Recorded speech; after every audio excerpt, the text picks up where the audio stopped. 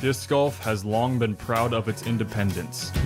Since our origins, we've said no to the normal 9 to 5 and embraced a lifestyle filled with the unknown. It's had its ups and its downs. Yet because of this individuality, our sport still uniquely stands out and is now thriving.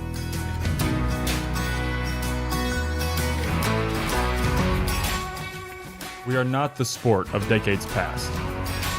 Yet the same goal of individuality and freedom to pursue this unique passion remains.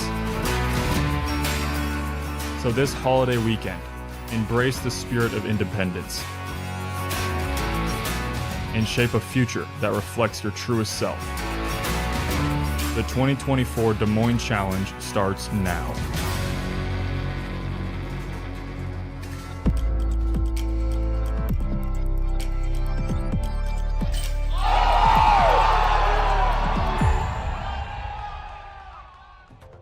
The True Bank Des Moines Challenge presented by DGA is off and flying. You're watching Tournament Central on the Disc Golf Network.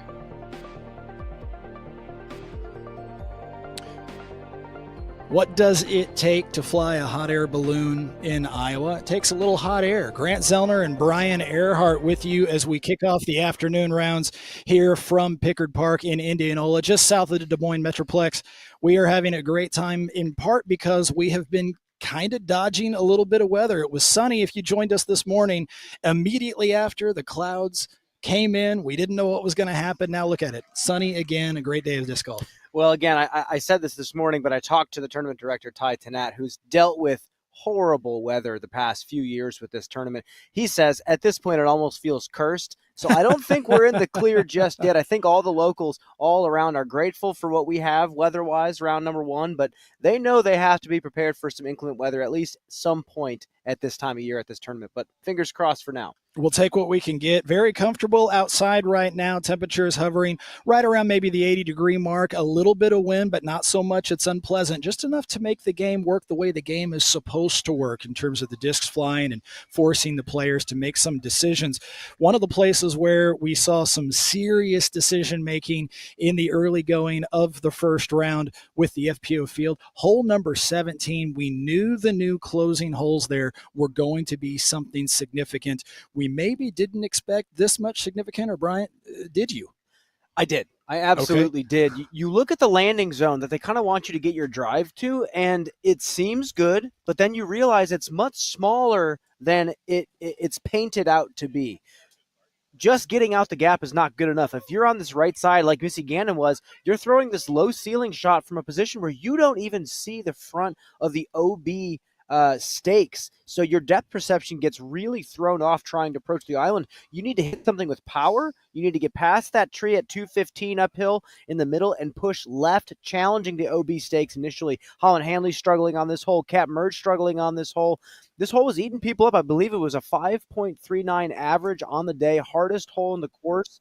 I think these players are just going to have to learn that 4 is playing really good, and the 3 only comes with a really great tee shot. As a matter of fact, only 3 threes on the day there at the 17th. Natalie Ryan, Elizra Midling, and Stacy Ronsley. Holland Hanley had the solo lead heading to the 17th and then triple bogeyed. Kat Merch had a spot lined up for the lead card on Saturday until she quadruple bogeyed the 17th. The green this morning, as we mentioned, laid out in the shape of the state of Iowa, looks a little bit more like Rhode Island to the players from their vantage point. So a real challenge there late in the round. Haley King, though, survived the 17th, comes in with a birdie on the 18th. She birdied 3 of her last 4 holes on the day to possess the solo lead heading into Saturday. So we caught up with Haley after her round. Haley King, you're the leader in the clubhouse, should be the solo leader here at the end of the day at 6 under par. Did you have a sense that you were scoring hot enough to pace the field? No, I mean, I didn't feel like I was shooting that hot, to be honest. I felt like I missed every 20-foot birdie putt, so I didn't think I was 6 down at all. Tell us about the conditions out there, not just the footing, but also the wind. It seems blustery, and how was that challenging you? Yeah, I think for me, it actually allowed me to focus on my disc and what I need to do, so it kind of helps me more than I feel like it kind of, hinders other people, but it was just able to allow me to focus because it was super changed. It was changing all the time, so focusing on what's changing all the time allows you to focus a little bit more on the golf. You're one of the first people we've spoken to that has experienced the new closing holes, 17 and 18, in competition. What are your thoughts on what 17 and 18 bring to the course? I think I really like 18. It allows the FPO to score a little bit more, and I think it was a little bit unnecessary to have us throw in a really long hole, but I think 17 is fun, has a lot of score changes, but I don't know, it looks fun. I like it. Any changes to any part of your game plan for tomorrow? You mentioned 6 under par you didn't feel like was that hot, so do you feel like you need to go lower, and if so, what do you do? Yeah, I just need to make my 20 footers, and I'll probably shoot under 10. Haley King, the leader after day number 1 in Des Moines. Well, Brian, like I said, 6 under par, good enough for the solo lead. Haley herself thinks that wasn't enough, or shouldn't have been, in a sense. Do you concur? Do you believe that the FPO field is going to have to go lower to catch and ultimately pass Haley King and take this down? It depends on what the wind is doing. I've heard rumors that the wind is actually supposed to drop a bit tomorrow, which will help a lot more players kind of come into the fold. But Haley King has the highest ceiling potentially of anybody here. I mean, she's a major champion. She's a multiple-time champion here on the Disc Golf Pro Tour. The question is, are you going to hit that ceiling? Are you going to show up and actually play to your potential? Like she said, she shot a 6 under par hot round, but she said she missed a lot of 20-foot birdie putts that she set herself up for. So that's not a physical problem. That's her showing up and lapsing in focus when it matters most, and potentially just not reading the wind correctly. It was 15, 20 miles an hour. Some of the gusts would get up to 25. I think she's going to have to work hard to win this tournament, but I think the rest of the field is going to have to do the same. She's already beating everyone except for Owen Scoggins by 3. Owen Scoggins there at 5 under par did what Owen Scoggins tends to do, which is put together a round that might look a little different strategically from most of the other players on the course. Owen coming in at 5 under par, a solo second place positioning. I don't know if she expected that, but she'll take it. By the way, she also parred the difficult 17th on her way in. We caught up with Owen. All right, joining us in the clubhouse, solo second place after round number 1, Owen Scoggins, 5 down.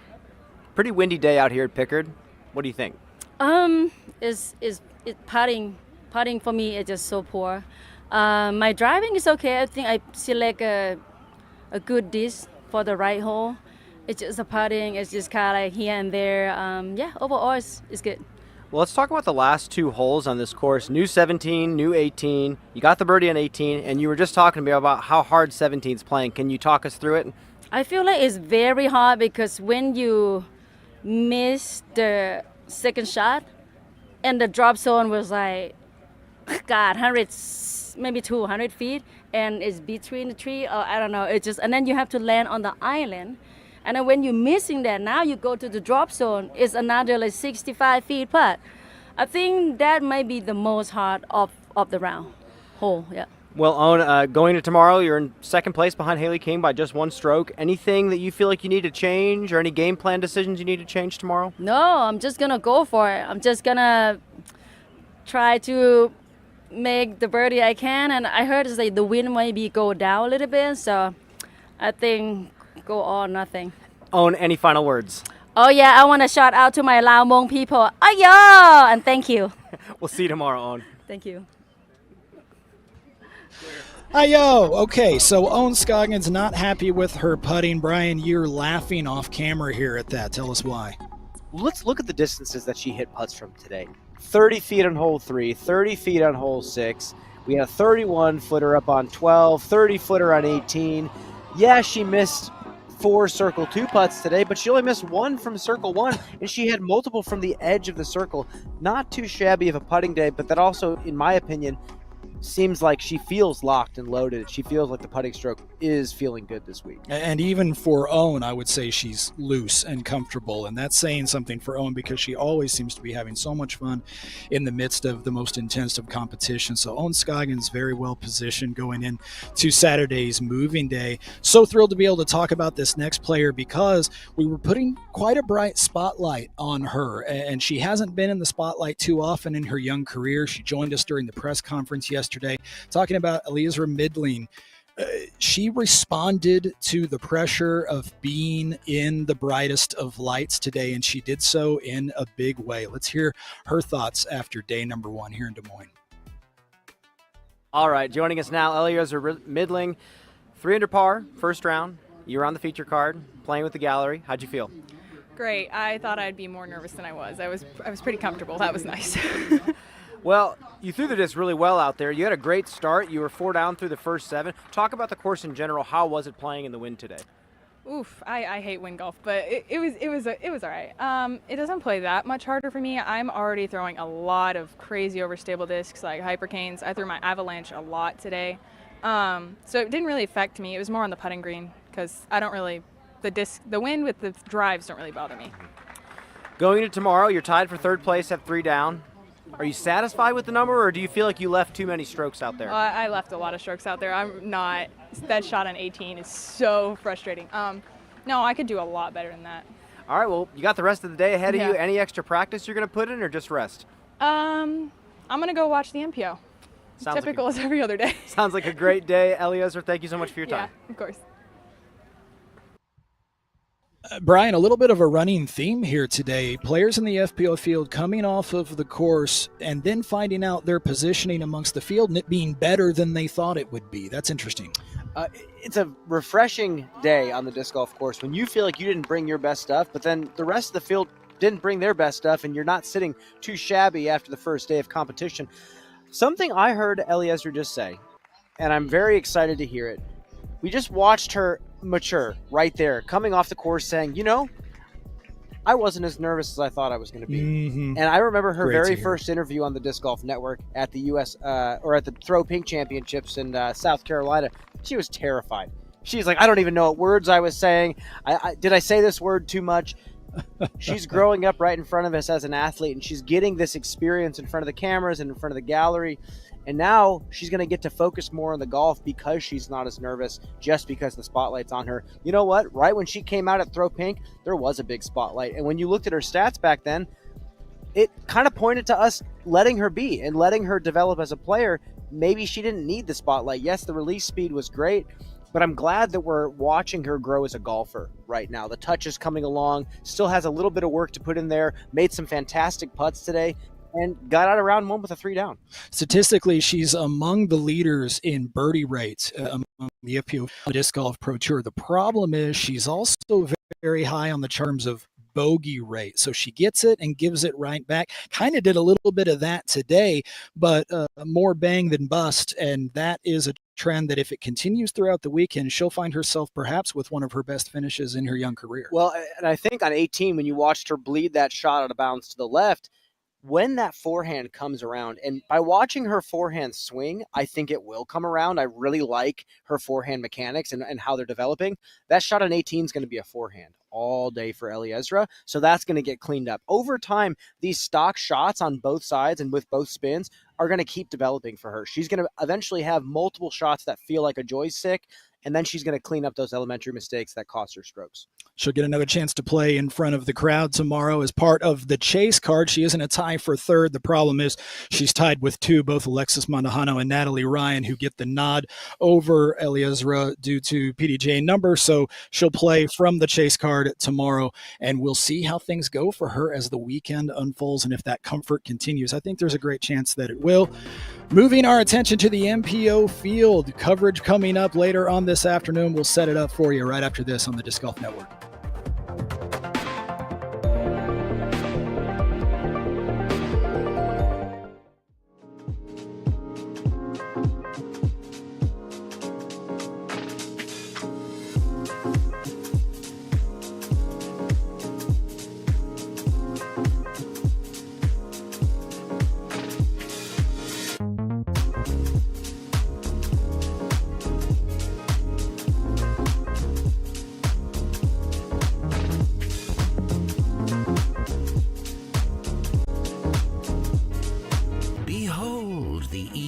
Crossing Disc Golf Course, a sanctuary where the ordinary transforms into the extraordinary. As each disc takes flight, destiny intertwines with the flight path. But beware, brave souls, for the course harbors challenges that even the boldest must confront. Yet, fear not. For victory and camaraderie, are your companions on this voyage. Visit eaglescrossingdiscgolf.com.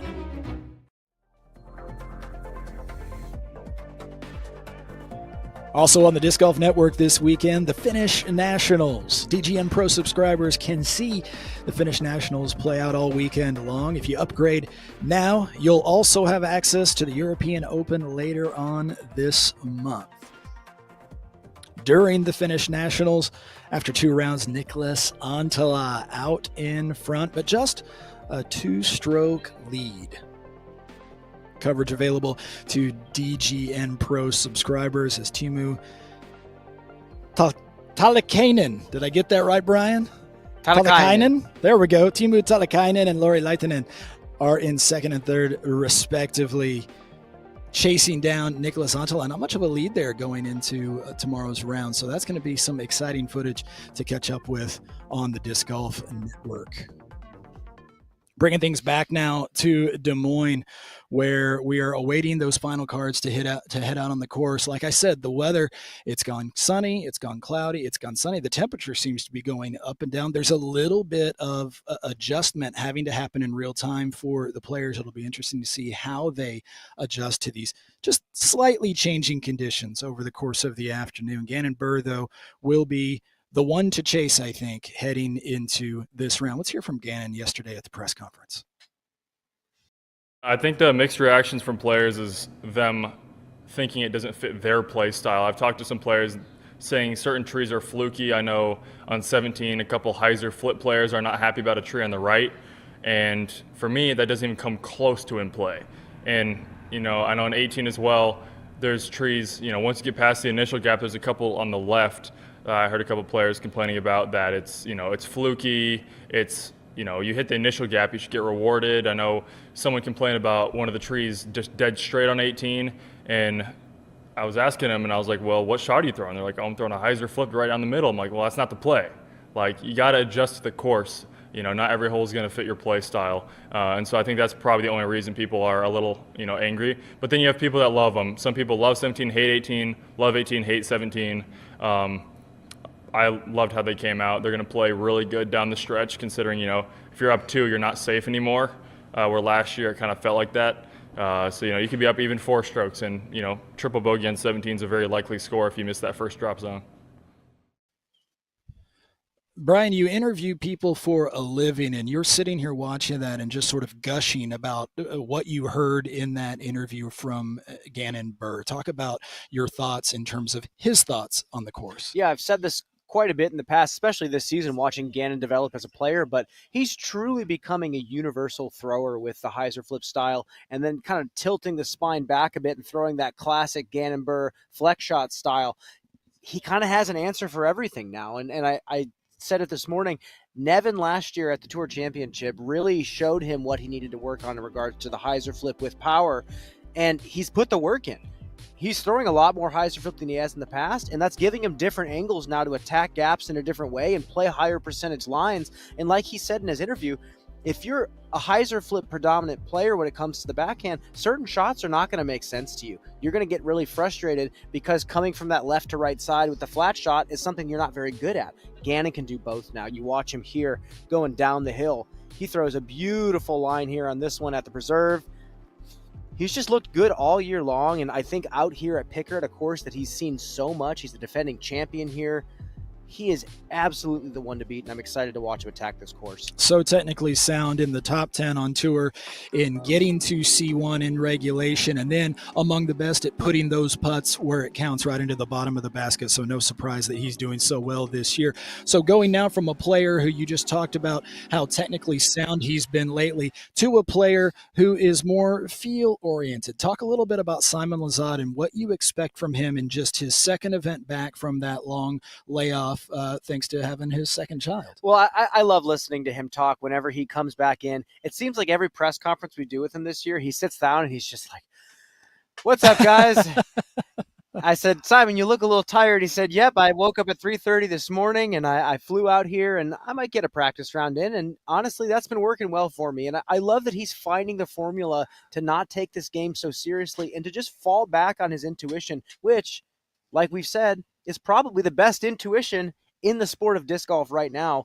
When this guy's feeling it, when he's enjoying himself, when he's present, he's going to win the tournament. He gets himself into a certain mental space, and the thing that I respect so much about Simon, as we watch the highlight from his playoff victory from a couple of years ago, I like that he knows exactly the mental space he needs to be in, and he's very intentional about getting there. It may seem a little bit loose, it may seem a little bit sort of pursuing fun rather than pursuing, something more intense, but the intentionality is the thing that stands out to me about Simon Lizotte. Let's hear from him yesterday. Overthinking is one of my biggest weaknesses, and maybe most athletes' biggest weakness. And if you only have so limited amount of practice, if you only seen the course one time at Music City a couple months ago, I literally didn't see it at all because I was dealing with an injury and I played 8 holes before the tournament. There's really no chance to overthink because you only have one shot. You got to throw it.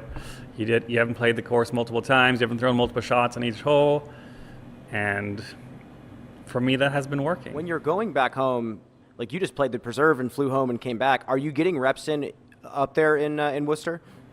Not much, no. When I'm home, it's pretty much full daddy duty, especially my daughter is 10 weeks old today. So it's crazy. The last 10 weeks have been absolute blur. I try to be as much there for my wife as I can when I'm home, of course. I try to make YouTube videos every now and then. I wouldn't really call those practicing. It's more like Frisbee entertainment, and I get to try different stuff out there. I don't really touch my actual tournament disc golf bag too much when I'm filming, but it's all fun stuff. And that's one of my main things ever since I've really been on tour is as long as I'm having fun, that's really all I'm looking for. Well, Grant, I've been thinking about this, and when I listen to Simon Lizotte talk, it's very different than watching or listening to someone like a Bradley Williams talk, and how technical Bradley Williams is about the form and mechanics of the game, and then how intuition focused Simon Lizotte is, and how mental game plays such a big factor in Simon's performance. I can't wait for these guys to retire and start their own academies of disc golf, and watching some of the young players that they take under their wing one day coming out to the disc golf course with these different play styles. He just adds such a cool element of color to the sport that we're watching this weekend. I agree with you. And another player I want to add to that category of adding a little bit of color to things finally broke through earlier this year with that victory, talking about Anthony Barella. He's actually tied with Gannon Buhr in terms of number of victories on the year. The difference is Anthony Barella sort of disappeared just a little bit there in the middle, had 3 or 4 events where he finished outside, in some cases a little bit well outside the top 10, powered back in at the Preserve with a top 10 finish, finished 7th there at the Preserve, looking now to recreate a bit of momentum. And I think the course sets up really well for Anthony Barella. Anthony Barella's start to this season was very similar to Calvin Heimberg's start last season. It felt like he could do no wrong, and it felt like the season was over for the rest of the Disc Golf Pro Tour. Anthony had that same start where it felt like, okay, this is undisputed the best player on the planet right now. And you know what? During that stretch of tournaments, he was the best player on the planet. But right now, longevity is something that he's having a tough time with this season. He's had a lot of low points after his 3 victories early on. Isaac and Ezra Robinson, that's the duo that is a bit of a family affair, right? Coming out here on tour, both of them having a lot of success. It's interesting because it seems like we always have at least one of them there on the lead card or near the lead card or finishing in the top 10. We're always talking about one of them. It feels like never both of them, and there's good reason for that. They seem to alternate in terms of when each of them has a good week. We're just waiting for that chance for both of them to share a good week together. The last time they did that might well have been at this event about a year ago with a shared podium finish. What do you expect from the two of them in terms of the momentum they've built this season and what you expect to see of them here as the second half unfolds? Well, last year, Isaac Robinson showed me that he is going to be one of the best players for quite some time, and they're still so young. Ezra, though, was a player that I knew was unbelievably talented and unbelievably good, but you kind of questioned for a while, how high is his ceiling? How good is he going to get? Is he going to get the putter going at some point? Putting stroke came along this year. I see the way he's changed his stroke ever so slightly, and he feels a little bit more intentional with the putter coming out of his hand. And now he's right up there with his brother. I want to see him tap into the level of dominance that Isaac did last year, because I think Ezra has the capability of winning multiple Disc Golf Pro Tour events even this season. Even as you're talking, Brian, things changing as we expected them to here in Des Moines, Indianola, rather, just south of Des Moines. We've got raindrops falling for the first time during competition.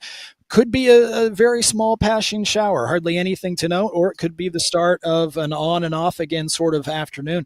I hope that there is not any lightning in the forecast, and so far I haven't seen any evidence of that. But again, this reiterates the players are going to have to constantly adjust to the conditions over the course of the afternoon. So it's going to be interesting to see what happens. Chris Dickerson is a player that has been around for a long time and has adapted himself well to a lot of different courses and conditions.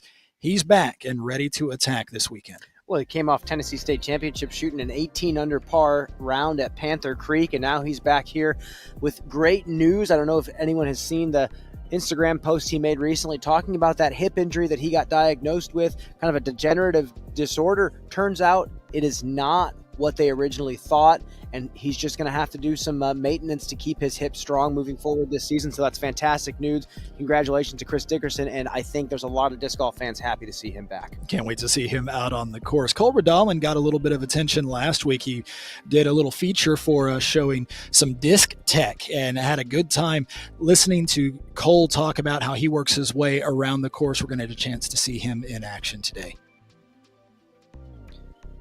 Grant, I got to tell you something. You know, Cole's walking around this course just peacocking right now. Got a brand new haircut from Jay Wendt, Loyal Sons Barbershop. They've been out here cutting the players all week. And his partner Stacy on the women's side cutting the FPO players all week. Cole Redalman looks a little spiffy this week, Grant, thanks to the people out here cutting the hairs and donating their time for these pro players. Looking for Cole to go low today. When you look good, you feel good, and maybe that means you play good. We'll be interested to see how Cole Redalman does out there on the course. So look at the hot rounds thus far to try to get some idea if the pattern we saw this morning with the FPO field will continue. And what I mean by that is, we mentioned this before, a number of FPO players coming off the course feeling like they didn't shoot so well and then finding out they actually are sitting a lot prettier than they thought they were. Here are things as they stand right now with players finished or nearly to the end of their round. Looks like 8 under par. Maybe somebody can get another birdie there, 9 under, somewhere in there. Do you expect we're going to have to see some double digits today from someone? We'll see it, but it's going to be really challenging. Grant, the gap on 18, to get out the gap with power, is roughly 7 feet wide, over 100 feet off the tee. So easy money for you, but for the rest of the MPO division, it's going to be a really challenging finish to the course. Sure, it's easy money for if I hold the disc and walk it through the gap. That's about the width for those one. I mean, that's go in your living room, grab your bag of discs and lay about 9 of them or so out edge to edge, and that's the size of the gap that they have to throw through. That'll give you a good idea right there in your home what these players are dealing with coming down the stretch here, and they're going to have to do it 3 times, including on the ever-present Sunday afternoon pressure round. Brian, any final thoughts as we head into the first round here at Des Moines? Sun's coming out. Can't wait. It was raining about 20 seconds ago. The sun's out now. It's getting muggy. Jackets coming right back off. We are going to be right back on at the end of the round to wrap things up here on day number 1 here from the Des Moines Challenge. Tournament Central, it's Grant Zellner and Brian Harrod. We'll see you later.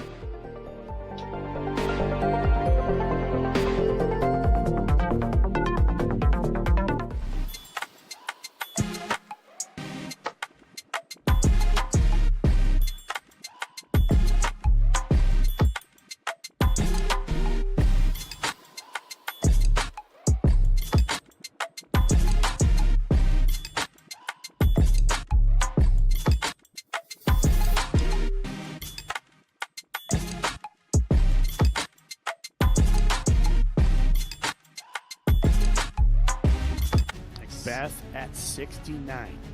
I just told myself, you got to will this one in there. Whatever you have, just will it in there. This man is unbelievable. This is what athletes live for. This is the moment. I'm David Wiggins, and in 2016, I set the disc golf world distance record with a throw of 1,108 feet. Whether I'm out in the field measuring a max distance throw or on the course checking the elevation change for an upshot, I rely on the Eagle Secret 360 to give me accurate distances. It's the only rangefinder on the market that measures in feet, yards, and meters. It's USB-C rechargeable and features a lithium-ion battery. Visit EagleSeeker360.com to get yours today.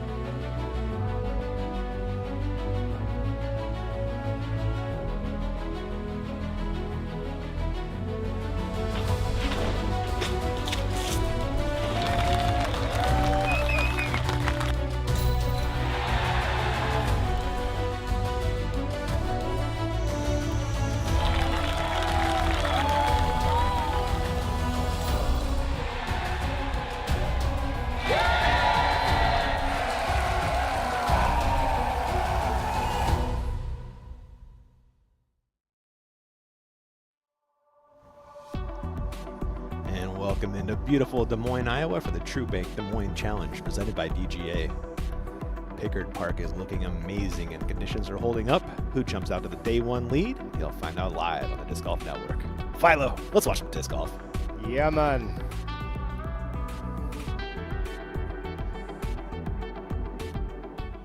And welcome into the booth in Iowa. I'm Ian Anderson. That is Philo Brathwaite over there. Major champion even. And we're in your hometown, Philo. How about that? Well, for 2 weeks more anyway. Yeah, you're moving pretty soon over to Spokane. Out of here, yep. West Coast bound. Let's do this. But this is home to some great disc golf and a lot of history over the years, Philo. You ain't lying, man. Des Moines and the Iowa, greater Iowa State, it's got a bunch of good disc golf, man. Up in Ames, down through Des Moines, here in Indianola. You go towards Cedar Rapids and Iowa City, all the way, like all across the state. It's awesome disc golf, man. Mm-hmm. Good stuff. And we're flashing back to, I believe, Worlds, Philo. 2004. Yes, sir. Another Barry and Kenny battle. This is Barry's second. And he won this one going away, Philo, didn't he? Yeah, he put it to him that week. What was it, 8 or 9 strokes? I think he said it was 9 strokes, yeah. That's making a statement right there for one Mr. Barry Schultz. Getting it done in Iowa. Some vintage Climo as well. Those guys putt at a different speed back then, huh, compared to these days. It is really interesting, man. Slow and floaty, nice under control stuff. These guys are hammering them in the basket now. That's back when there was only 5 chains in the basket. You know, if you don't hit one of those 5. Also, out of Iowa is Gannon Burr, Philo. Yeah, man, Urbandale, neighbor of mine over in Windsor Heights, just right up the road. Can't say enough about what Gannon's done in his short career as a professional. It's been pretty impressive. He on a heck of a run this year, too. 3rd all-time in cash. That's at 19. What is he? Gosh. 18. 18, yeah, there you go. Just got out of high school. Don't be alarmed by the little drops of rain. There's just one big gray cloud hanging around. It should be pushing out of here in a couple minutes. And we're going to set it on down. We got a fun little clip of a very young Gannon Burr. Let's fire that off. Folks, last but not least, we have Gannon Burr, a 2017 Junior World Champion, here on behalf of Wander Disc Golf to promote the 2019 Disc Golf event at Principal Park. He'll be trying to throw his disc over the outfield wall. He's going from the full windup, folks. This is into a good breeze right here, folks. Is he gonna make it? It's tailing in and over the fence. A home run. Congratulations, Gannon Burr, and all our first pitches. Nice job, Gannon. It's not running right. Pretty fun moment there for Gannon Burr. Yeah, he even did that on the Heisel flip. He's changed up his form. He likes the flex play now, Philo. He does. He throws him a bit flatter these days. Yes, he does. It's going to be fun. And our man Brian Earhart is on the ground. We saw a little rain roll through. How's it looking on the ground? Yeah, in classic Midwest fashion, we got a little bit of rain and instantly dissipated. The sun shines out. Got some ominous clouds out there in the distance. The radar's kind of showing we got some little bits of popcorn coming in from the northwest. It's going to be kind of on and off all day, but I don't think it's going to be too bad. So a real blessing on this Friday afternoon here in Des Moines, Iowa. Kind of uncharacteristic for how the past few years have gone. True story there, Brian. Facts. I can remember I spent a whole day on Nate Doss's couch waiting for the lightning storm to go away a couple years ago. Yeah, it's usually pretty hectic around here. The hail comes in a hurry when it comes. Yeah. So, summer thunderstorms. A lot of guys running for shelter, protecting those windshields. And looks we are about ready for our second feature card. Let's head on down to 1.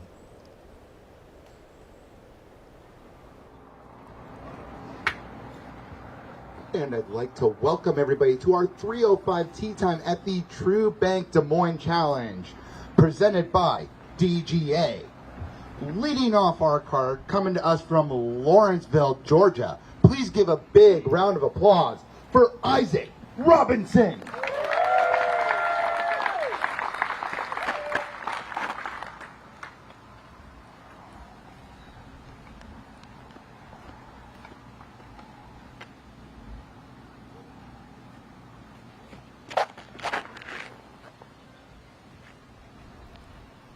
You don't want those things hanging out there too much, Ian. Oh, no. Like that.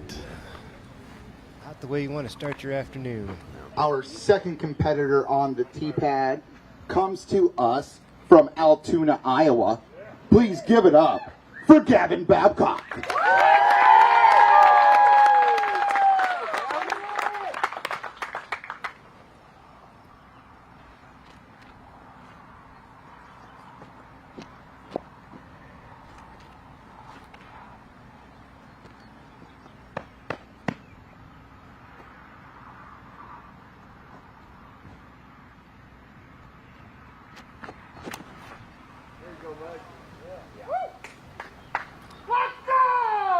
That's the right angle. Eyes are only nice and high.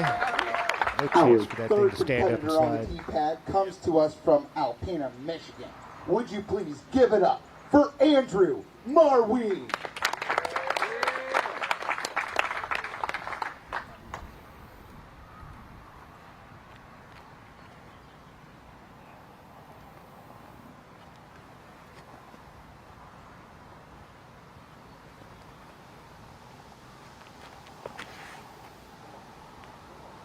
That needs to hustle, Ian. Is it going to move enough?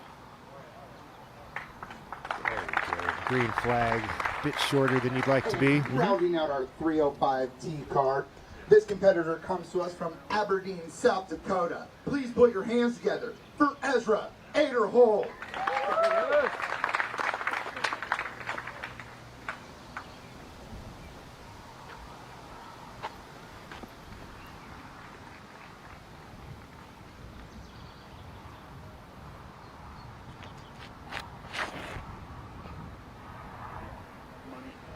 Man, he unleashed a bomb off the tee of 1, Ian. This is how far he gets up. Oh, my. Yeah, that's in that 530 range. He's going to have a nice little chip shot around the corner. Whoa, that was different, Philo. Yeah, it certainly was.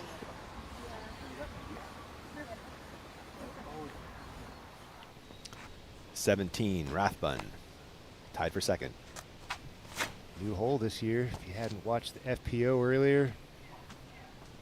Ooh, so close to being perfect there, but should be workable. Yeah, I think that was enough.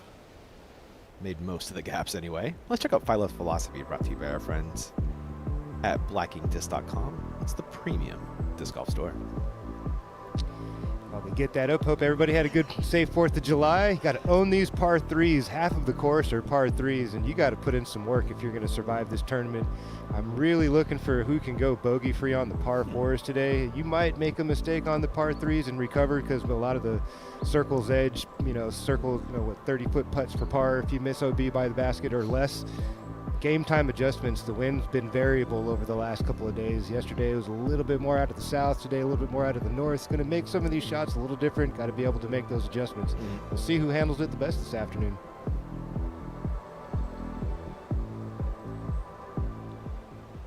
So far, that's Raven Newsom with his 8 down, Philo.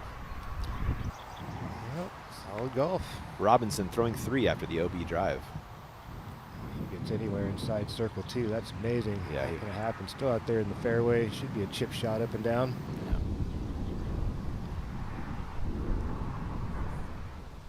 Ellis throwing 2 on 17. Looks like he found a tree off the tee. About halfway through the gauntlet. Seems about 70 trees in that opening section of the fairway. Looks like a putter for Ellis, laying up just short of that OB. Not much else you can do. Just give yourself an angle that you can attack. Very small green up ahead waiting for Corey Ellis.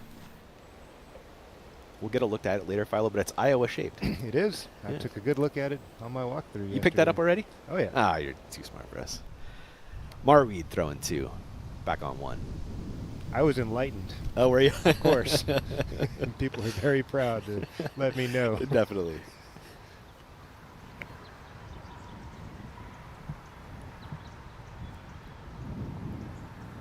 There we go. Solid rip from Marweed. Looks like he's right around the back edge of circle 2. This is such a big hole 1, Philo. 800 feet uphill the whole way.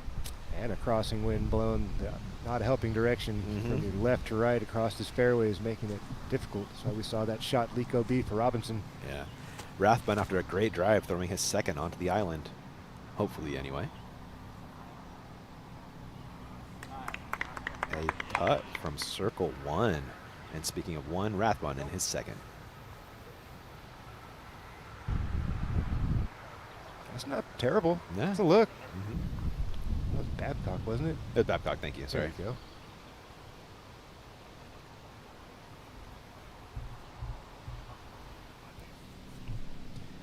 Ellis throwing his third, forced to lay up to here. Little room to the left when you're playing up this direction. Guys playing the sidearm, they're going to run out of land in a hurry playing up into the green. Playing the backhand, a little more forgiveness out towards the left, so a little bit of room there Corey Ellis has to work with.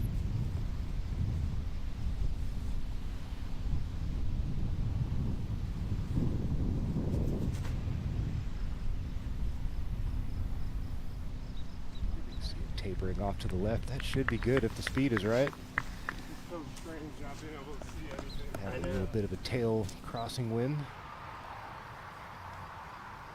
Ellis will have that to hold on to his 7 down, just 1 off the lead.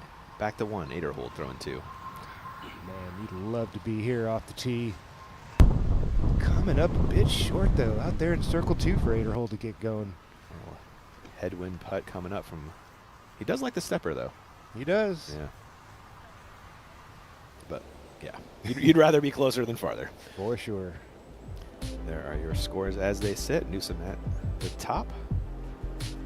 In the house, 8 under, solid on a opening round.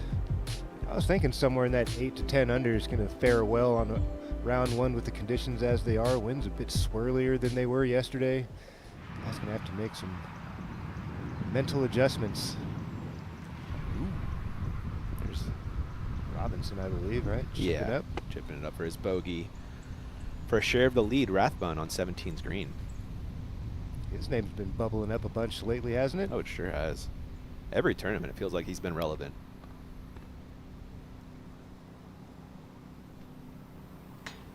That would have been a huge make if he could have got that to go in. Unfortunate there, but he will make par, which is still strokes on folks from what we've been looking at. We've been scrolling along the...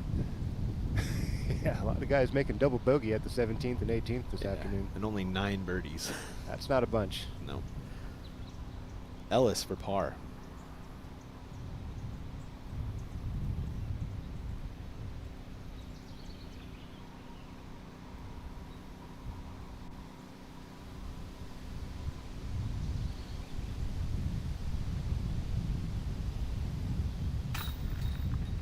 Nice cleanup work there from Corey Ellis. Couple steps inside C1. Marweed in circle 2 for birdie.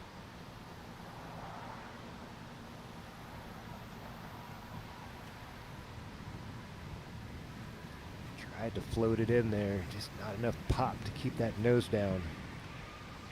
Swinging over to Rathbun next. Babcock, I do that again. Like, those two occupy the same space in my brain, apparently. Over to Babcock for birdie. Should have been a good wind read for Aderhold as well. Watching that Marweed putt's going to be a similar angle. has the same result as Rathbun anyway. Finds the front of the cage. 8 or hold. Grab a stroke on the card.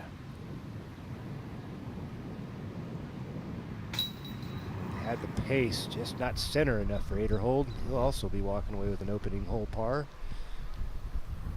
That's not a bad thing out here. If you can keep things under control on the par 4s and take advantage of a bunch of short par 3s out here, really have yourself a solid day. Robinson starting with a bogey, though.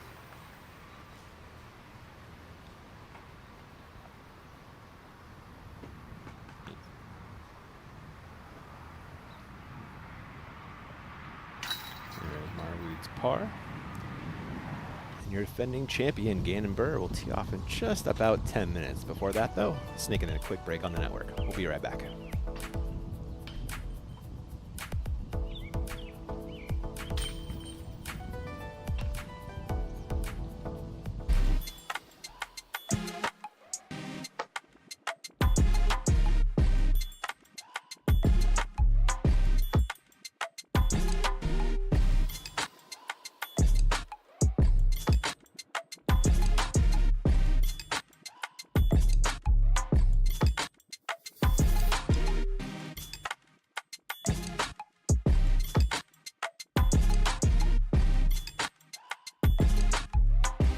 What's up, guys? It's Ezra Robinson, and I'm here to show you how to use bird sauce from Dirty Birdie. Put a little dab on your fingers or wherever you want grip. Once you fan it, get some air on there, turns to chalk, and this will stay on for 6 to 9 holes. Clips to my bag, super easy, and I don't have to worry about it every single hole.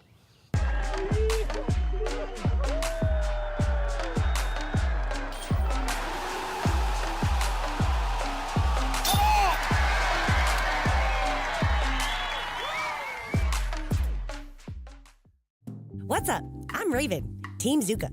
Here's what's in my cart.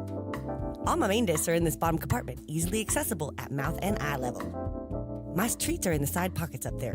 It's inconvenient, but good for self-control. A feature I'm iffy on is those unpoppable foam tires. I have tried. They don't pop. But my favorite thing about my cart is when my mom grabs it, I know I'm going O-U-T. And there's squirrels out there.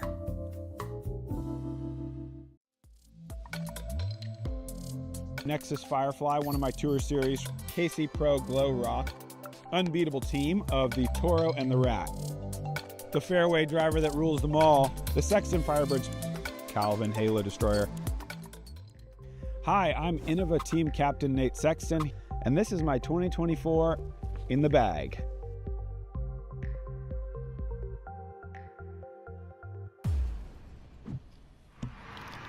Welcome back to the action. Gavin Babcock on the tee of 2.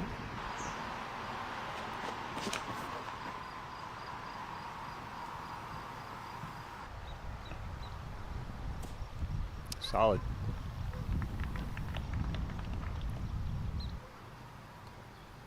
Marweed. What are you looking for off the tee here, Philo? Hard, flat hyzer.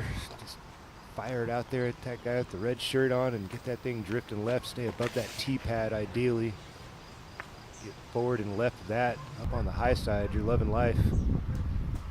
It's not too bad when you drip down a little bit towards those trees. You just don't want to get on the bottom side of that slope. I think it makes things a little more interesting.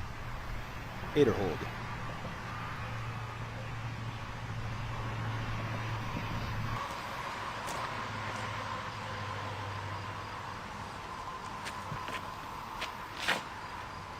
Full send again from 8 or hold. Trying to make up some ground off the tee. Clobbers the trees and just below him. That's one of those areas makes things a little different, but he's got a fantastic sidearm. Gonna have to fight uphill with that crosswind. A little lucky to be inbounds, honestly. There's room there. Yeah. If he'd missed the tree completely, out of bounds, but he got it pretty high in the middle, so straight down it comes. Robinson. Yeah, you like that spot up there. Get a little higher up on the hill, take some of the elevation change away, you get to use a little bit of the wind. You like that. See if you can bounce back and get back to level on the day. Checking out their birdie zone here. Brought to you by our friends at Birdie Pro. not everyone in there, Philo. I guess Aderhold probably not quite. Yeah, he's in there. Close enough? Yeah, he's fine. Okay.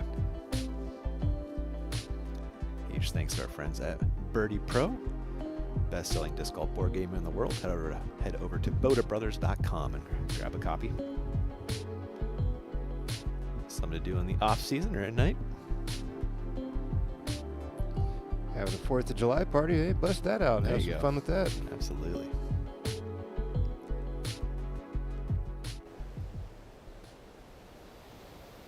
There's your second feature card, halfway up the fairway of 2.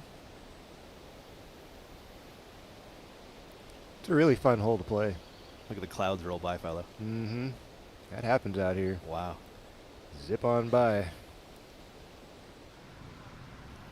Great perspective on that. Our Flight Factory drone on the ground with Robinson in his second. You can really see everything from up here. Well done there from Robinson. He races the bogey from the first. He ain't missing that putt. Not so much. Did see him get robbed a couple times at the preserve. Oh, Oh my goodness.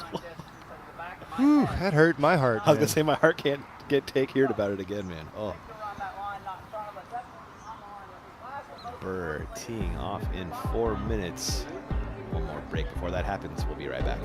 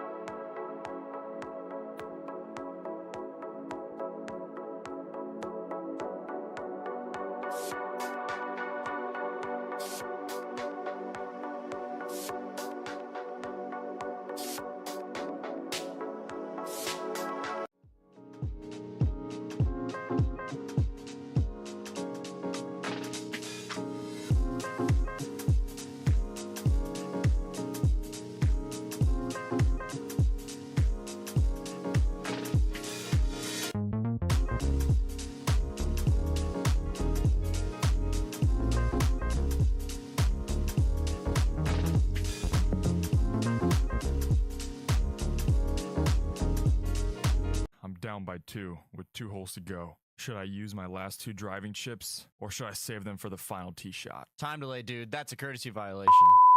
That's a stroke. You're down by 3 now, potty mouth.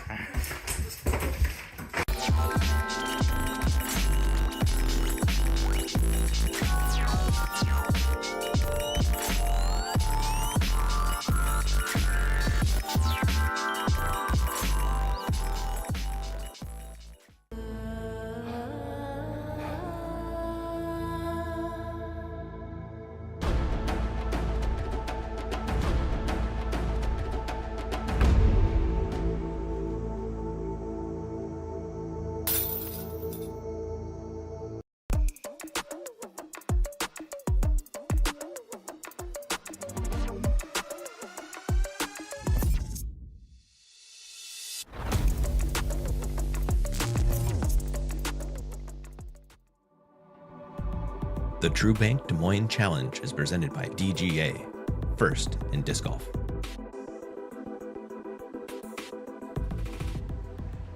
Gavin Rathbun on the tee of 18.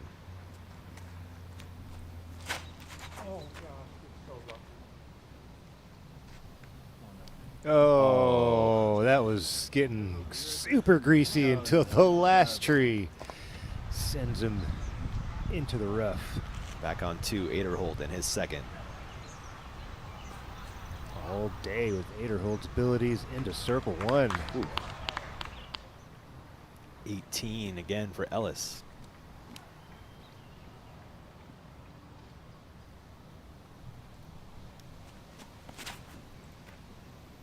There have been just 3 birdies on the day on 18, and Ellis will need a nearly impossible second to make that happen. Yeah, he might have some room to force the issue. I don't know if it's quite impossible, but it's a lot. Yeah, I wouldn't recommend going after that. No. Marweed throwing 2. That was a friendly little bounce there. Gets him inside circle 1.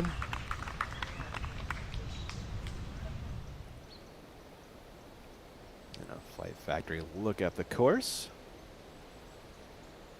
Whole bunch of 7s out there. That's a solid number on this course. Really is. See, Kevin Kiefer down there had an ace today. Yeah, he did. Hole 3, huh? Yeah. Right up. Dangerous one to go after. It is, isn't Water it? 6 meters past the basket. Let's head down to 1 for your feature card. I would like to thank everybody for coming out to beautiful Pickard Park in Indianola for True Bank Des Moines Challenge presented by DGA. This is our feature card of the day. Leading our card off from Shrewsbury, Massachusetts. Please put your hands together for Simon Lizotte.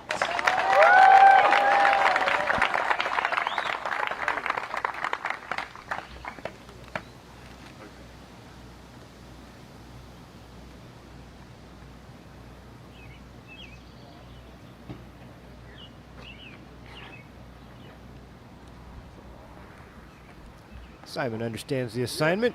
Eyes are only into the middle. Our second competitor on the tee pad comes to us from Scottsdale, Arizona. Would you please give it up for Anthony Barella?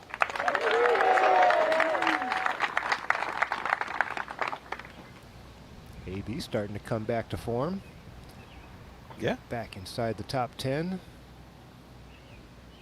After taking a little break. That's right.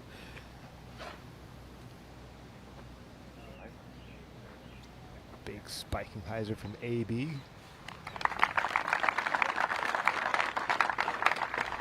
Our third competitor on the tee pad today comes to us from Urbandale, Iowa. Would you please put your hands together for Gannon Burr?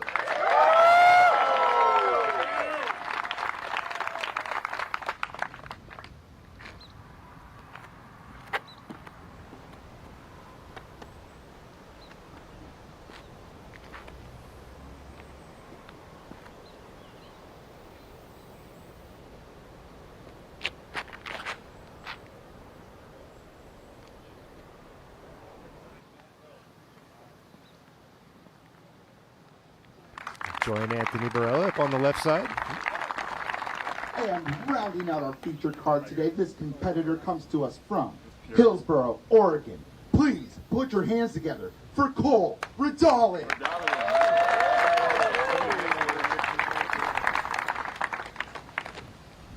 There it is. Tell you what, Ian, there's a whole lot of arm speed on this card. I know, man. That's got to be fun, Philo. All of these guys well up in the 70 mile per hour. Yeah, absolutely. Nice smooth control swing there from Ridalin, playing for placement. Love to see it. You got the tee-pad clean on your feature card. And down there on the ground is our man Brian Earhart, and he's with the past champion Simon Lizotte. All yours, Brian. Simon, you said you only had time for really one practice round. You flew in yesterday. How was that practice round? It was hot and sweaty. By the time I got to the new hole 17 and 18, I was basically just melted on the floor. Tough to get out of the gap when you feel like that, but feeling fresh today. You know, got a good night's sleep in the hotel. Just watched Germany lose. You tried, shout out. Hopefully my game's better than Germany today. Simon, thank you so much. Good luck out there today. Back to you guys. Thank you, Brian and Simon, for that. See, Spain got Germany, Philo? Yeah, Spain took them down. Game over for Germany. It's getting interesting now. You're watching the Cup. How many are left? Ooh, that's a good question. I think they're into eight? Four quarterfinals, something like that. It's getting close. Let's get back to disc golf. Ellis throwing 2 on 18. What's the shot shape that's going to get there, Philo? Big hyzer. You're not going straight off the left side. Now he's laying up. This is smart from Corey Ellis. Out of position. Don't want to force the issue. You have a solid round going. Very wise. Hole 2, Babcock in his second. If you're here, you're licking your chops. One angle hyzer. Play a little bump and run. There it is. Beautifully executed. Should sit down. Curl up. There it is. Bullseye hit. Rathbun throwing 2 on 18. You saw the drive. It looked great until it kicked into the woods at the very end. To be able to progress with that kind of speed is actually very fortunate for Rathbun. He could have been buried in there with that deflection. This Iowa rough, Philo. Oh my gosh, man. Thick. Yeah, that is the word for it. Radalin throwing 2 on 1. Love the shape. It's going to hang on. No, the wind's got it. This is in danger, Ian. It's red flag. Can't have that mistake early. I like what he was going for. Just didn't quite anticipate that snapping wind blowing that disc to the right. It was really doing things out there in the morning round. Moving things left to right in a major way. Barella. I like this sidearm play, Philo. I do. If you've got it, this is the safer play. Throw it up there towards the stakes. There you go. Nice and high. Should get stable. Hurry up. Get some help. All right. Green flag. Circle 2 look for Barella.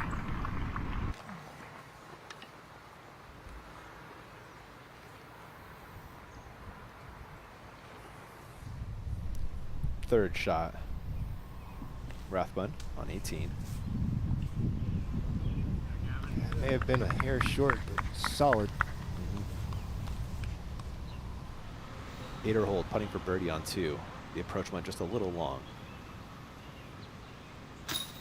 There we go. It's in there. It's in. Don't want to miss those opportunities out here, Ian. Some of these par 4s are very soft. They are. Burr attacking the green on 1. Interesting line, Philo. Yeah, very conservative. Just playing for that circle's edge look. You know, if you're good from there, you know, take some pressure off the approach game. I guess. I mean, we all usually like to putt from 12 feet or closer, but Gannon's 12 feet is around 30, so you know, maybe that is his comfort zone. We'll find out in a minute. Simon Lizotte.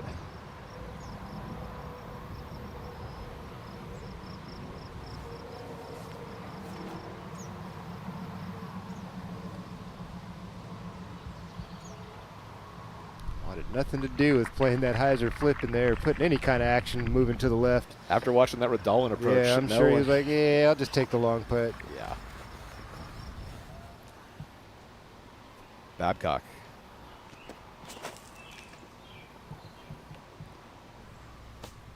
That's a great bounce. Check up, it does.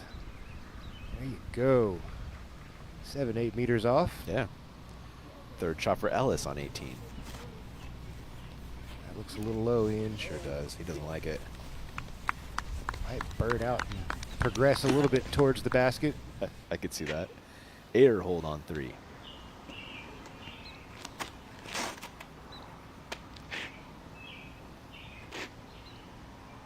Catches the last one. He's going to have a 35-footer straight out the water. Gallery and feature card making their way up one's fairway. Great look at that from our Flight Factory drone. Yeah, great to see everybody out on a Friday afternoon. Solid start to our gallery. Yeah. I'm sure there's a bunch of people going to be hanging out over there on 5 and 6. And oh, yeah. A couple of great places to spectate here at Pickard Park this weekend. We got the Hive, Philo. It's pretty awesome. It is real cool.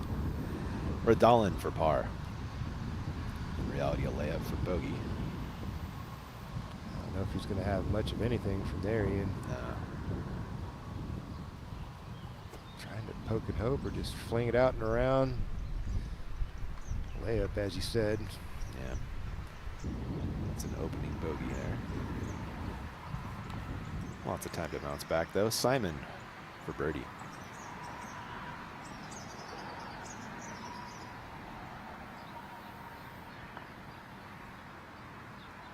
Putting in the wind is so tricky, and you got to give it some, you know, air to get it there, but you don't want to give it too much air like Simon just did. Kind of floated it out there too much.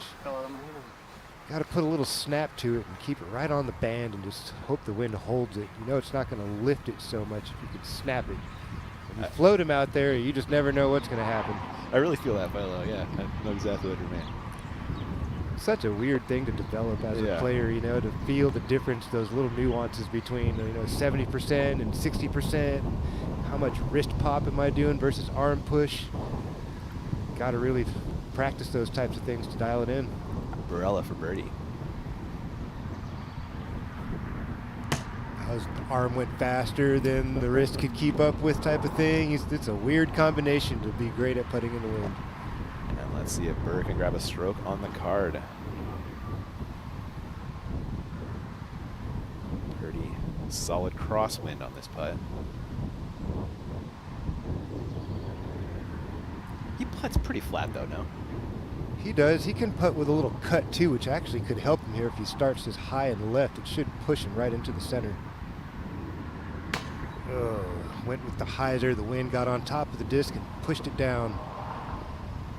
Well, those are those game time adjustments these guys are going to have to keep their eye on as this round progresses. The wind's going to shift and swirl out here at Pickard with a lot of these hills and bowls and undulations. It's going to be an interesting day. To quote the great Ricky Wysocki, stupid air. It's frustrating. That's the nemesis for sure, man. Yeah. Hard to beat the air some days. Rathbun to save the par.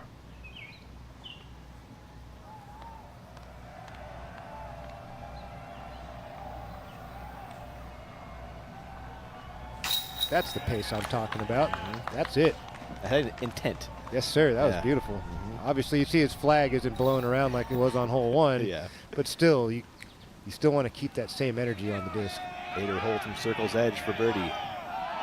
Beautiful. That's the pace. I like that. Keep that flow going. And all the hooting and hollering in the background, Over there on too. 5, man. Hey, they're out there today. I told you. That was impressive by Ezra right there. You know, Nice stuff. To have that focused. Yeah, exactly. For sure. Ellis also looking at par.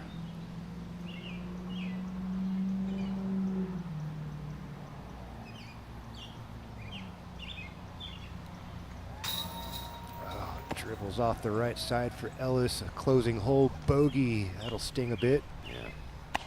Solid round all in all, though, for Ellis. Babcock has a birdie look on 3. Got it up and in. That's a nice birdie at the 3rd. It's one of my gotta-get birdies out here on the track. There is your top 10. Oh, it's a top 1 and a top 2 plus Jake. There you go. How about that for old Hebenheimer? Yeah. That guy's a force to be reckoned with when he's on point. 2, Lazat. That looks a little steep, Ian. That was a lot of hyzer out the hand. That is in danger of going OB left. Gotta hope he clobbers that tree. I think that's a green flag. He's going to be shorter than what we just saw from Ezra, and that's going to be a more awkward angle for Simon Lazat. We'll see how he handles it. You don't want to be short. You know, like first 2 trees, you want to be like the 2nd tree, 4th tree up there. You'll be all right. AB. That is moving.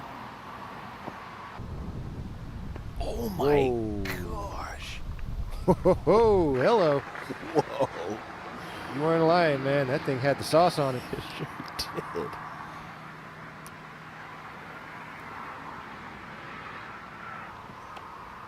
Gannon Burr.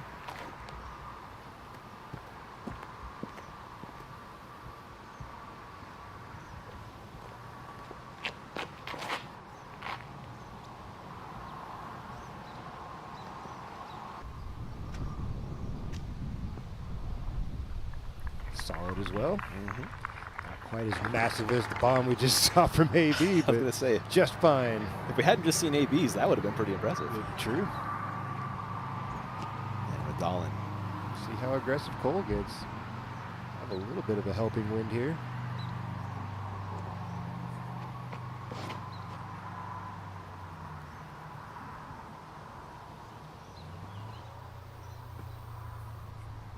Well done from Radalin. Yeah, no business.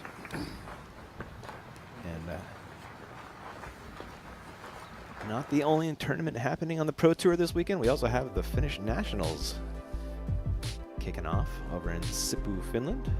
Niklas, up at the top. Are you surprised? No, I'm not at all. No. And you can watch that if you are a pro subscriber to the Disc Golf Network. And we do have a coupon code for you, I believe, to grab that pro subscription. That is Europe 50.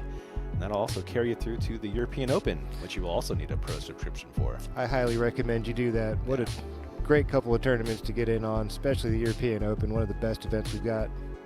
Can't miss it, man. Can't. No, it's like top 3 or 4 in my year. It's going to be every time. It's going to be an amazing show this year, as it always is. They put on such a fantastic tournament.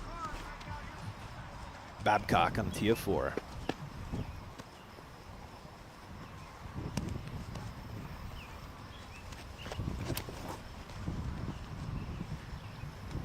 He's hoping for a lift, just a little lift. I thought I heard ground. I heard a splat. That might have jumped up, though. Let's see what the spotter says. Can't tell. Too close to call. So they'll have to come over and take a peek. I imagine he'll throw a provisional from the drop zone just to keep things moving. Hater hold next to tee on 4. Man, 3 more feet of height on that disc there. That would have been perfect. Yeah.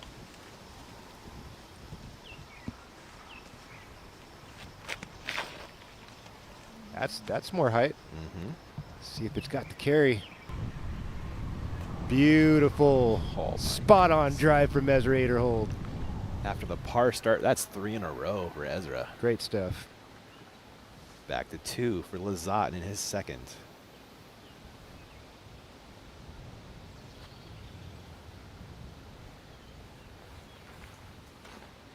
See what I mean? A little trickier when you're down there below. Yeah, you have to really do some shot shaping and missing some branches.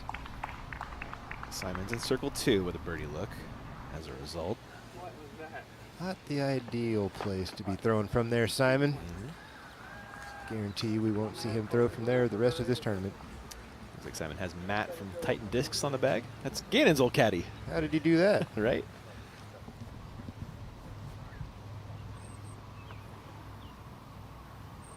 Radalin throwing 2. You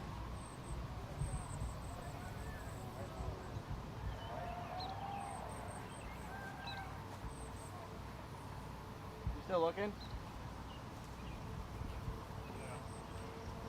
Who are you looking for? Maybe.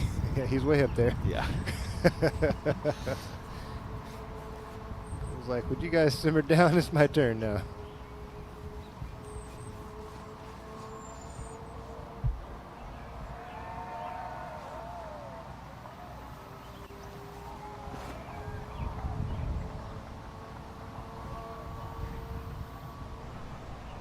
Go, a little bumping around, checks up nicely. Let's go back to the green of 4 and check on that Babcock drive. Woo! Looks like he is over the line, Ian. Yeah, he's in for sure. You should see what happens over on hole 5, how the line is in the water. Oh, because we've had flooding. So much water and rain lately. Uh-huh. Oh my goodness, yeah, it's been crazy around here. So a birdie putt is the result. Living on the edge. Aderholt and Babcock now after the par start, ripping off 3 in a row. Back to 2, Burr.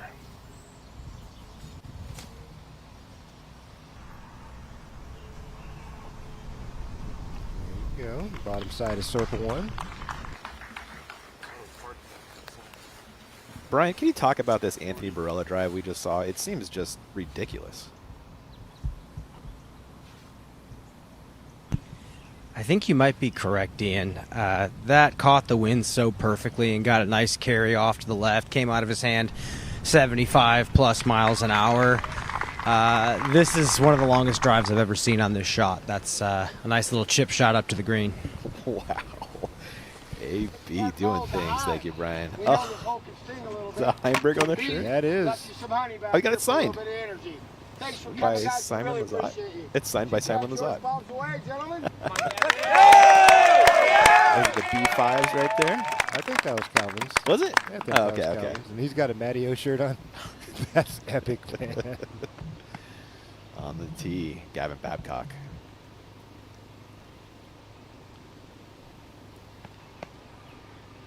On a bit of a heater. Got a little hat trick early here. Seeing up a Mark's ace earlier in the day. All right, that works. Will be the scene of a Babcock birdie.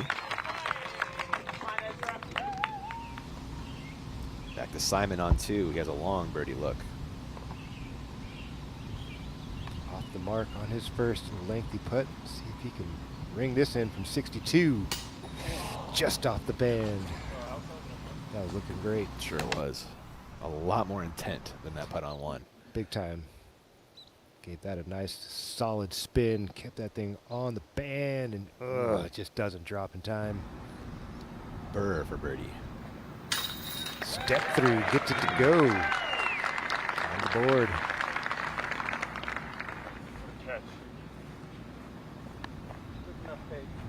Yeah.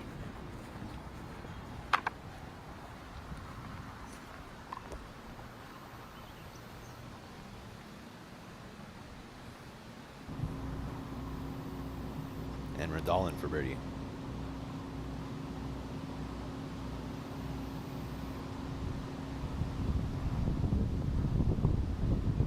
A little bit of headwind. You see that there, Ian? Got about 2/3 of the way and just little tiny lift.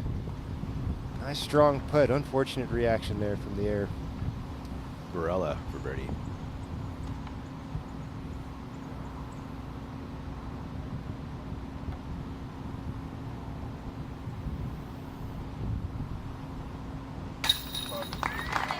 Solid putt there from AV. Breaks the seal. We'll see if these guys can get something rolling now. Yep.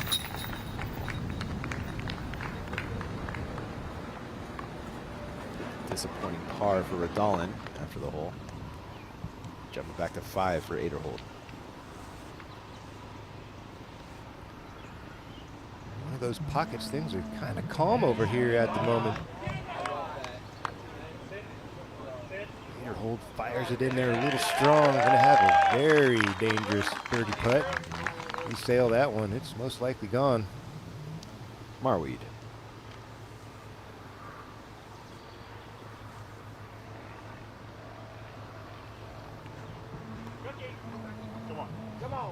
Ooh, I like the shape of this, Ian. Ooh, just in front. Nice little check bounce there on the bullseye.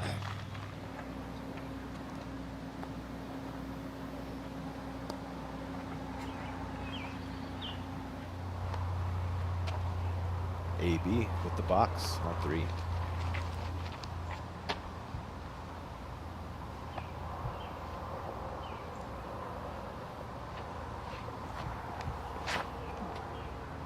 I love to see the guys go backhand off this tee. A safer play. Not as much danger of going out of bounds. Unless you really get it up high in the window. Which is really not the prescription here on this hole. Gonna keep things low and tight. Burr will reach for a sidearm.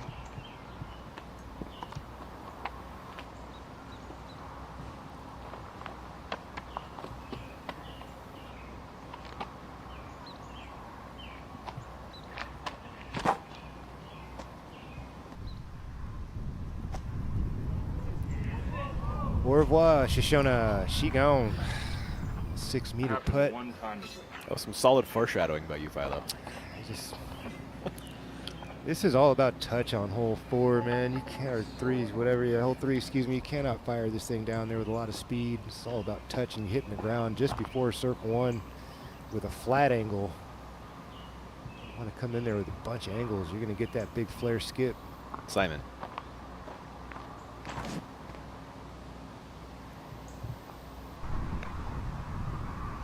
All right, I'm going to have a 35-footer.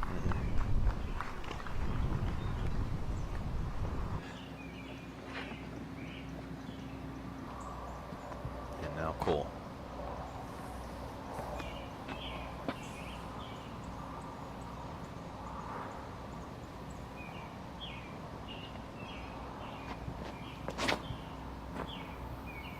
That looks really nice, Ian. He's such a good putter thrower, man.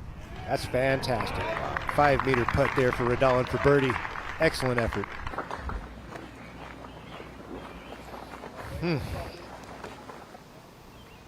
Back to 5, 8er hold, putting for birdie.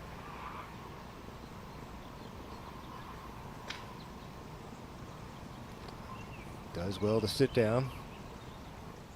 Braden Sides is 1 off the lead, his second shot.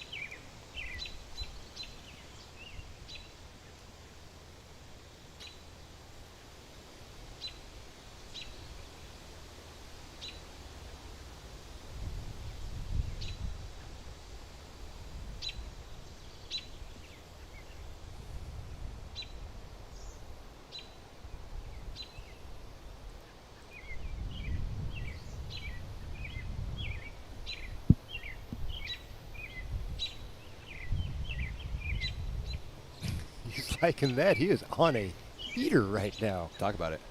Wow. Clean. That's all you got to say is the word clean. You say clean, you're under par. You're doing big things out here. Wow.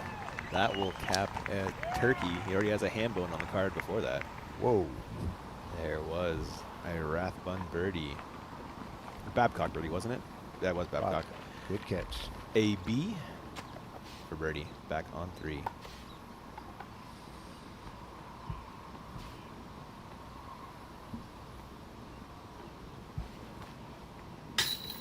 Oh, robbery. What? Oh. That looked very, very good. Maybe a smidgen left, but that looked so low you'd think that'd stick in there. It was a little high. Oh, a little high. Yeah. Just climbed down the chains. Brutal. Simon for birdie. Not to be for Simon either. Perfect line, dude. Just give it a chance. For some reason, thought I was gonna hover. Just a long putt kind of deal. That's the old man in me being scared. Redolin to get back to even on the day.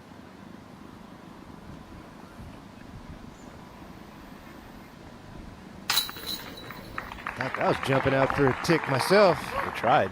It did. And Burr, the drive was OB. Not much left on this par putt, though. What's he got, Philo? 20, 25? Yeah, he's going to get us 3 meters in, so 4 steps off the basket. 3 meters, 3 steps. Yeah, whatever. I know what you want to call it.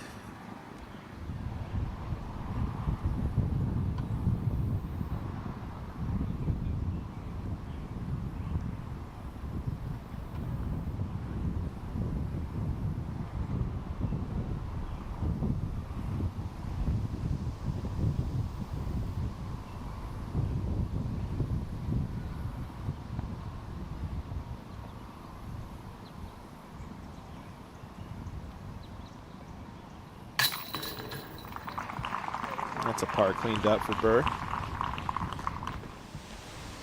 Babcock, tee of 6 from one Iowan to another.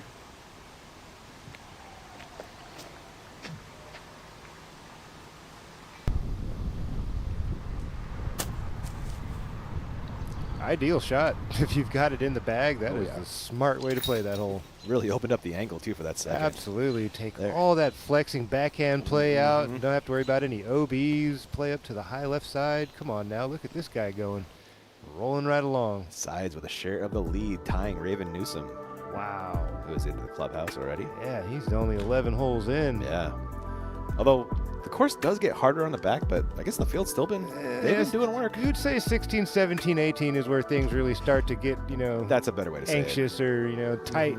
He's still got some birdies out ahead of him and really not a whole lot of danger in the way of holes that could eat you up too much. 12's a pretty straightforward shot. 13's pretty straightforward. Really shouldn't get in much danger out there until he gets to the final 3 holes. Back to 6 for Babcock in his second. Does it fight through? Circle 1 is the word. Braden Sides on the tee of 12. Straight up mid-range shot. Got a little rock wall down there, about 260 feet. Play it just to the left of that. The ground play should help you feed right under the bucket. Ooh, he pulled it in. It's gonna miss. No. Did he miss the Mando? I think he missed the mandatory. Oh, bummer. Major cooler. The curse, man. The curse of the camera curse. The camera curse every time. TO4 Radalin. Mostly water between he and the pin.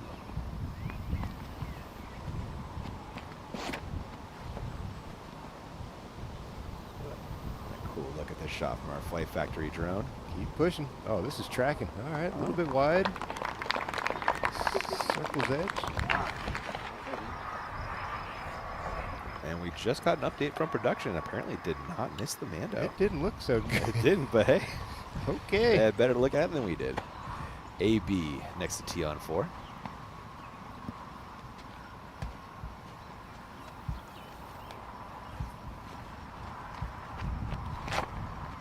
Cut swing from Anthony Barella.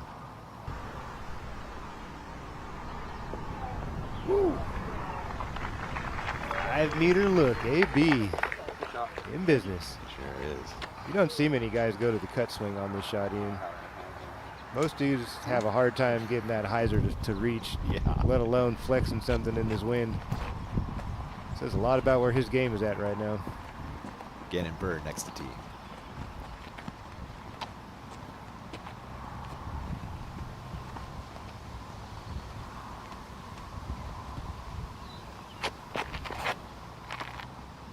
High, wide, spiking hyzer from Gannon.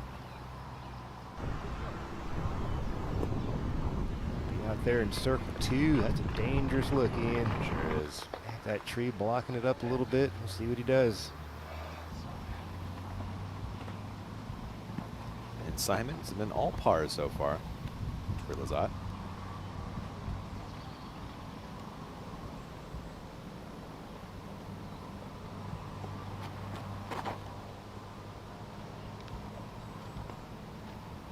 How's that look to you, Ian? Doesn't Little have the short. legs. Go! Oh, Simon! It was short, and then it wasn't. Oh my gosh. Walking on water, baby. Let's go. This is a powered by Naqua moment provided by Simon Lizotte, powering a skip across the water inbounds for birdie. Oh my goodness. Like, that disc How many was have we so seen high. just go whoosh, just Yeah, straight in, right? That disc was so high. And to skip? That's Simon power, man. It is, man.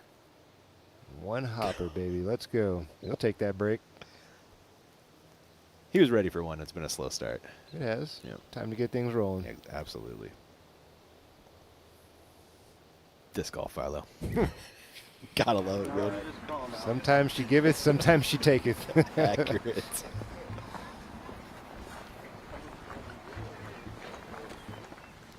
Robinson for 4 birdies in his last 5. Yes, sir. Count that. You know who has 5 birdies in his last 5, though? Gavin Babcock. Yeah, buddy. Also on that card. And what a break. What? Wow. Insane. Out the hand. I Wow. thought he missed it by a mile. Fortunate to be right up on the mandatory. Should be able to get this up and down. Just a couple 100 feet left to go. Wow, what a break. Maybe less. What a disaster that could have been for his round. Just momentum-wise.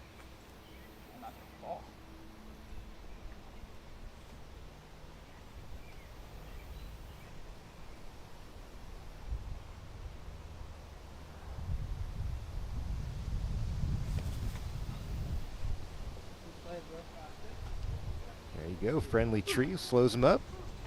Should be able to turn that into a par. Oh, man. Aderhold has a birdie putt on 6.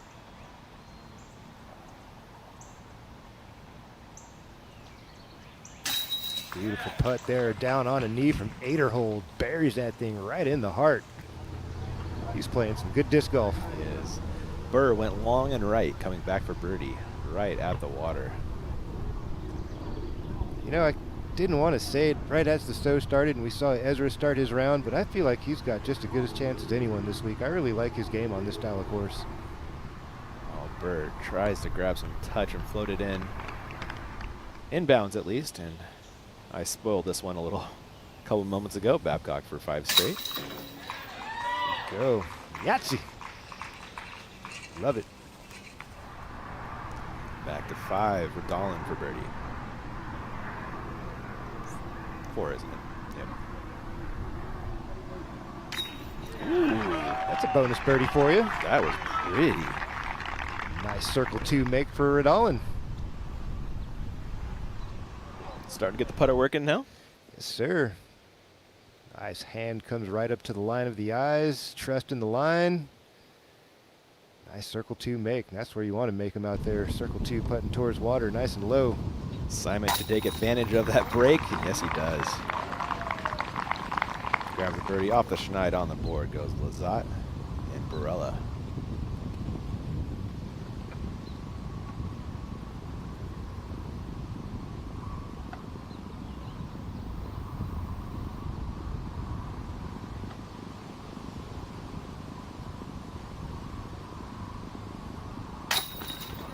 Nice committed putt there from Anthony Barella. Jab that thing right in the middle. The lone par on the card coming here from Burr. And they will head to 5. And the Beehive. Here they come. You can We hear got your crazy 8s, and now the hive is buzzing. They are flapping their wings.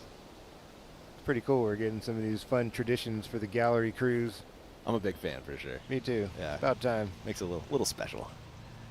Babcock, tee of 7, Island Green. Very friendly if you're a left-handed or sidearm thrower. Plays as a hazard if you don't make it into. That looks like 6 in a row. He's rolling. He sure is. Sides for par. Somehow that drive ended up with a 3. You'll take it when Very it happens, fortunate. man. Absolutely. Holland Hanley put on a pair of the antenna for her throw.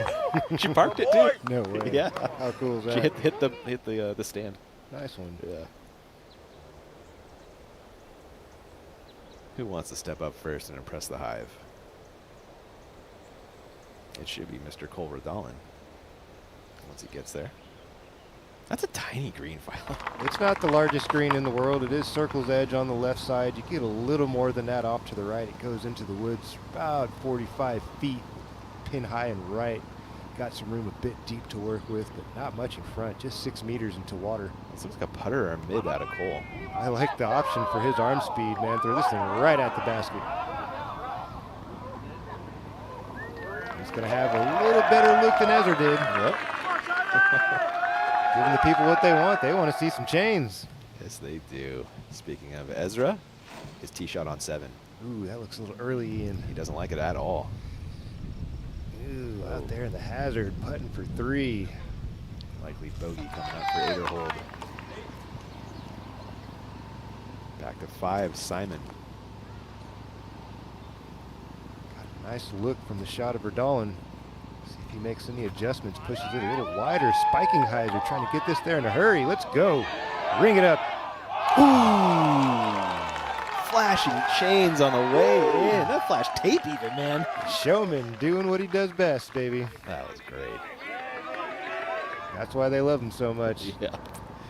Crowd favorite, doesn't matter where he is. Barella. Smooth, under control, looking for a little flip. Now he wants it to sit.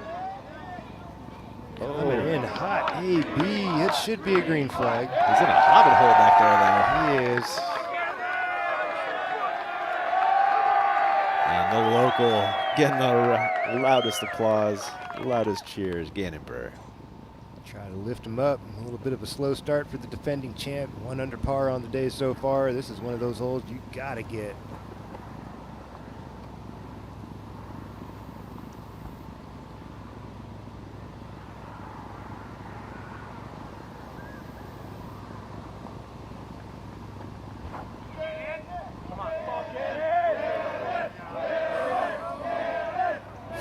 Sneaks it in, but he's going to join him back there in the hobbit hole.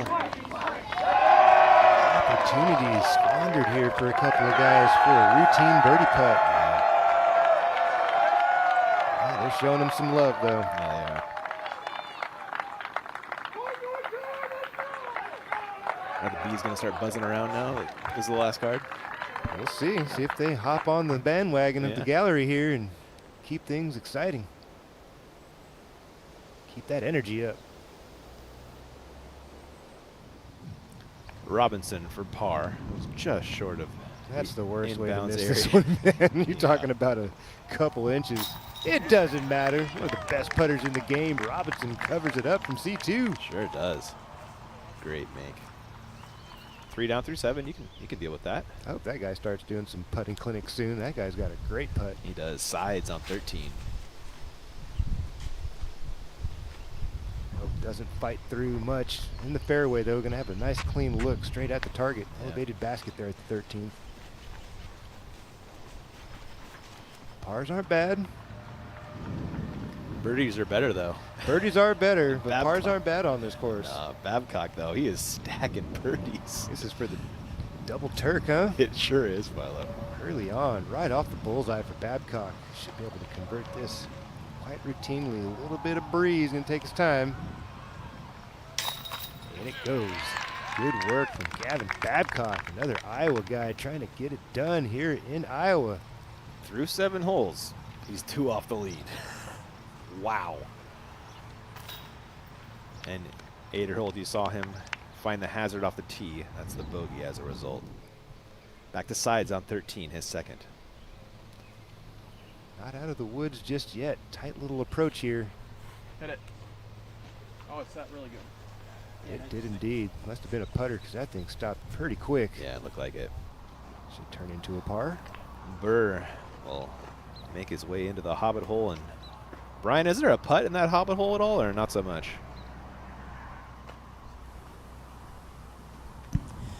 It's not the most inviting putt from the Hobbit hole, unfortunately, and with the OB behind, it's something that they're going to have to maybe decide whether or not to run or lay up. Looks like Burr's trying to get comfortable. Thank you, Brian. If there's a way, you know Gannon always has the will, Philo. He has the will, but is it the right time? You know, I know it's early in the round. You're falling off the pace a little bit, but it's really worth picking up an extra one if things go terrible. Oh, foot in mouth, as they typically do to us here on the network. These guys have no fear. Wow, what a make from Gannon. He found a way, Philo. That's incredible. Cole can't even believe it. He's like, that's Cole World stuff right there. I think he missed the ducks coming off the That's green. what I'm saying. He just totally ran right past him. They're good buddies, too. I think Burr spent a lot of the Portland time at Cole's house. Mm-hmm. What does Barella do? The straddle from a knee.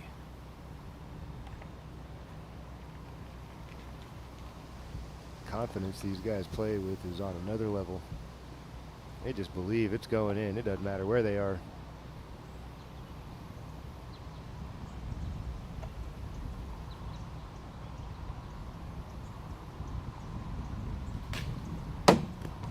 Got to check. All right.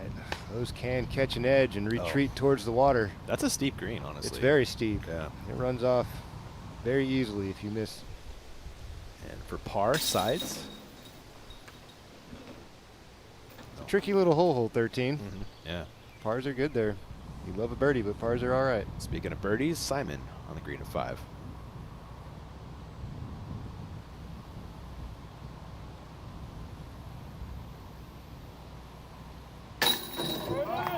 Easy work for the German. That's 2 in a row for Simon. There we go. Starting to get a little rhythm going. And Redolin for birdie. Speaking of rhythm. This will be 3 in a row for Cole.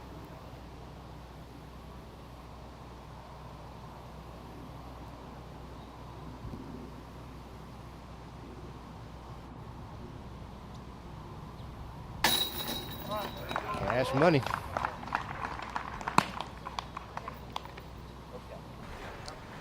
Barella tapped in a lone par. Burr making his way to 6. Let's roll back a super replay of this Burr make.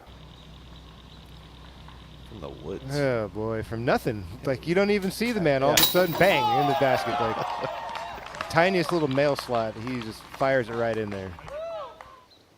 It's incredible. Leaves Cole hanging. He said, that was cold, man. we'll give you next like, call. I'll get you later. Yeah. I Thanks to Zuka rolling back that replay for us. I've been rolling my Zuka card all over Heilman disc golf course. I still got the one tag, Philo. I tried to give it away on Sunday. Try. Unsuccessful. Can't take it from you. No.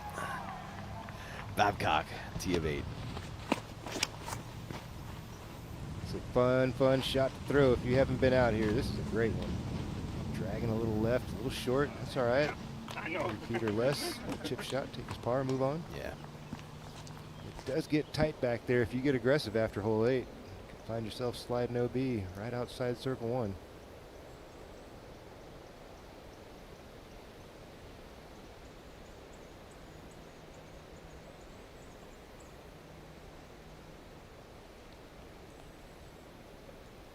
I'll look at hole 6 from above.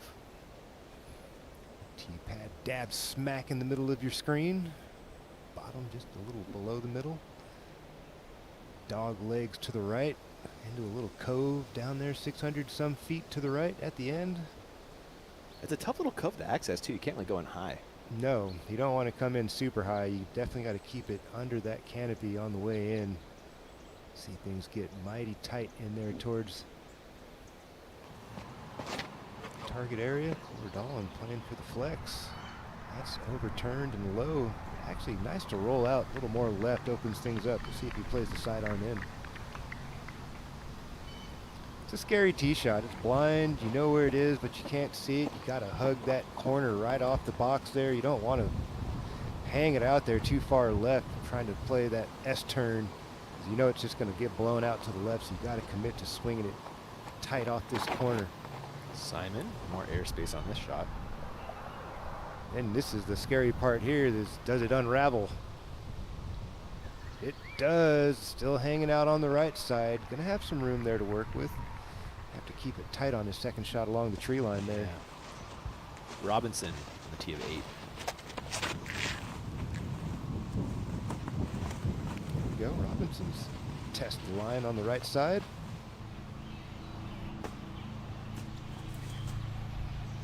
That should be a green flag. Should be. Don't be mean now. Come on. Let him bounce. You see it? Oh, there's plenty of space back there. He should be just fine. The OB is more off the long and right. Past the basket, by the bridge, it's really close. But if you're left and into the woods there, you've got at least 30 feet of room to work with.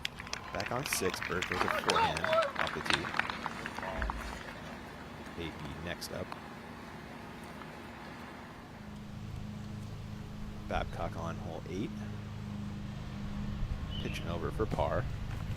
Not much else you can do. It drops off pretty severely right there. You don't want to gain a couple extra feet being greedy. And now back to 6 for AB.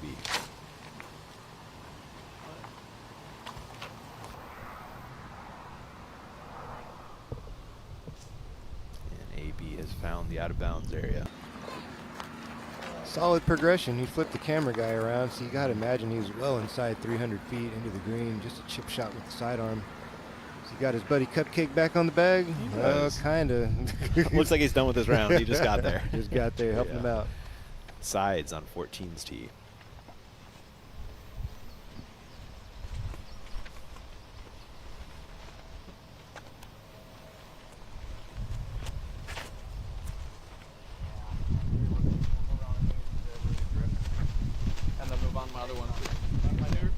Dragging a little left, it looks solid.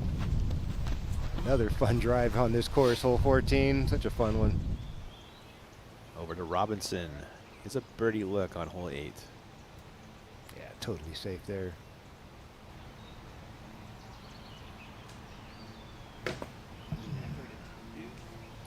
Tough look, can't put enough mustard on that. Back to 6's fairway, Redall in his second. Does go to the forehand. I don't know if I like that shape, Ian. You don't really want to hang it out there on this shot. Ooh, flirting with that OB on the backside. Still in, but all right, give him a chance. You could float one in there. Yeah, just didn't need that flip up, did he? No, you don't want that thing to stand up and flex at all. You want a one-angle hyzer here that misses the biggest tree at circle 1. Gannon Burr and his second.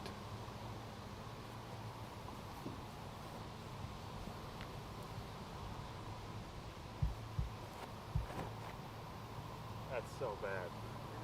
Might get fortunate. There you go. That's not a bad result for Gannon. He's going to have a look. He was going to be buried. If He was. That could have been very bad. Yeah. There is OB over there, too. So, I mean, it's not right there, but it's over there. There's some OB if you punch through all those trees. Find yourself looking in some, no putt situation for a par. Wow. Barella, speaking of pars, would love to get up and down for one. He should be able to see the entrance into that cove from where he's at up on the high left side. Early flex, you don't hate that. Some check up, there you go, inside C1 for AB, opportunity to scramble out that par. We are live with Babcock on the tee of 9, an incredibly uphill drive. Not the longest, but it feels like it throws another 50 to 70 feet over that 305. Got to put a nice little pop on it, and it is not much of a fairway at all. Got 65 feet across up there, pin high to the basket at most.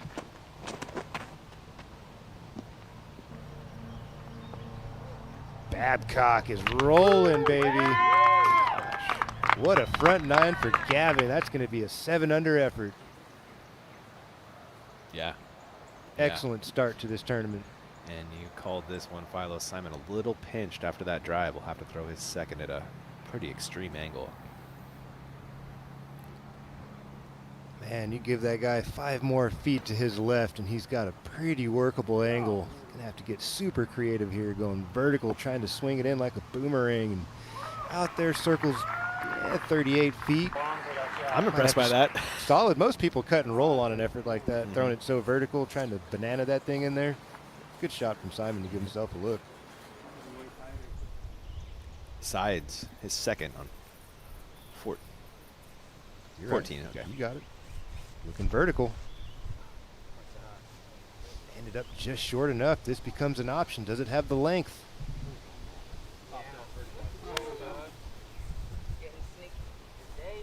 Seems like maybe.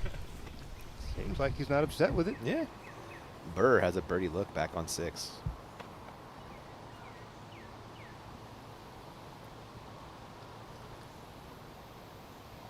Word on the street, that's a putt from C1 for Sides to take the lead. How about that?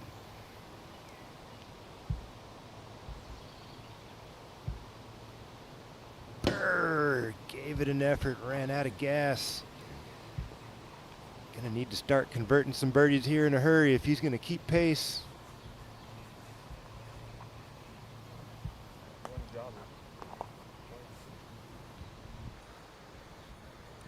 Cole trying to find a window to make this birdie putt. See him shaking his head like that ain't gonna work. That's a Make-A-Wish Foundation putt right there. I'm gonna see if I can find something a little more reasonable to straddle out. I kind of like this better as well. You can feel this a little more than you can those up and overs. Especially when you got to turn them up and over. That just, that complications is not one of those you want to try to figure out when you're out here on the Disc Golf Pro Tour. I like this better. Oh, no. I feel you, bud. Great effort. Somehow settles on top of the basket for a drop-in par for Dahlin. Literally a drop-in. Yeah. Has to drop from where it is and go in for par. Simon for birdie. Can he sneak one through?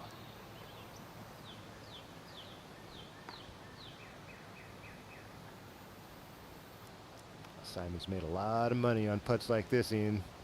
This is for 3 in a row as well. Oh, just tickles the left side. That had a chance to get pushed in off the nub, but won't stick for Simon. Just like hole 2. Always smiling. Love that about this guy, man. I wish I could be like that, honestly. Oh, come on. That thing was in the circumference of the basket. It just didn't want to stick. The chain's kind of pushed it back out. Oh, man. Barella for par after the OB drive, and that's nicely done. That's a great scramble. Seen a lot of guys pick up a bogey, leaking OB. Burr for par as well.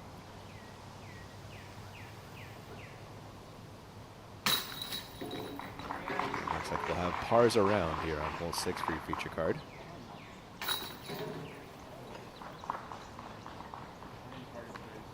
Cole still can't believe it. He's like, come on, man. How do you mark that one? Do you stick your foot on top of the... No, I put it on the ground. I keyed. What's the... I mean, honestly... You'll be all right. You know how to mark this? Or what? You know how to Closest point behind the back of the disc. On the ground? On the ground. Okay.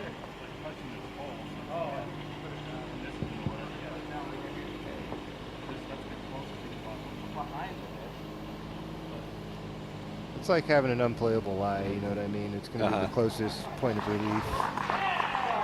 I think Cole could get a leg up there. He's the casual relief type thing. You figure it out. You just get it. Come on, bro. Keep it moving. Babcock for a 7 down front 9. Stellar stuff, Ian. He just missed 1, which is a really hard hole, and he missed 8, which is a really hard hole. Pretty impressive. Sides for the solo lead on 14's green. Which would be even more impressive is how this young man's playing. Let's go. Looking good out there. Solid game. And as they make their way to the next, we're going to sneak in a break on the network. We'll be back in just a few.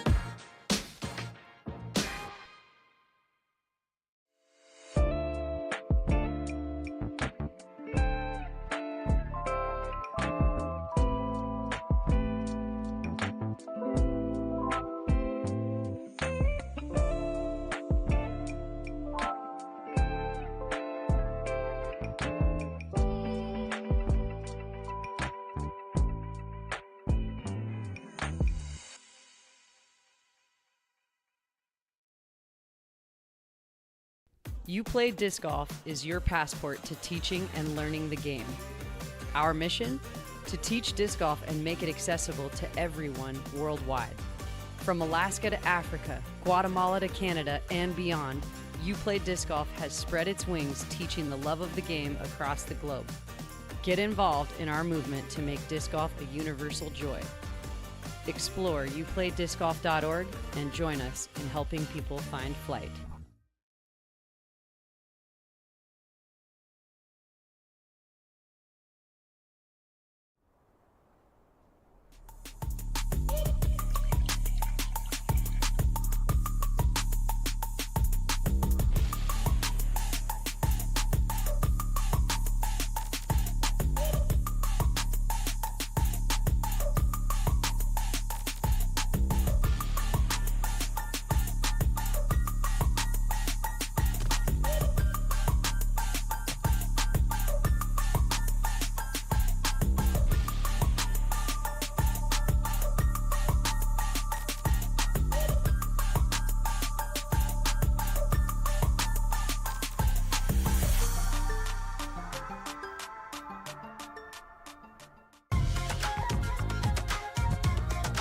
Pound's the best of the best.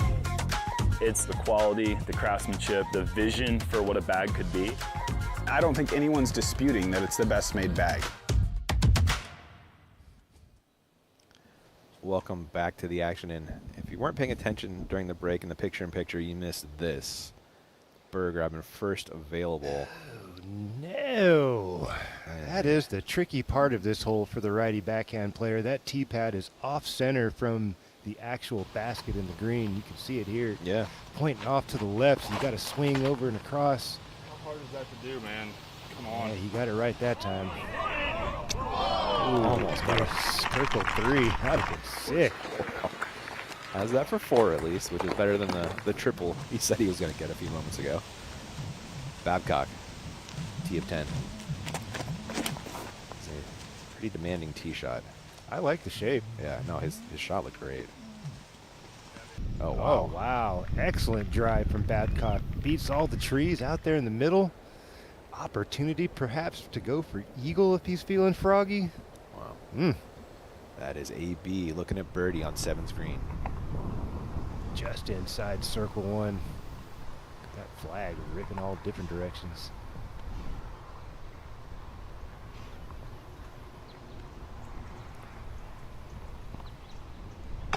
Gosh, it started as a cross and turned into a head by the time he putted. And he had the line, just didn't get his hand just that little centimeter or 2 higher to get that thing into the chains. Tough to do when the wind's blowing in your face, to trust that height element. So tough. Simon for birdie. This is the preferred angle, more of a tailing wind. Gets it over the rim and sticks it. 3 of the last 4 for Simon Lazat. And he's had a couple jump out on him too. Truth. Yeah, 2 and 6 were in the chains for a minute. Bird, this is for bogey. And after that first tee shot is a really nice bogey.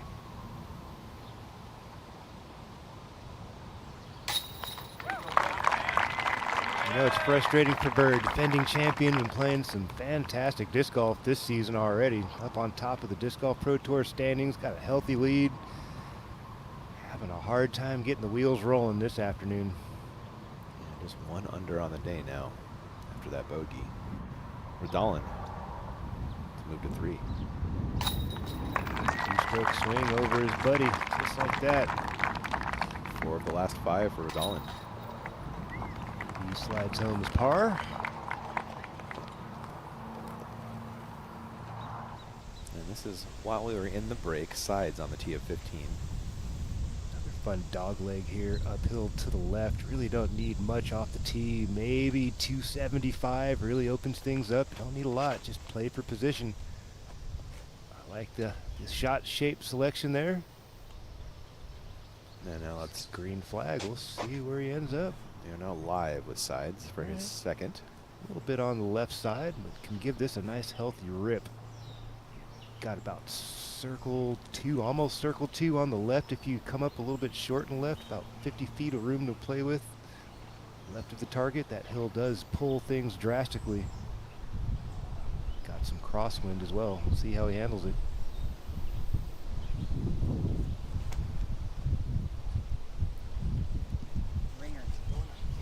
Looking pretty good, Ian. Ring it up, or hopefully that sat quickly. The shape was nice though, huh? Out the hand looked pretty good. Yeah. Hopefully that thing ran out of steam on time and checked up. Give himself another look. A live look down at hole 8 from our Flight Factory drone. It's the 6th hardest. It's a tough shot, man. You got to give this thing a healthy rip. You got some wind typically blowing in your face. Today it seems like the wind's blowing over their right shoulder down the hill. Redolin. He's going to finish left of the target. Jumps into the woods a little bit, but it should be okay. Oh, it bounces back out. Going footer for Redolin. Pin high. Ish. Yeah. Simon.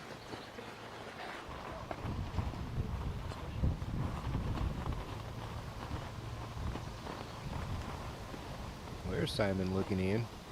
This is a roller? No.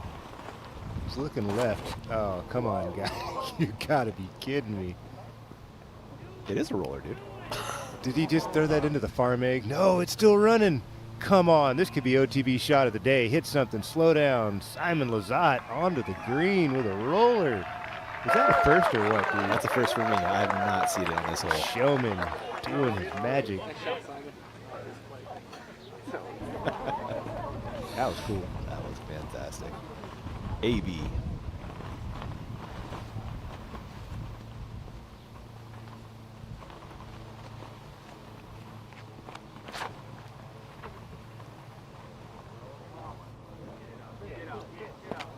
little more height. AB would have had it, had the line. Pretty long birdie look.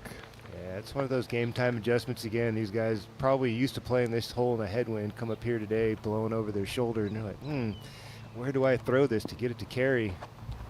Not getting much of help out of this tailing wind, just dropping them down. Burr.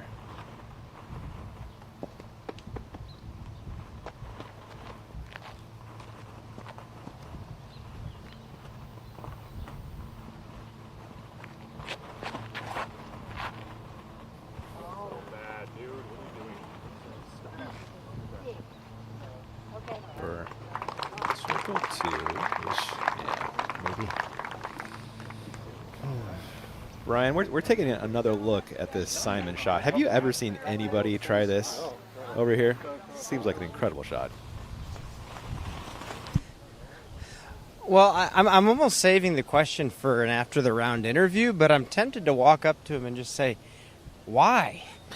It's wide open. I mean, you get a little bit of downhill. I understand that you want to control the distance a little bit, but there's OB behind the green. I think the answer is a lot more simple, Ian. I think the answer is just because. Yeah. Because I can. That's good enough for Simon. It's good enough for me too, man. That was really awesome to see, and so cool to see a unique shot like that on such a shot. Like he said, it's really not necessary. I mean, why would you do that? Most people would never even think, especially with a crossing wind blowing the opposite direction, throwing vertical roller. I mean, that's just wild, man. The showman tipping a calf after that one, you got to. Wild, wild stuff. That was Matt approved there.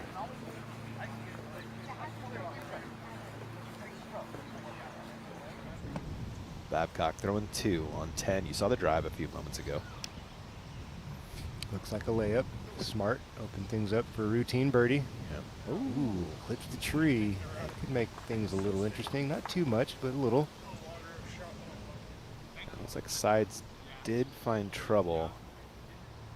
Has this for par on 15. No, he's out there in 50-foot range. He did miss low and left. That must have got a massive skip. Felt the grass was a bit more receptive.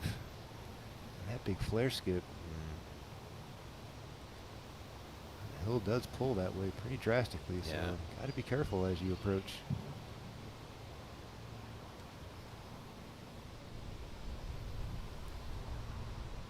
Big putt here to keep things clean on the afternoon for Sides.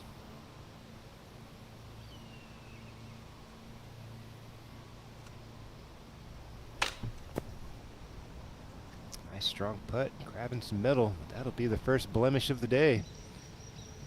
Well, dropping back into a tie with Newsom at 8. Babcock is 3rd on 10.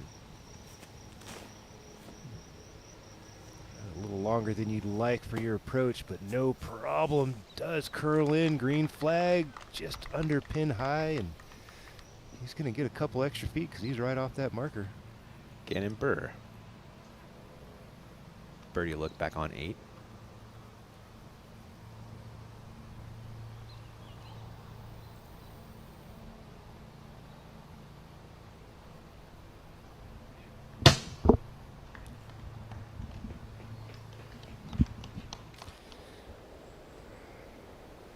Not surprised to see him take a stab at it. Yeah.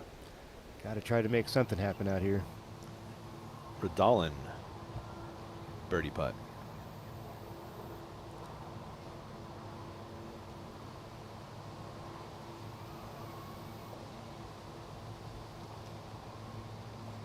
What a beautiful putt. Perfect pace. High in the chains on the way in, drops right into the center. That was really pretty. Cole is heating up.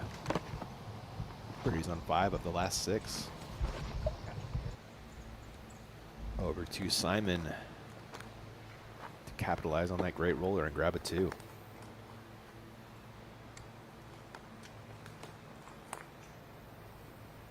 I don't know, man. This is already a contender for that OTB shot of the day. That was just insane, dude. I'm writing that one down. Simon.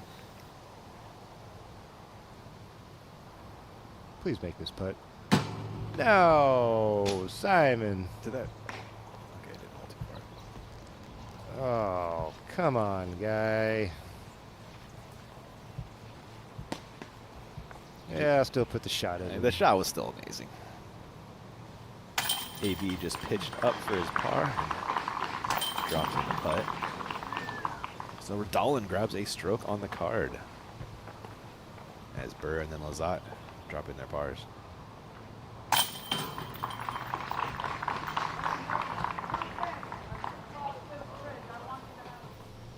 Bogey putt for Sides on 15.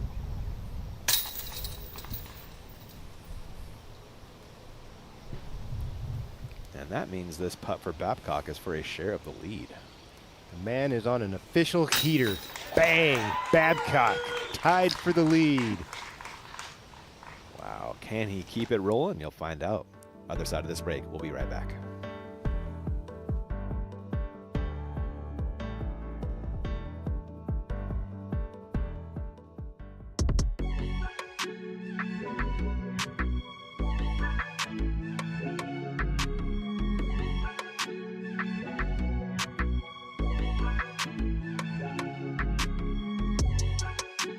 Behold the Eagles Crossing Disc Golf Course, a sanctuary where the ordinary transforms into the extraordinary.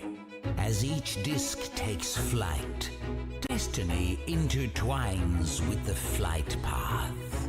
But beware, brave souls, for the course harbors challenges that even the boldest must confront.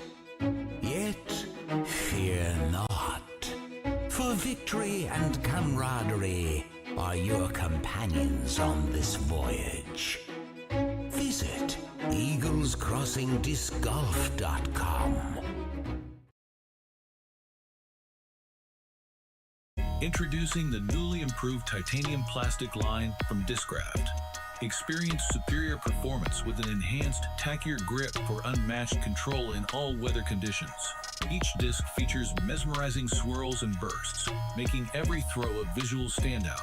Maintain the durability you trust with titanium plastic, ensuring your discs withstand the test of time. Elevate your disc golf game with Discraft's newly improved titanium plastic line.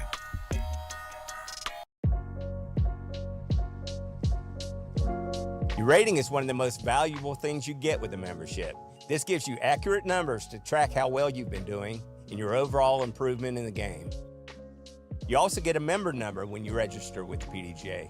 Your PDGA number is a stamp for when you got involved in the sport. It's a badge of pride for players and a part of your disc golf identity. Get your number today. Visit pdga.com/join. Welcome back to the action. Redolin on the tee of 9. Out the hand, that looks pretty nice. Ooh, dragging to the right a little, but has the speed. Gets it just outside circle 1. Straight uphill look for young Cole. What's that?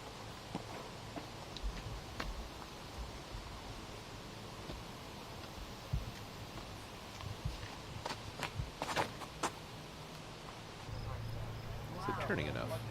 I don't think so, Ian.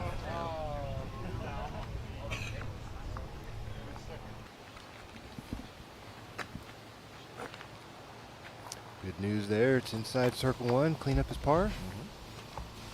Barella.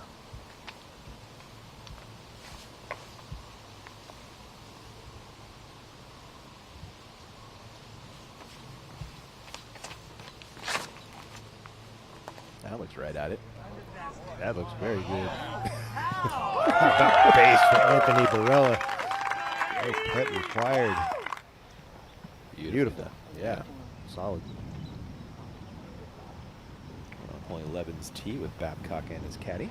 Notice the little change here this year? Oh, yeah, the tree's gone. The tree is gone. Yeah, we got a flagpole now, right? It makes the shot a bit easier. Yeah.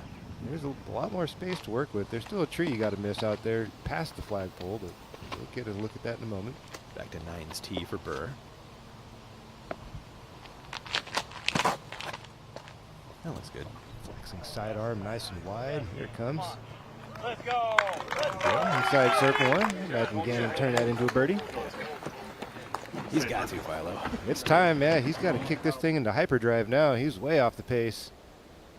Just 1 under. through the first 8. Well, you never know. Iceman might might go low. You just never know with that guy. We're on 16's fairway with sides throwing 2. Man, look how close he was to out of bounds stroke. Got to get this up and down. Just picked up a bogey. Slides that one just past. That should work. Bunch of trees back there to catch that disc. They've got him in circle 1, putting for par. Speaking of par putts, Simon on 9's green. He came up a bit short. I thought he was more pin high, so this is a circle 2 look for Simon.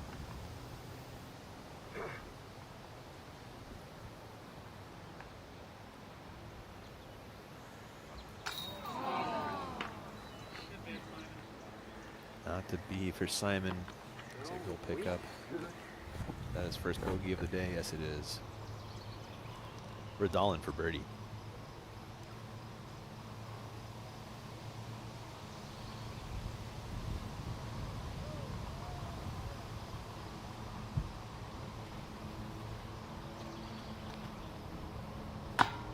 Oh, beautiful line once again. Just runs out of steam.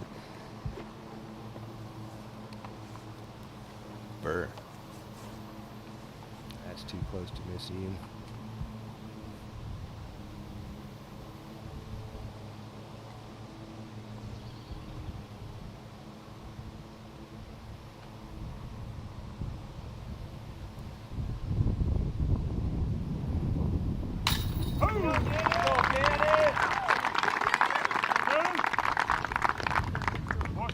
Crowd trying to pick up Gannon Burr. Gets one to stick. Still have a smile on the left. Drop in birdie for AB. Drop in bogey for Lazat. Drop in par for Redolin.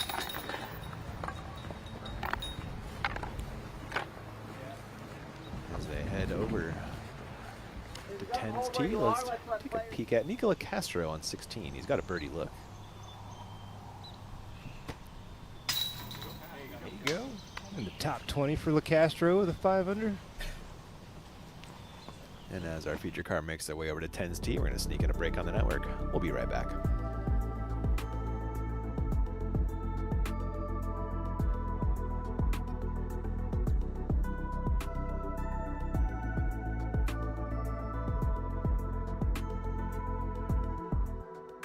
Silva on fire as of late, looking for her 5th consecutive win. That's amazing. amazing. Perfect touch. So much control on this Landing, shot. fantastic putt there. Gets another one. Bang, bang. This is pretty good. Oh, it's really good. Wow. Silva, count it, of course. Perfect shot from Silva. The Swedish Open MPO champion and also back-to-back champion in Sweden. Silva Saarinen.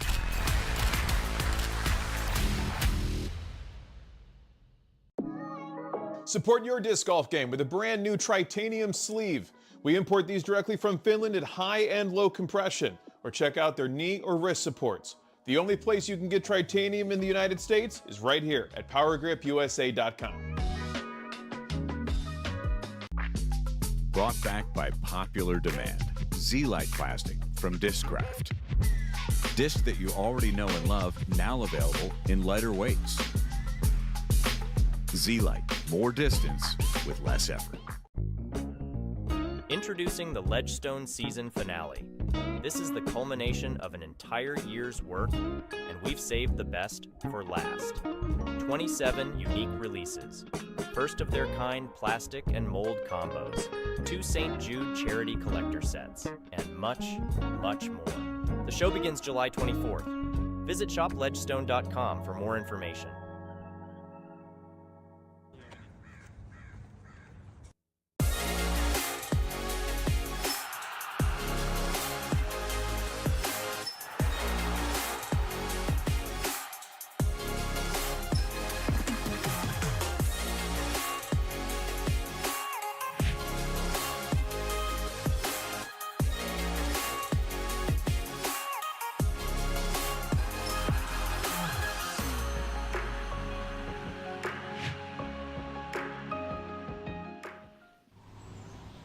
back. Sides, a little work left on this par putt on hole 16.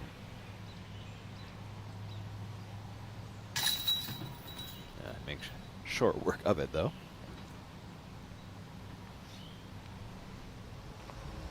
Barella, tee of 10. Oh. Inside for AB, doesn't have the speed to punch through. Oh, all right, it's a green flag, and it's out in the open. I think he's safe. Ooh, that was a big break for AB. It really was. Babcock, tee of 11.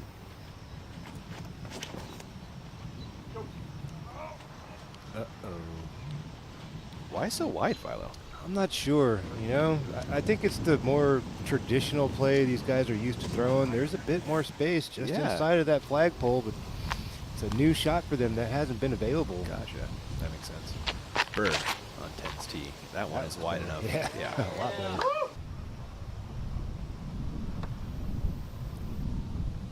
Oh, that's massive.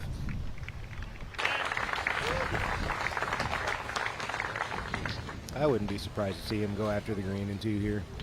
With the score, what it is right now? Yeah, just try to get something going, you know, get some momentum on his side. We'll see. Redolin.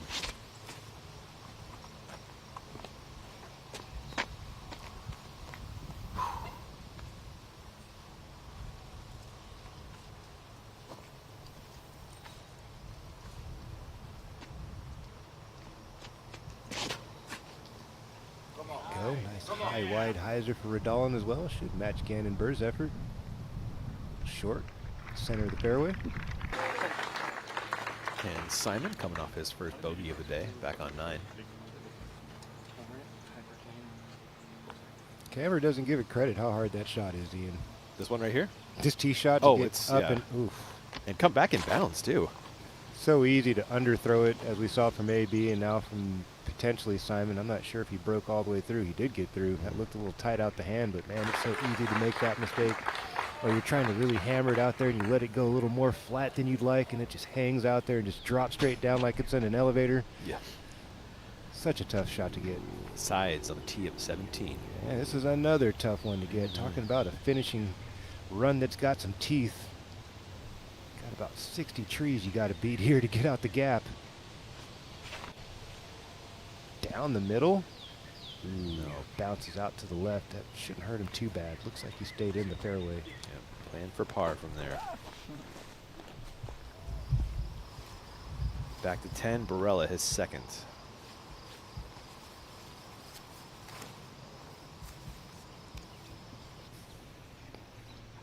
Get past that tree. He's in good shape. Oh, yeah, that's lovely there for Anthony Barella. Have a nice angle in from there. Anything past that big tree on your second, you're in business. Don't want to be back on top of that hill trying to make it in that tiny little green. We are live with Sides for his second. Looks like a putter. Smart play here, guy. Just give yourself an angle that you're comfortable with. Take your par and get out of here.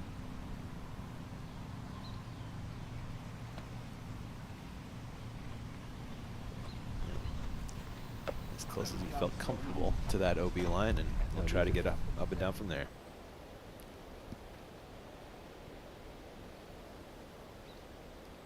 Flying above hole 10's fairway. Looks like Gannon Burr checking his lie down there. I believe that is Gannon. Gannon's well above the target here, and that green is down below him to his left. Looks like he's just playing the straight shot. Some guys do get a little froggy here, and you see that wind blowing left backwards. That's a headwind. I don't think he's going to go after it. Just play for position, take the par, or the birdie rather, and get out of here.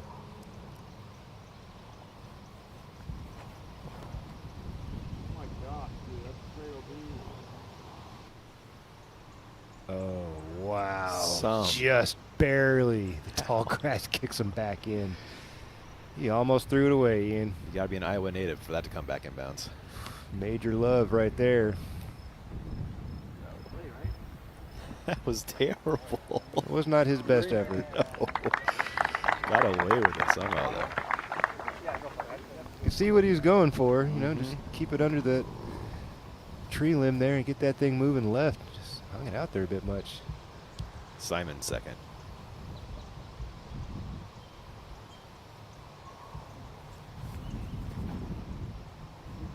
Simon.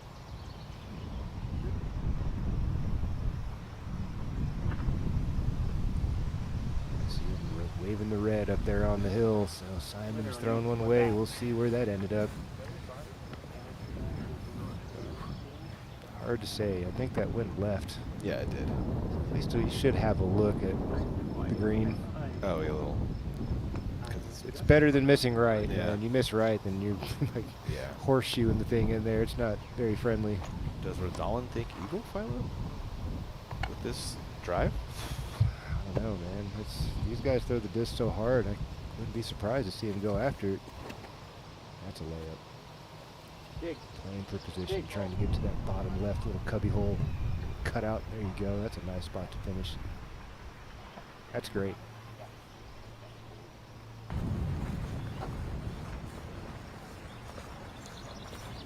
Jumping ahead to 17 again. This for time for Adam Hammis, his second, who's playing really well, just 2 off the lead. That's one heck of a drive. Sure was. What flag did he get? The good one. That was the worst shot ever. The worst shot ever. Is that for the 10th birdie of the day at 17th? Has there been a couple more? It's something like that. Let's see. Not many on the afternoon. Yeah, there's like 12 or 13. There you go. Yep. Second shot for Babcock on 11. He was way out of position, Philo. Yeah, looks like he's going to be buried along the left side unless we got a favorable kick and return back to the fairway. Yeah. Sides on 17 will throw his third to attack that island green. Plenty of space left of the target. Trying to get onto that Iowa-shaped green up there. Nice smooth swing. This is looking good. There's some claps Gallery on the green. approved. Yeah, he must be safe. It's got to be inside 15 feet with the action on that shot. Back to 10. Barella, his third.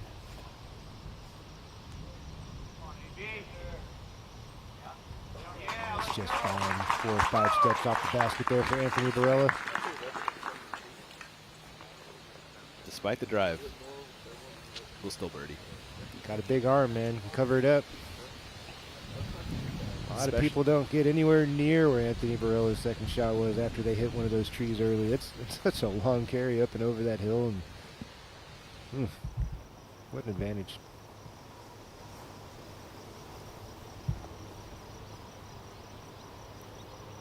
Gannon throwing his third.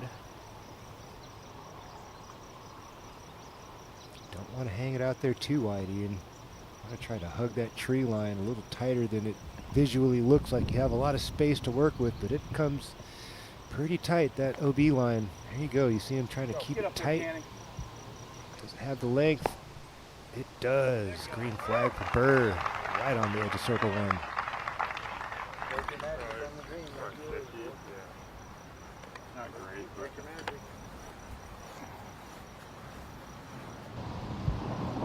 Simon throwing his fourth.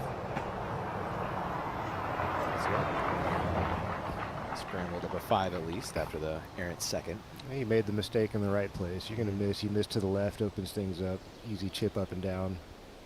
It's brutal when you see a guy miss along that right border and they're in the shadows or something right down here and you just get nothing, man. It's just completely buried. Oh, man. Such a tough shot.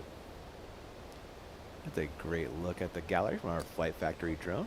Make sure you guys head over to flightfactorydisc.com and check out all our swag. Should be a QR code popping on your screen shortly. Rodolin throwing 3. Routine little backhand approach. Uses the backstop nicely. Tap in birdie coming. Way you draw it up here. That'll get cool to 5. It's a good pace. It sure is. Nice and steady. Yeah. You don't got to do anything flashy out here. You just got to collect the birdies when they come. Try not to give them back. Do something like that. Young man, Mr. Sides, up on top of the board. Keep those bogeys away. Grab you some birdies. Trying to avoid a bogey here on 17's green. This is for par.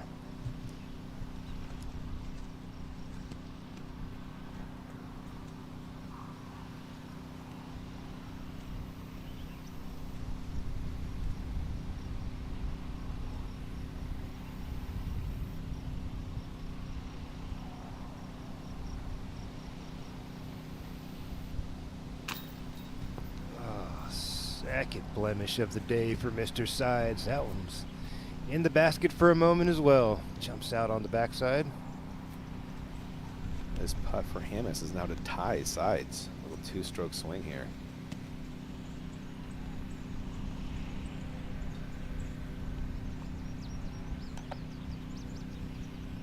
I feel like Adam Hammis is due for a solid weekend. It's been long enough, you know. Guy's got such a great game. Yeah, he does.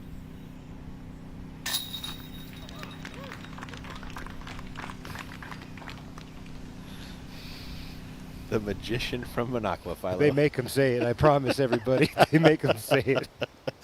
I love it. I love it. Gannon Burr for birdie. There he is.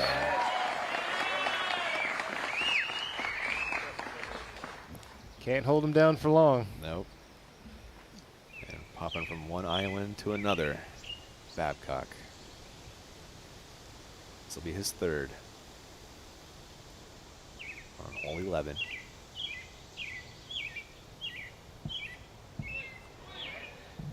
Look at you, dude. Nice little sidearm out of the woods along the left side. That's a tough shot with that hill like that. Well done. Back to 10's green for AB. Making short work of that birdie putt. Lone par coming from Simon. And Dolan will drop in birdie. And as they make their way to the next, we're going to sneak in another break on the network. We'll be back in just a few.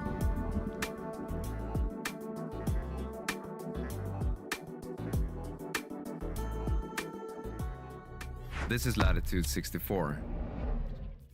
We handle the smallest of grains with the greatest of passion. Always trying to improve, trying to be better, out of curiosity, excitement, out of thrill, for the player, for the game. Because we want to make disc golf awesome for you.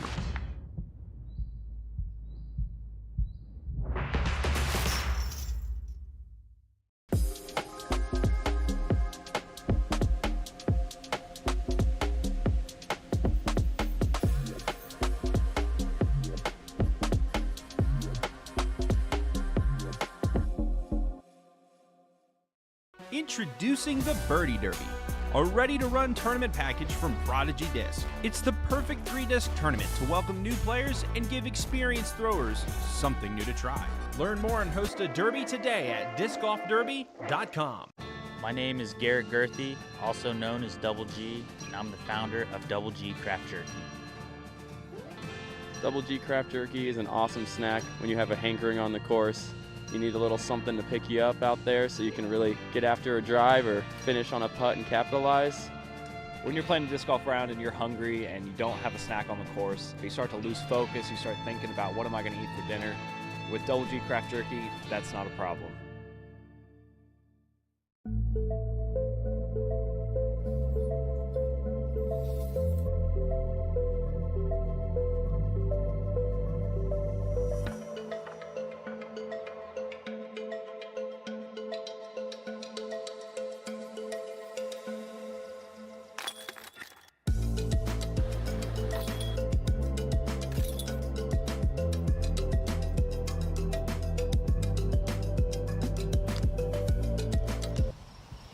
AB, T of 11. Go AB!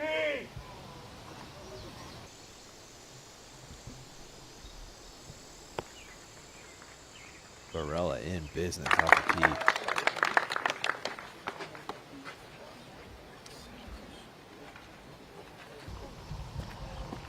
Burr next up.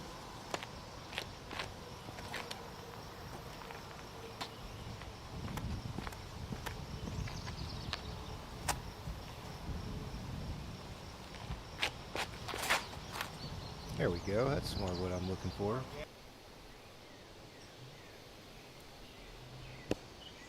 Beautiful. Spot on, man. You can't put this much better than that. Center of the fairway. Love it. Rodalin.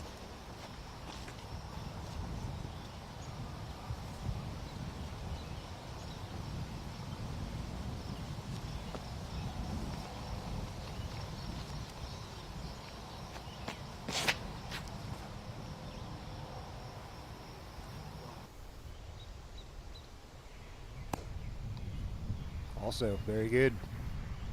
Very good.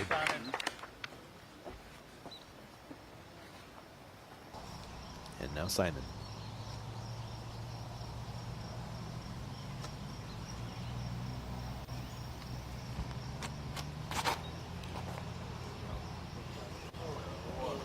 That's nice. Oh, no. That was rude, man. Of all the places for his disc to come down. On the tee pad. And ahead on the green, Babcock. That's a nice par. It really is after that That's drive. a great par. His third out of the woods. That touch forehand, really pretty. Along the side of that hill, that was impressive, man. From down below, getting it up over the crest and fading out and stopping. Good stuff.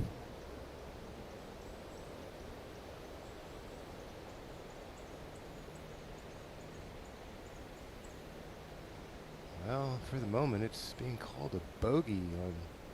I wonder if we missed a pitch out early on might in the have missed hole. a pitch out Yeah. for Gavin. We'll keep an eye on that.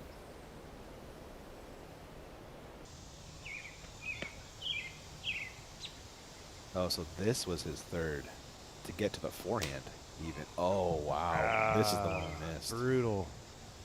Got about 30 feet and hit the brakes. All right, so Babcock does drop a stroke. He's at 7. Still plenty of time for Babcock. A lot of birdies ahead. Redolin throwing 2. Look at this position, Ian. Center cut. Oh. No, nips something along the right side, kills the speed. Par coming for Redolin. Hard to get aggressive on that basket. Such a narrow shot, that second one. That second shot is very, I mean, this hole, the entire hole is narrow. You don't have a lot of room to work with. It seems like a lot of space off the tee, but you're aiming for 40 feet of fairway. You got a 30-foot wide fairway, bottlenecks up there with the trees pushing into the fairway. Definitely requires a narrow, skinny shot. Burr, his second. Something like that. Does it climb the hill?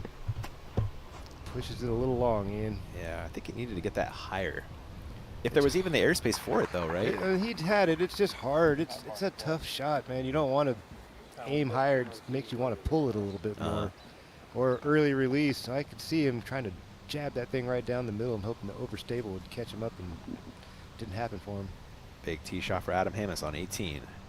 Trying to bring home the 7 or better. Oh, my. I think he got it. I think he did, too. Oh, look at this, Ian. Out there in the sunlight, that's a job done for Adam Hammis. With his sidearm abilities, he should be able to fire that thing up there and give himself a look. And back to 11 for Lazat. A really mean skip. Hurts this angle a lot. He might be able to figure this out, Ian. He's got just enough room. He's going to have to miss this first one right on the edge. There it is. Does he get stable fast enough? Get up there. Get a big skip. That's really well done there from Simon Lazat. Awesome. Excellent effort. Not many guys can make that happen. From a standstill. Patent pending. Shot of the day, contender Simon Lazat. Number 11. AB. That was special.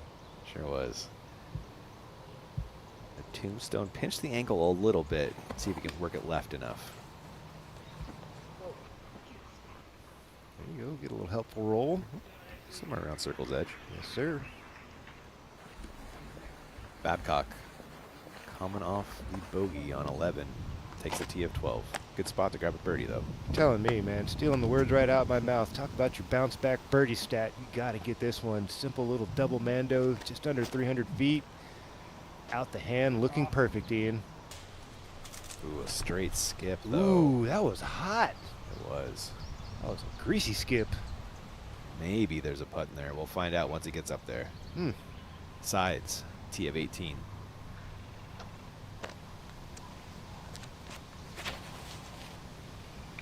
Oh, yeah. Get out. Get out. Yeah, let's go. Let's go indeed. Mr. Sides gets through the gauntlet at the 18th. Used every inch of that fairway. What a change from the years past hole 18. That treacherous par 5 up the hill to this now very treacherous par 4. Same basket, but completely different shots. Robinson back on 12. Is this going to bend over? And he tested the ceiling on that one. He's coming up short, Ian. Yeah. Birdie lift, though. Sure is. Back to 11 for Rodolin in his third. Oh, he pulled that. Ooh, get down and stop. Oh.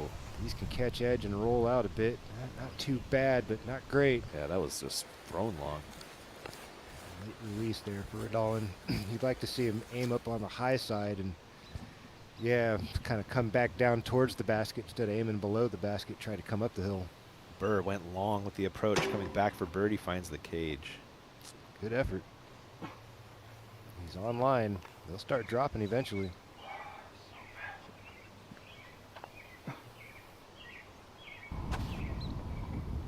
Burrell left for birdie. Circle 2.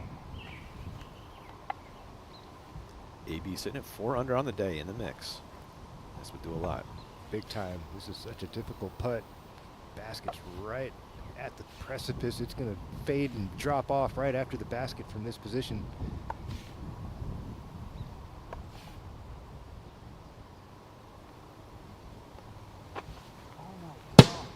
Ooh.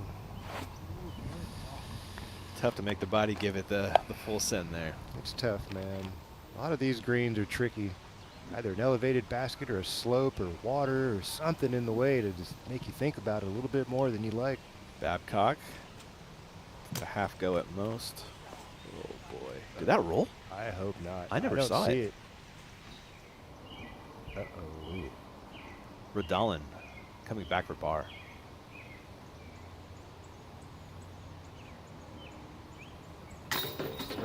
Edge gets it up and in. Nice save there from Rodolin.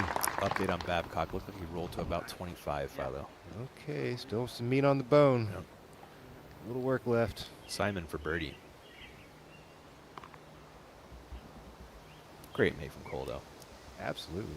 This would be a great one for Simon from that unfortunate bounce off the tee pad into the edge of the trees, and he gets it. All right, that one home with authority. That was a special birdie right there, man. That's a par from Burr, a par from AB. And Simon grabs a stroke on the card with that birdie. Robinson to get to 5 under on the day. Yes, sir.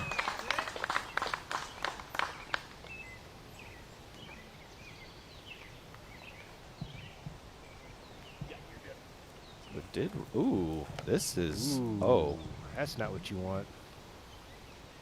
Gotta get down on a knee, straddle out. He had to work his way in there, too. Oof. Elevated basket. All kinds of things going on here for Gavin Babcock, trying to cover this up. Oh, there you go. He's going to get a little taller there. That looks better. That first stance he had, that didn't look so good.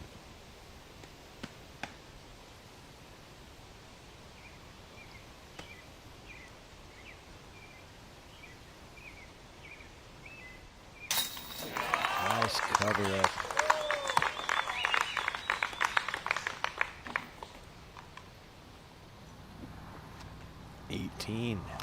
Adam Hammis throwing 2. This is an Adam Hammis shot all day long here, ladies and gentlemen.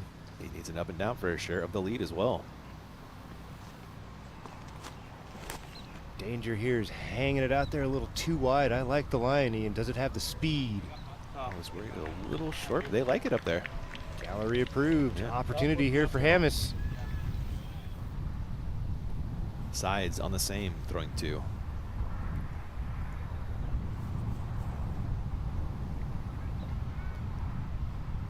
Looking up the left side, you do have the option. There is a fairway off to the right there, hugging the tree lines, faded in. He's looking for the backhand to use the wind. Got it up there. This thing's bending right. Here it comes, Ian. Gorgeous, gorgeous shape on that one. My man's throwing some disc today. Sure is. He's putting for birdie, circle 2. Golfing that bag. 13, Babcock.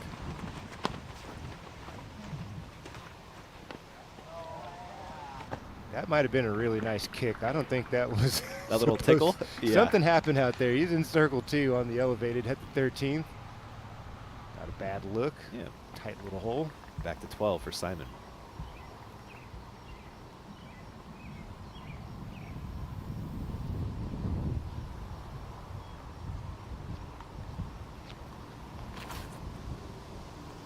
Chip shot inside. Reverse? Does it get the flare? Kind of did. It did. He's right over there where Gavin was in that same neighborhood. He's going to make that work. Definitely.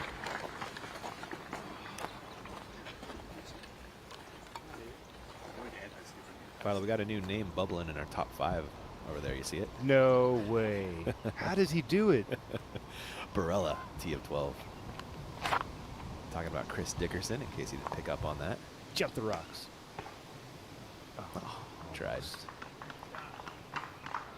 We're back in the middle of the country, which means we picked up Chris Dickerson again. Always nice to see. His worst finish this year, Philo, is 13th. That was at the chess.com. Been in the top 10 at every other tournament. Back into form, huh? Sure enough. And those first couple seasons he came out, man, he made a big splash. Sure did. Part of that 1050 gang, remember that? I do. Burr? That's a birdie putt at least for Gannon.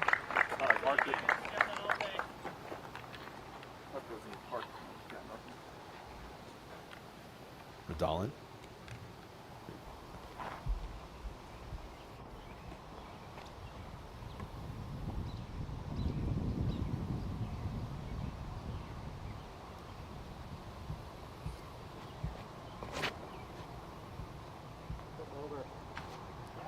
I believe he hit the Mando tree on the lefty, and hopefully that didn't kick him too far past. We'll see in a second. 18, Adam Hammis. Did come up a little short. Looks like he's circle 2, maybe edge of fairway for Adam Hammis. Gonna go to the stepper. He's got some room long, so he can be aggressive.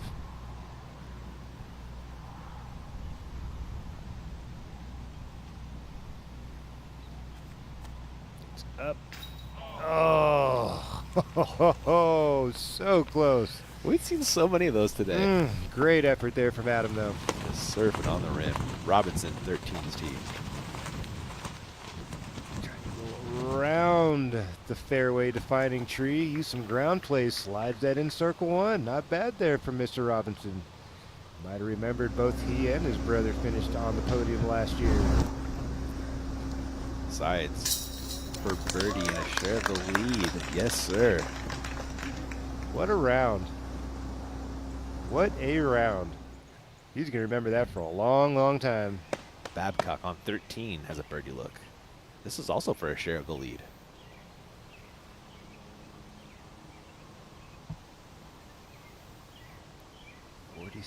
Foot, little downhill texture. Yeah. Babcock in the heart. Co-leader. Holes to play. What a gutsy putt, Philo. Man, he's feeling himself right now. I'll tell you that. He is. Let's roll back a Zuka on this little stepper out of Gavin. Money. It's really fun to watch a guy come into his own, man. To really start to feel that confidence. It's just exuding off of him, you know. It's just, he's pushing it out there. I'm feeling it, man. Let's go. You've been grinding hard the last few seasons. And at the top of your Innova hot rounds, you'll find Babcock. Newsom in sides, all at 8 down. Don't blink, though. That robot chicken guy not far behind. Wow. Everybody else in the house. Just one bogey on the day for Chris Dickerson. That back on hole 4. Okay. You can live with that. It's a tough one. Yeah. AB has a long birdie look on 12.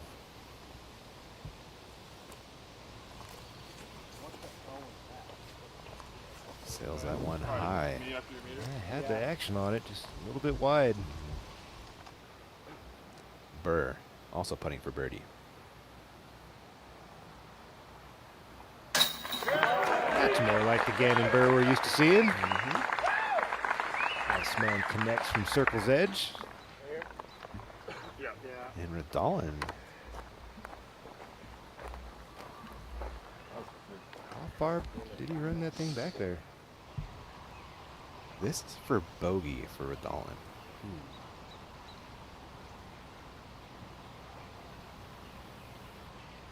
missed mandatory.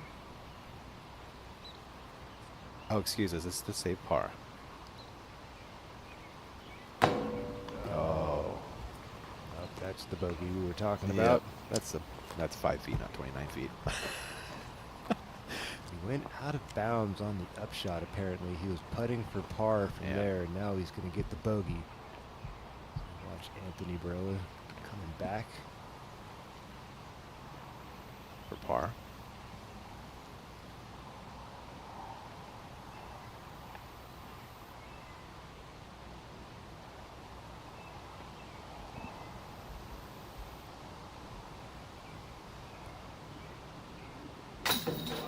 Nice up and down there from Barella.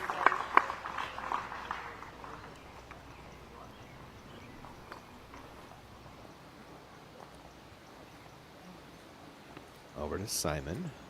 Let's look at 2.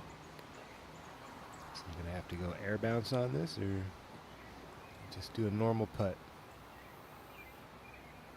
I don't even know if there's time for an air bounce on this putt. He's so short. One little thing in his way on the way out. See if he can make this work. Had to float it a little more than he wanted to. Got the nose up, made the disc turn hard. Unfortunate there for Simon. Having a hard time getting the momentum rolling, you know, just keeping it going. He's having some good moments. Can't capitalize on that awesome drive at the 8th. Throws it away on the 9th.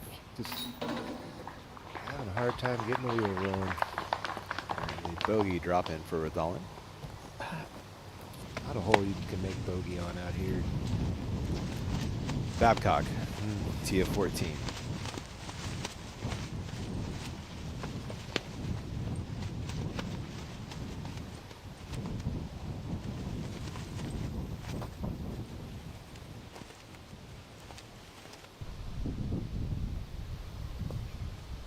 He's going to like that, Ian. Nothing wrong with that? He's going to love that. Love that. We'll show you his second shot on the other side of this break. We'll be right back.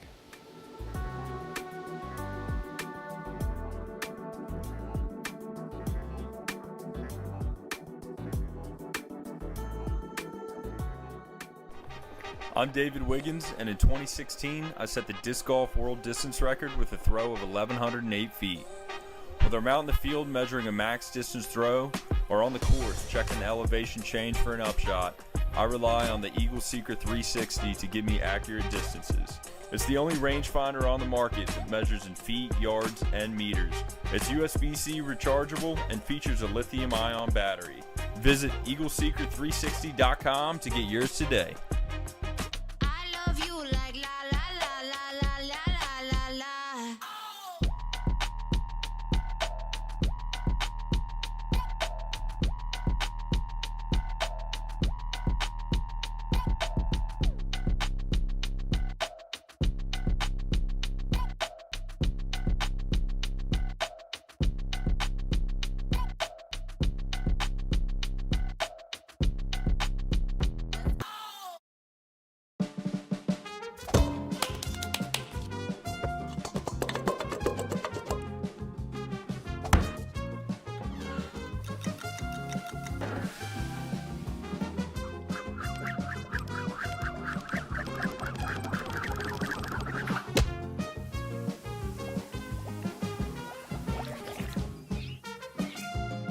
Tone technology by Clash Discs.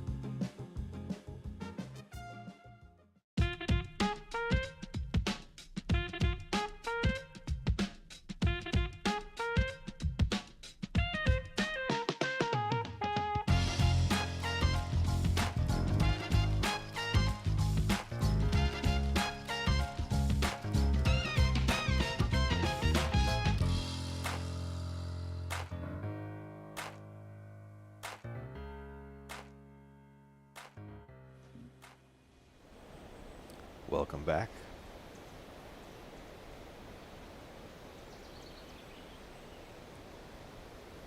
On hole 13, it's like Gannon Burr on the tee. Gotta say, Ian, the pace is great when the weather's good around here, huh? No slow back up muddy fairways, you know, just things are moving at a nice clip. That is a brave slow-mo operator right there. Hurry up, hurry up. Okay, rumbles in there. Nice.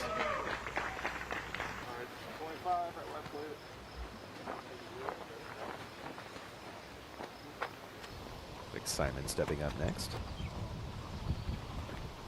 Not a lot of room for error playing the sidearm here. You've got like maybe a 5-foot window. You're trying to bounce that thing for the skip.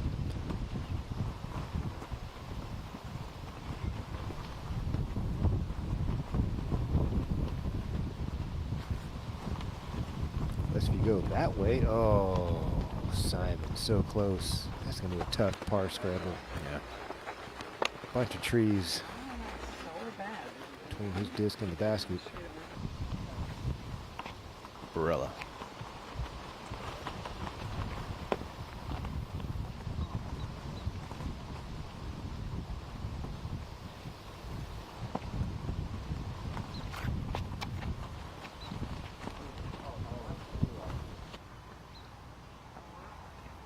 Not bad.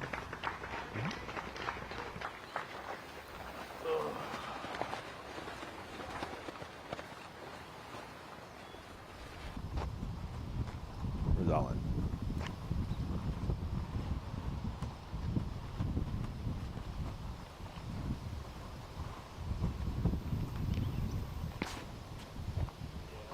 Yeah, cool. Nice and tight. Let's see if he beats everything. He's got the heat. Nicely done from Kohler at all, and in circle one. Tap in range. Pee-pee time. That's good. Good times. Babcock throwing 2 on 14. Will it skip up the hill? It will not. All right, it's safe though. Yeah, that's true. Pars are good. And at least a green light on the putt too. For sure. Robinson, his second on the same. It's a nice angle to work with. Play something on the overstable side. There you go. Oh, it just catches a bit of the canopy, kills the speed. Got a safe, wide open look though. Circle's edge, it looks like. Flying above your featured card on 13th green. Simon Lizotte and his second coming up. As seen down there.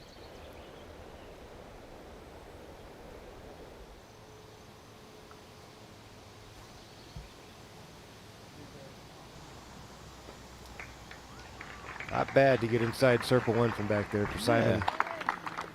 Man, that had another 3 or 4 inches of air underneath it. I think he would have been parked. Super close.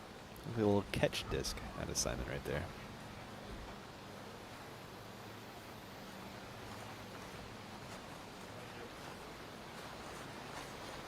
I feel like that technical spinny throw is kind of leaving the scene of disc golf. And Simon's one of the masters of that play, and it's one of those things that you would love to have in your bag if you can develop it. It really can save you from a lot of things, especially when you don't have much of a swing to work with and you're relying on your wrist a lot. Barella for birdie. Closer to the fairway than circle one.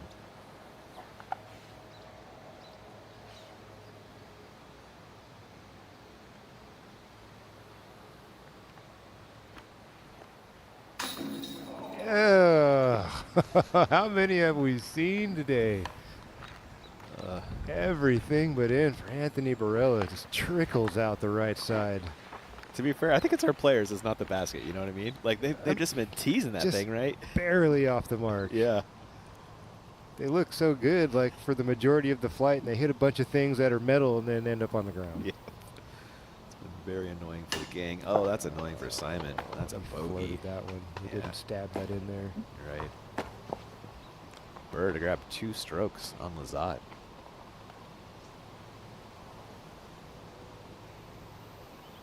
All of a sudden. Yeah, 4 birdies in the last 5 holes, like we said, after he made that bogey. If he could still turn things around and get right back in this. And here's another opportunity for Gannon.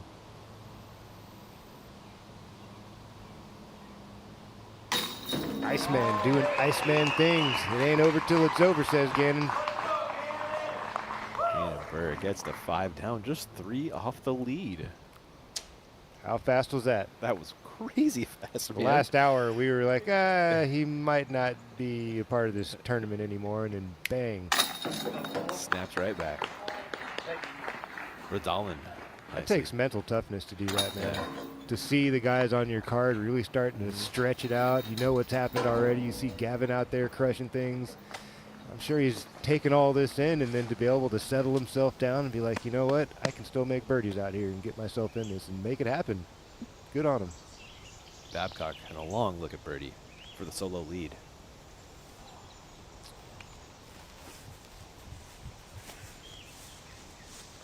And we have caught up with Chris Dickerson.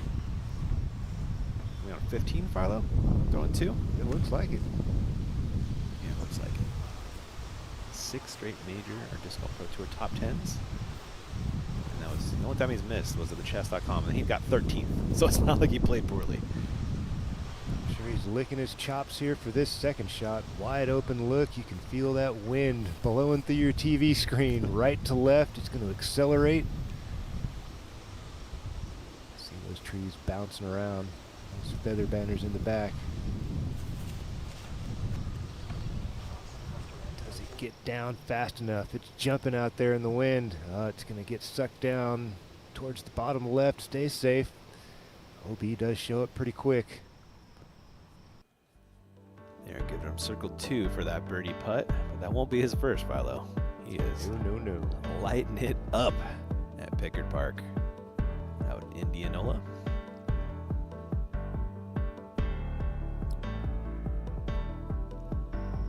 Live for birdie with Dickerson, 15's green.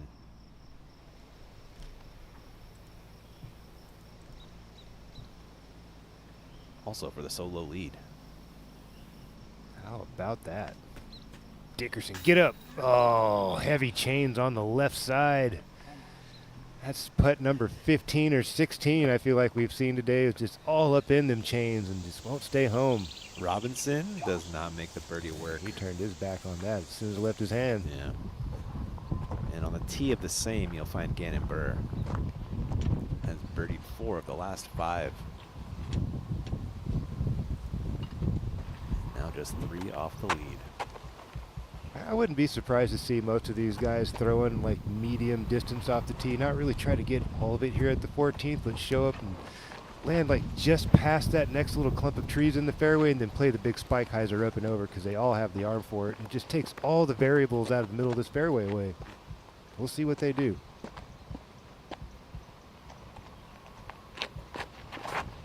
That's totally a layup.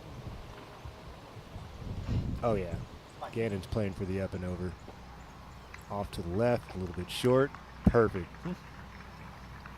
I like that though. We saw, those second shots across did not go that well. They typically don't.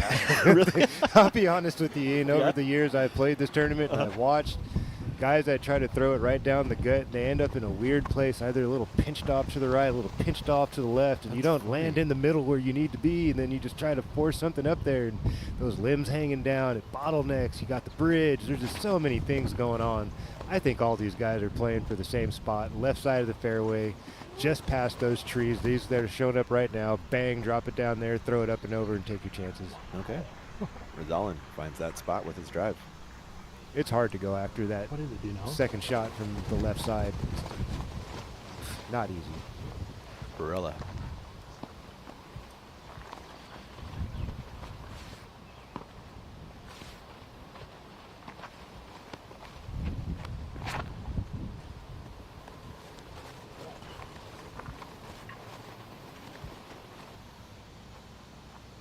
Okay, a little more to the right. I think he would like that to have finished a bit more left.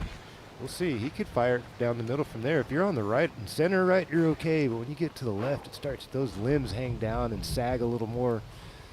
You'll see it as we get there. Sure. Trust me. Simon. Coming off the bogey on 13. That's aggressive.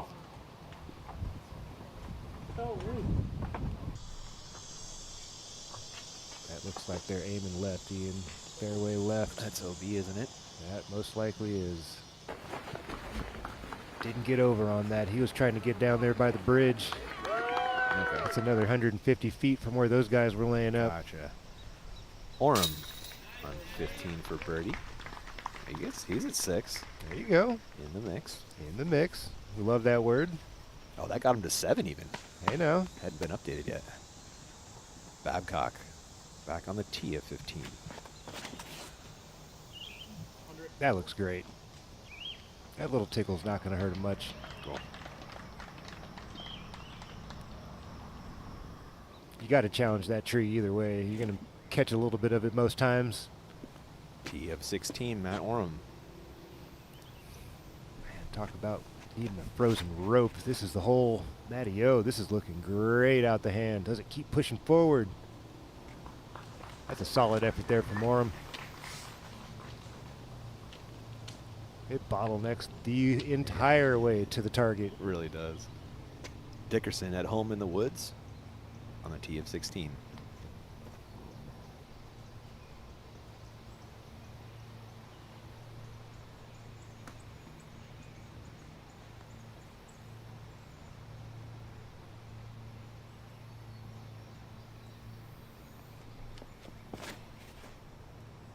A little wide. Does it get skinny? Ooh, he sure used every inch of that fairway on the right side. Missed everything. Woo. Second shot for Robinson on 15.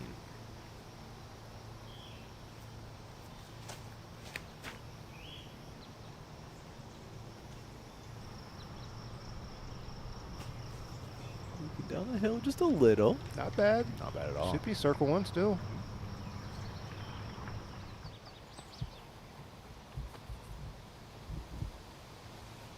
Burr is looking up and over, as Philo called for his second.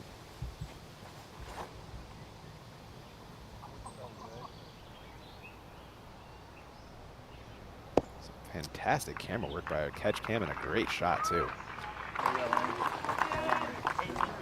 Child's play for these guys with their arm speed and their ability to go vertical with the disc. Man, it takes all the danger of this hole out of play. And AB off to the right. Looks like that over the top shot not available. I'll fire one up the gut.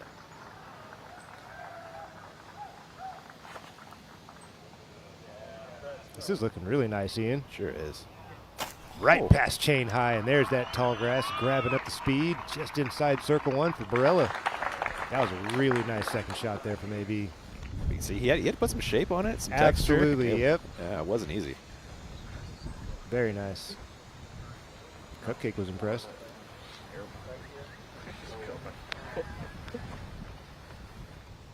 Babcock throwing 2. 15's fairway. Yeah, that's just fine.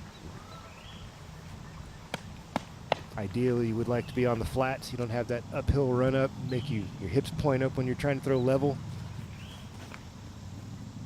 Does a good job there. Does it get straight enough, Ian? Yes. Nice straight finish for Babcock on the bullseye. Hello. Dang. He's golfing his disc this afternoon. Sure is. Everyone's been headed down that hill with their second. He managed Most that, people do. that It's angle. tough to challenge that right OB and not hang it out there too much. Back on 14, Radalin. So hard. This is a big mistake that a lot of people get into on this hole, Ian. That's exactly the thing that happens. I've seen it happen over and over and over. It's such a fine line, and you got to throw it hard, and it makes you want to hold on a little longer. Tough shot. Out of position, force the issue, and now he's going to have an paying the 80-footer price. looking for a par. Yeah, it's going to be tough. Simon went OB left, so he's going to have he's far enough down the hill that he's into the canopy. He'll have an uphill look at it. We'll see how far left they mark him. He might not have anything if they mark it under those trees and left, because there was a little cutout there. We'll see. Here, maybe? Yeah. No, I didn't. I mean, we're all at the tee pad, so that's the best vantage point that I have. It looked like it went right over this tree. Yeah. Okay. Like probably most closer to this right stake than the left one then. Somewhere. If it's there, I might have to go all the way back. Yeah. And if it's there, I might be able to take one here. I mean, I feel like right on this like little baby tree. Yeah. Okay. Yeah, I'll get that. Yep. Right here. Yep. Yeah. Now it's a matter of what's the line to the target for Simon. Right. if he can get any help with his line backwards.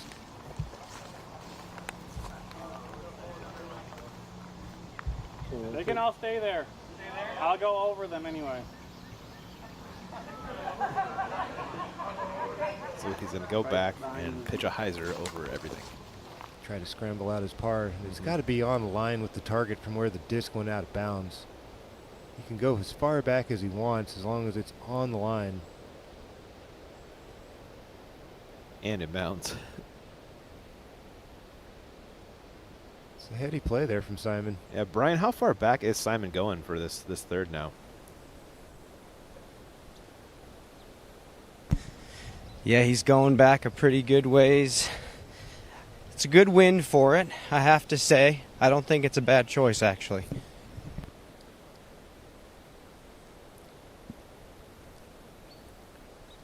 I think he for sure brings in the potential for double bogey or something if he tries to shape something from back there in the woods. You know, bops a tree, goes OB again.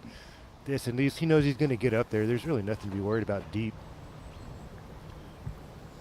The only way you're going to film this shot, our Flight Factory drone. Ooh, Brian, that looks like it might be OB again. And yes, we are seeing a red flag, unfortunately. No, short. Didn't even get it there. That's surprising. Yeah. You're going to miss. Now, where's his mark going to be? Did he even cross in bounds up there and then retreat backwards into the OB? We'll find out. It's devolving rapidly there. Birdie look on 16 for Dickerson. It's for the outright lead, too.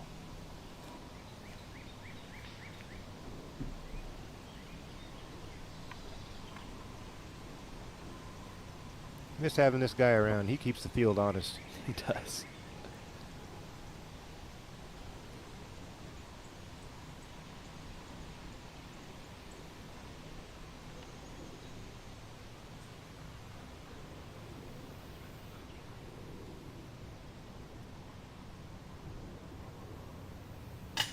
Oh, doesn't drop in time for chicken. No. Ooh.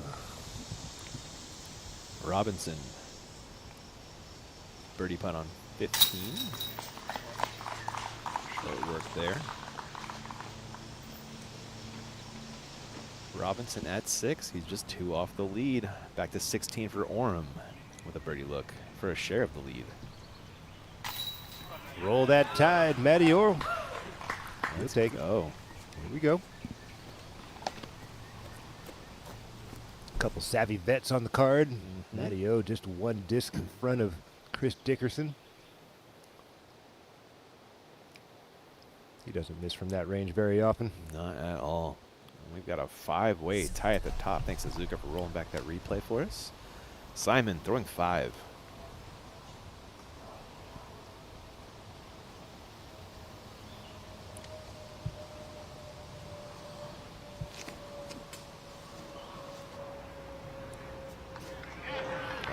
Scramble up a 6 at least.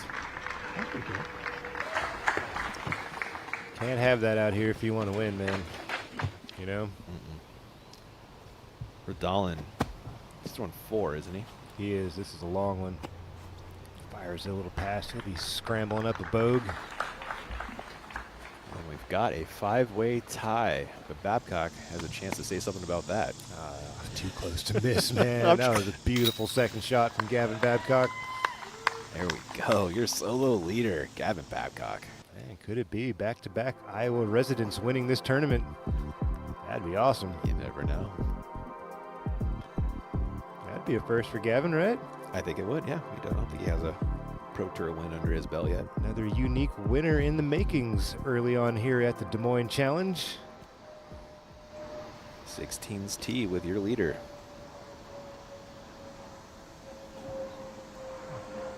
Well, you saw just a couple minutes ago how skinny you can get on the right side of this hole. There is a little room, but not a lot. Definitely don't want to miss left.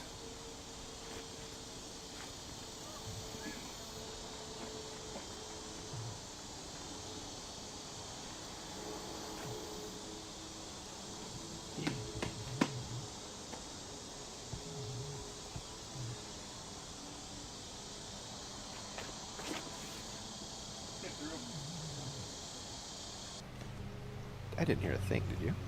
He caught something about 2/3 of the way in flight. A little bop to the right. Hopefully didn't bury him in there too much. Yeah.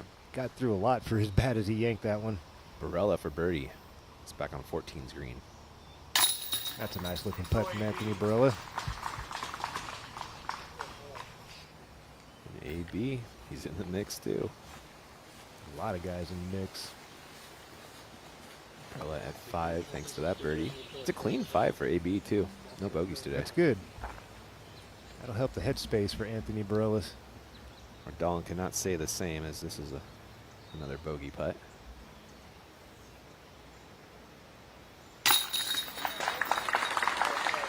Sends him back to 3. No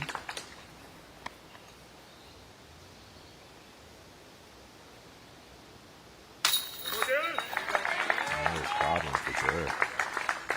How about the turnaround for Gannon Burr? First half of this day was not looking so great for Gannon, and all of a sudden he kicked that thing into hyperdrive, and he's caught up in a quickness right on the heels of our leaders. Birdies on 5 of the last 6. Checking out Philo's philosophy for closing, brought to you by our friends at blackingdisc.com, the premium disc golf store. Pretty sure everybody's gotten a good look at the closing holes here. Aim small and miss small, because you hit something early, you're going to get punished on 16, 17, and 18. You got to find those fairways, stay as close to them as possible, and then you can scramble out your pars. Mental toughness, you're going to need it this weekend. You see the names are piling up already. It's going to be a shootout all weekend. It's going to be a test of who can keep their head on their shoulders and keep things together. On the box of 15, Gannon Burr.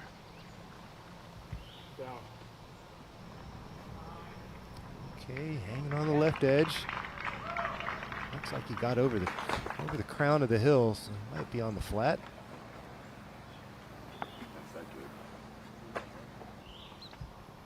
Barella.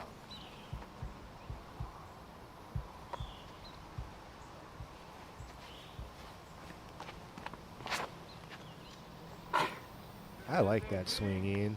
Little cut. Little cut swing. There you go. Plenty good. Take any chance of the disc really rising on you with the hyzer. Mardallin.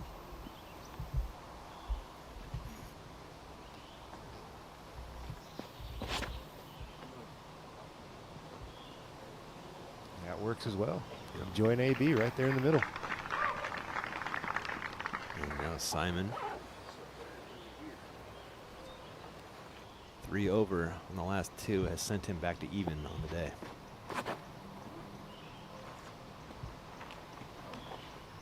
Gotta play. Chance to get back under par with a good second there.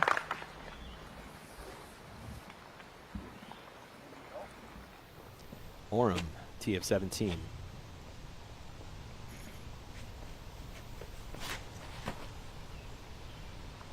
How do you like it, Ian? One tree to beat. Did he catch a stump? Oh, I think he caught that stump. Enough, maybe? He's out there. He's out there. I know he would have liked to seen that get that finish to the left and have a wide open look. And Babcock, a tomahawk out. And we'll have that left for par. Can't be more than 6 steps. Yeah. See the bullseye whisker there, dropped in just a few feet behind that. 17 again, Dickerson.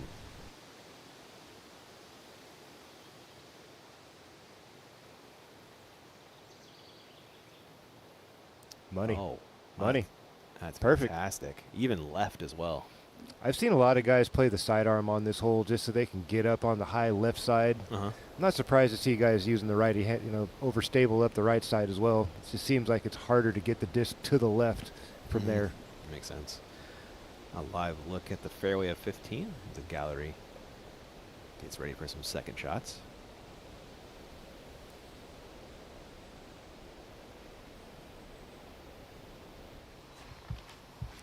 Barella throwing 2.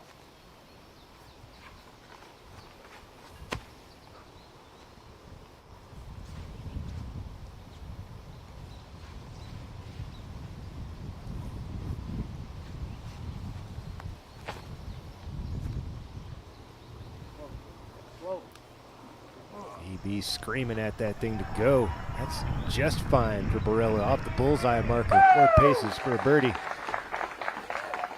One of the best looking second shots we've seen in there. Similar to Gavin Babcock's. Different position, but nice finish. Hit the brakes and checking up right there. Verdalen also throwing 2.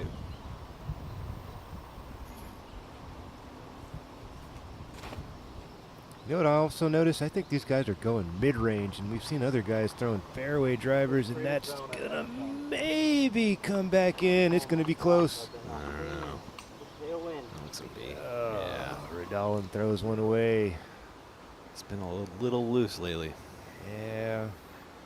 Challenged that line a little too much. Anthony Barella's just never left in bounds. Simon.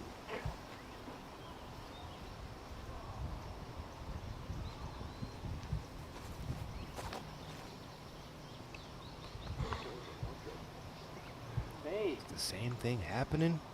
Just fades in time. Ooh, that knurled inbounds. By the skin of his teeth there. Lazat inbounds. That shot is harder than it looks, ladies and gentlemen. Got some weird things happening out there with nature just affecting the shot. Got the air moving, you got the downhill grade, you got the side slope, you got the thin grass by the basket. A lot of things happening. Burr and his second.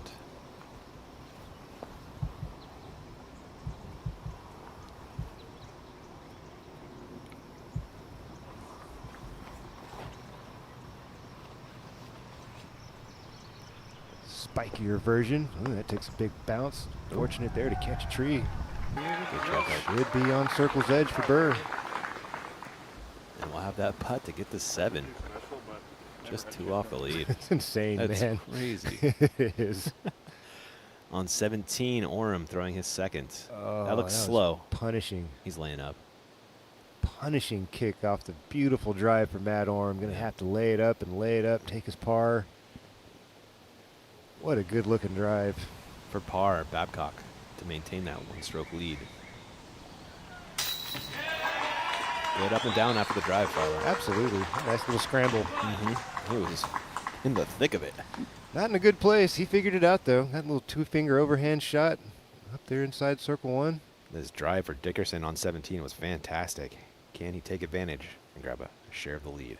Little tiny bit of shot shaping here for Chris Dickerson. He would like to be left of this tree, and it opens things wide open. Would you throw forehand here, Philo, if you're Dickerson? Potentially, yes. The problem with the forehand shot is if you miss a little bit to the right, you go OB for sure. There's not a lot of room there. It's safer to play this shot and miss to the left. Out of bounds. No. Out of bounds. That's what our scoring update says. Ouch. Wow. Verdalen, after finding the out of bounds, has this for par.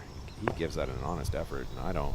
That was not honest, Dean. He just got double punished because that was high and floaty. That caught an edge, and he is out of bounds again. Down there on 16's tee pad. Do you just re-putt? I wouldn't. I would rather have the uphill look. Oh, okay, yeah. Dickerson from the drop zone throwing 4.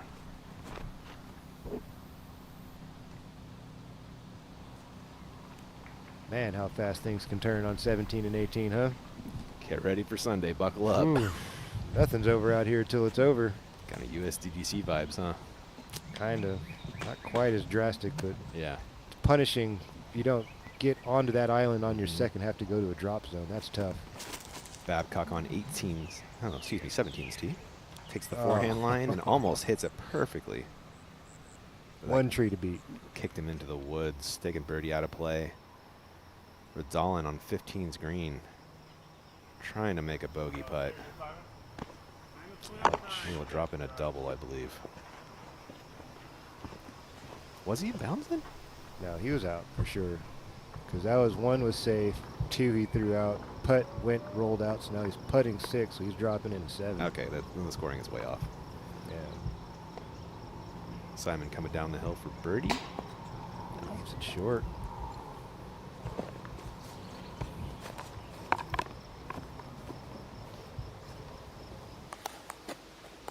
And Gannon Burr. get within 2 of the lead. Wide open look. Nothing to worry about on this putt. Kind of have to give Gannon some credit for that putt he made back on hole 5 too. I mean, that was a pretty special putt. Talking about an OTB shot of the day moment. Oh, that was a fun one, wasn't it? I think that really kind of got things going for him. He did make another bogey after that, but I think that putt maybe started to make him believe a little bit again.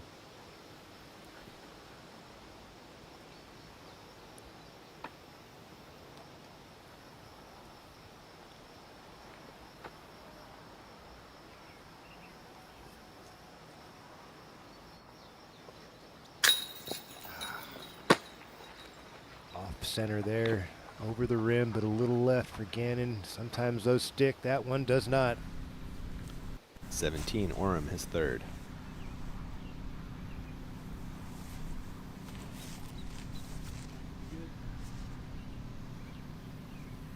And is under the bucket. And despite the drives, Orem's going to pick up a stroke on Dickerson. How about that, huh? Yeah. It's just unfortunate Dickerson, trickles OB there. Don't get to progress. They might end up with the same score if the rules are different. Yeah, true there. Barella, a nice birdie. Maybe in the mix. 6 down. I'm sorry. I could understand going to a drop zone if you never got to the island. If you never crossed in. You never crossed it, you know. It's extremely punishing when they make the rules. If you don't make it onto the island, you're automatically staying on the fairway you're on at the drop zone. That's tough. On the green, Dickerson for 5.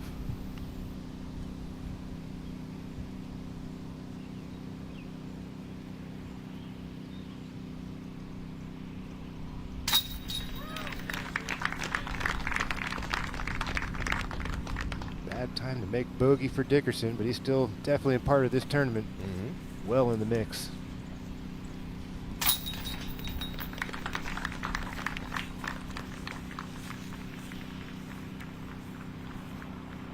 There is the par drop in for Orem. Fantastic approach.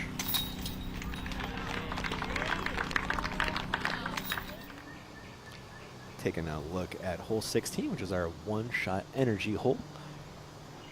You got code DGPT for 25% off at oneshotenergy.com. Barella. One tree to miss. Oh. It got him. So close. You got to throw it like that, though. You Yeah. got to throw it hard and test that right side just a smidgen. Gannon Burr.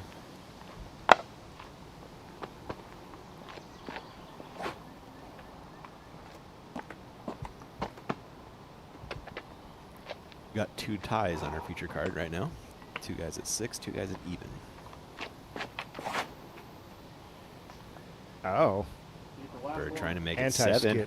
Oh, all right. He's still up there. Circle T, shallow. He's going to work that in. Simon next to T.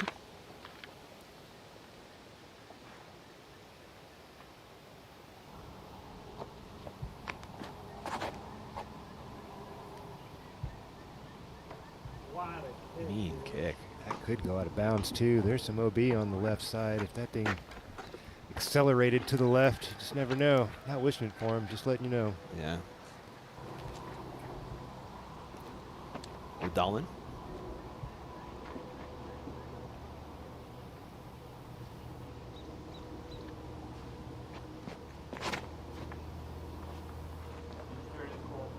Miss it all, baby. Go in the chains.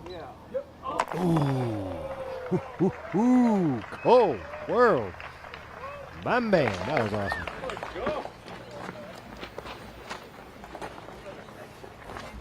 We got a one-shot energy replay. Use coupon code DGPT for 25% off. Ooh. Chain high. Couple discs off, man, from being on. This has the good decency to slide back into the bullseye at least. He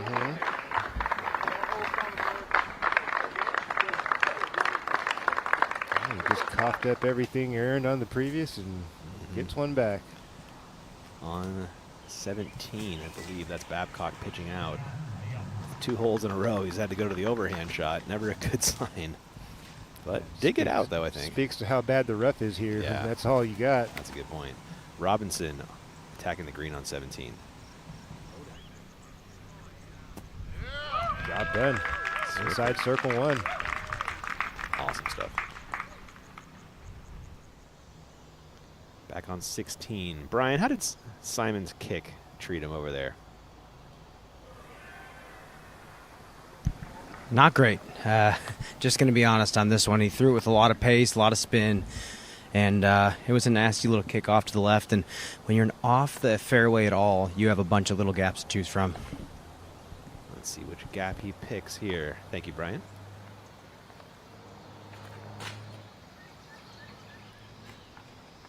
It's a great spin, man. That's, again, one of those things, one of those skills that Simon has that not many do, to be able to just do a little standing spinny throw and keep things on a tight line.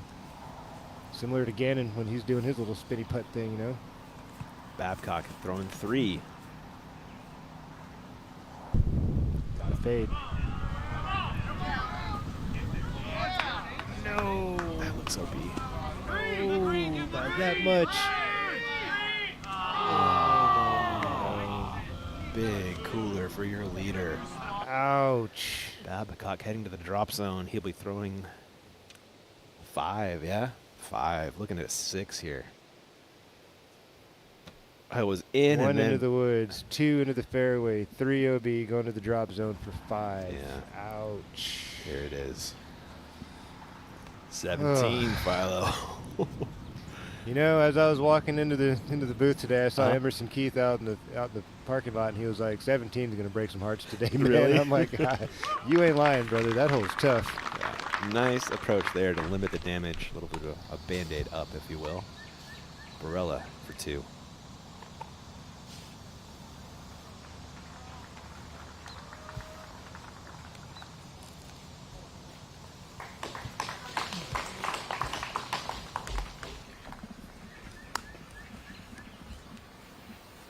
Hole 17 playing 3/4 of a stroke over par. 18 playing half a stroke over par. Oh, they can all blame this cat right here. It was his idea. Was it? It was. That was his first crack at design, and I'm sure he was pretty nervous about it, but I think he did well. That tee shot's demanding, but it's fair, you know. The rules are tough on 17, but the shots aren't that bad. Burr. Drops in the birdie. Makes that look so easy.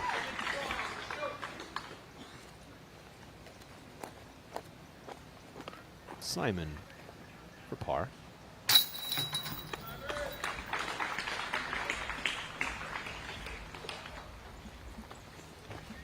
Dolan almost grabbed the 1. He'll grab a 2 instead. That would have been one of the coolest bounce backs I've ever seen, man. Triple bogey to ace. That's been sweet. Usually it's the other way around. Yeah, true. You make an ace and then make a quadruple or something. Kevin Keeper today. Oh, man. What did he do? Double right after his ace. Robinson, green of 17, and it sticks. Tried to jump out, didn't it? It sure did. Bonus birdie on the day. Orem, tee of 18.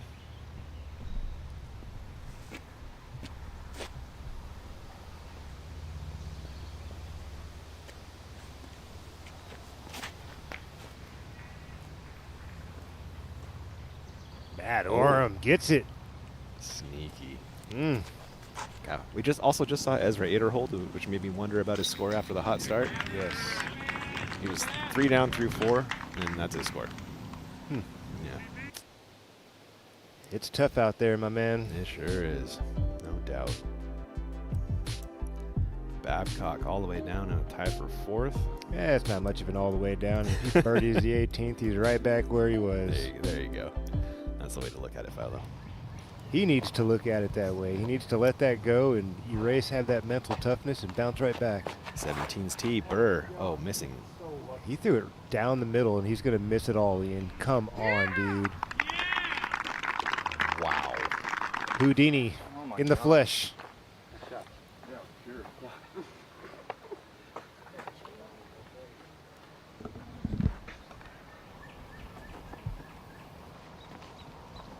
Radallen. Better to be lucky than good, Philo. Some days, man. That shot, oh my goodness. I thought he was cooked. I'm sure everybody thought he was cooked. Ooh, that looks yanked. Get lucky like Gannon. Yeah. Yeah, Cole. Got out. How about that? Be lucky like Gannon. Got to be greasy sometimes, man. You do. Part of the game, you know? Barella.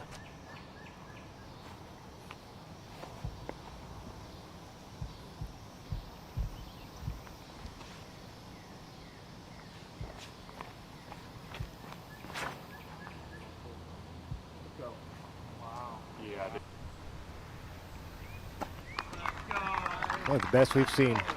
Anthony Barella dropping a dime. Beautiful. And Gannon Burr actually designed this hole. Let's send it off to hear some words from Gannon Burr about the hole. So for hole 17 here, originally we were just gonna go on the short side of the creek, and then I looked over and I saw this big tree right next to me here, and I was like, we gotta have a tee pad over there, and we got it put in. The tee pad was originally gonna be about 20 feet right of me right now, and then that gap ended up not working, and so you know, the hand I kind of played was a little bit where the tee goes, but then definitely like kind of carving out the gap. So here we have two different lines. The left line's a little bit tighter, but we wanted, you know, lefties to have a chance, or forehand players. And then the right side here is going to be the most preferred line, definitely a right-handed backhand hyzer. But you still have to push pretty far before the OB long. And then obviously the second shot into the green, super tough. The green's the shape of Iowa, which is pretty unique. So you got to aim right for Des Moines, put it right there. You'll have about a 15-footer to get your birdie. We're gonna see a lot of 6s and 7s this week on this hole. I think we might even see a 9, depending on, you know, if you hit early, you gotta pitch the mouth, then pitch up to the top, and then you go miss that, miss the drop zone, miss the second drop zone. I mean, it can unravel really quick. Yeah, I'm excited to see how it scores this week. That's like Cedar Rapids, Iowa about, which I've also lived there, maybe toward Waterloo. But yeah, gotta throw your shot in Des Moines. That's fun, Philo. Put a basket on Des Moines? I like that. I didn't know that. Oh, the basket's more Cedar Rapids, Waterloo, but you want to throw the disc towards Des Moines. Okay, it's more in the middle. Yeah. And Gannon wasn't wrong about that 9. It happens. There's one out there. There is also a 2, though, Philo. That's special. Yeah, we got to give a shout to Thunder Schultz for the 2. How about that? Yeah. Sweet. Another par for the day, Thunder Schultz. 2 of them on one hole. There you go. 18, Orem.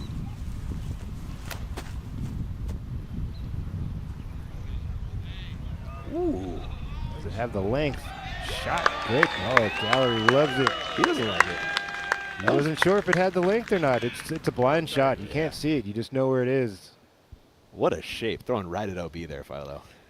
Oh, man. That's one of our favorite shots in the game, man. When you can throw something out there against the grain and trust it back to the right. It takes a while to develop that swing, man.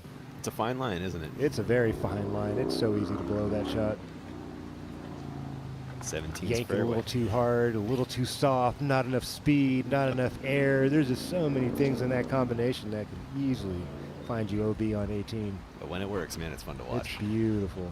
One of the prettiest shots in the game. Radallen attacking the green on 17. There you go. What city's in over there, Philo? He's in Des Moines, baby. Nice. Right in the middle. Barella. All the room in the world for this shot. Strokes on, folks. Opportunity here for Barella. Center of the fairway. This is looking nice. Ian should have the length. Oh, beautiful.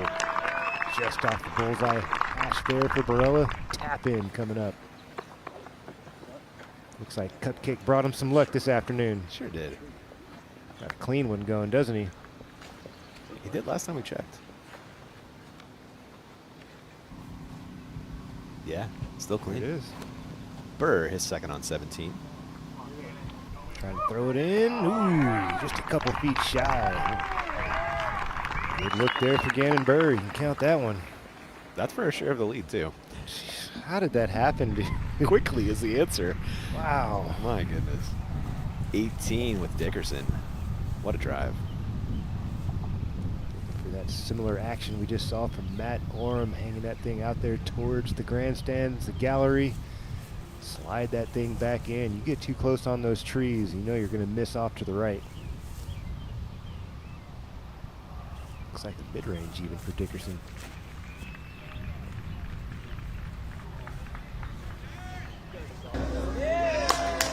There you go, Sickles edge. All right, all right. There is Iowa. 17's green.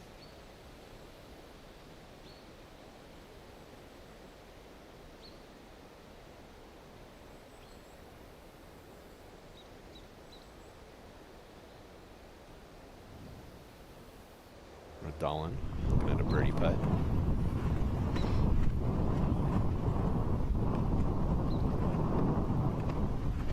So what side of Des Moines are you on, Philo? The Redolin side or the Burr side? Redolin side, West Des Moines. Bang, bang. Redolin trying to claw and scratch his way back into respectable this afternoon after the landmine. Triple bogey back there at the 15th. Burr for a share of the lead. What else can you say about this guy? He's starting to do those Pablo things, man. Yeah, he is. You know? Yeah. He's starting to get into that flow of like, hey, I might be down, but I'm not out. There was a time when you could see that would weigh on him a bit more at a certain point of the round, and you wouldn't see the energy coming back, and he just kind of slowly taper away, and he'd start getting hard on himself. And man, watching him mature before your eyes has been really something, man. 18, Robinson. Cut through the gap. Should get a fade. He's waving it left. There you go. Get around that tree. He'll like that. Man, honestly, anything past all those trees on 18 is great. If you can get an extra 80, 90 feet, even better. But man, just getting past all of this, you literally have a 12-foot gap here you're trying to hit. That's all you get. Or you get lucky. Babcock had the lead, now one off it. You could miss and do that. That's technically a miss, and he got away with it. Yeah, he did. Let's jump ahead to the green. Dickerson has a birdie looking for a share of the lead.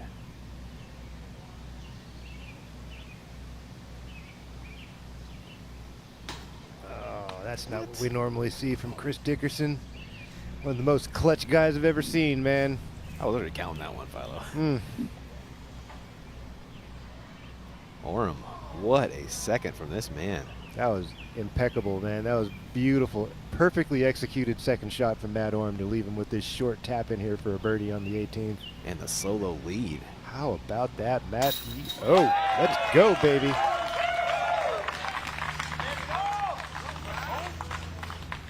Savvy vet. And the treacherous 18 for your feature card. Other side of this break, we'll catch you there.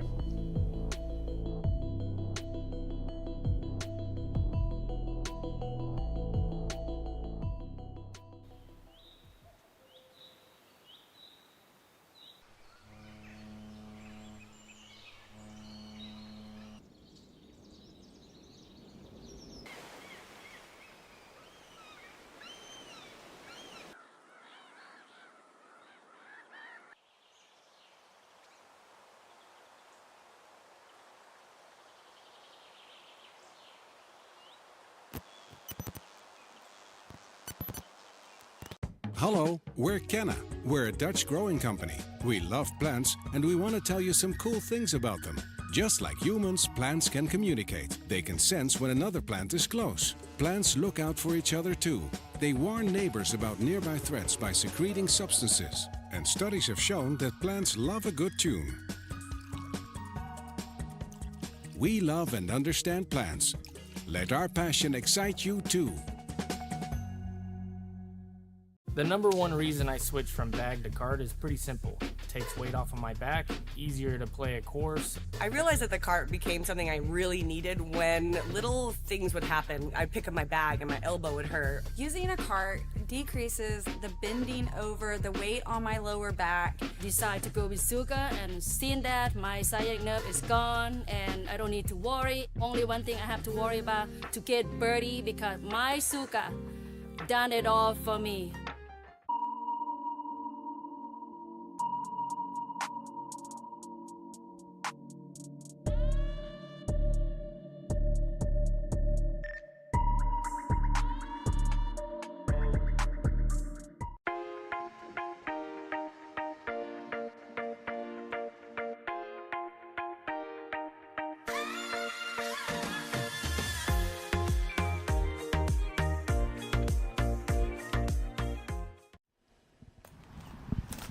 Eighter hole on 18. You saw the drive a few moments ago.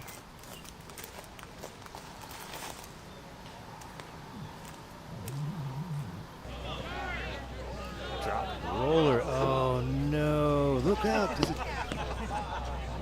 Yeah, if those weren't there, that might have come back in. It found a gap, like the lone gap in the boards, and it finds it, man. Unbelievable. Because man. otherwise, that's going to get straightened out and then curl It might back have in. even bounced off of those things and come back. Yeah, that's what I'm saying. What an unfortunate break there for him. Oh my goodness. Yeah. Good jukes by the gallery, though. Yeah, good footwork Yeah, there. nice work, man. Foot loose all over the place.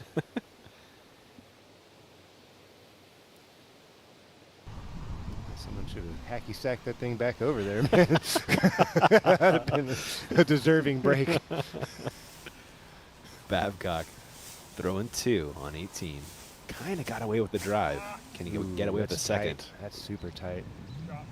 That's a great kick there for Gavin, man. If that thing goes in the middle of those trees, it's another stroke for sure. But in the fairway instead. Robinson. Roller. Okay. Caught something. Oh, no. mean. Ouch.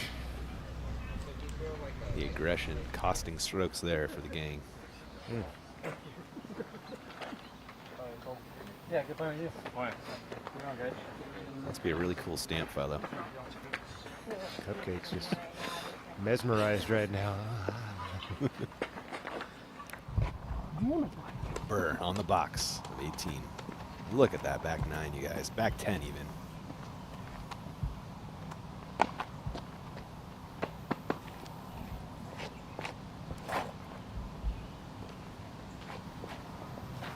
There's a reason why he's the tour leader at this point in the season. Yeah.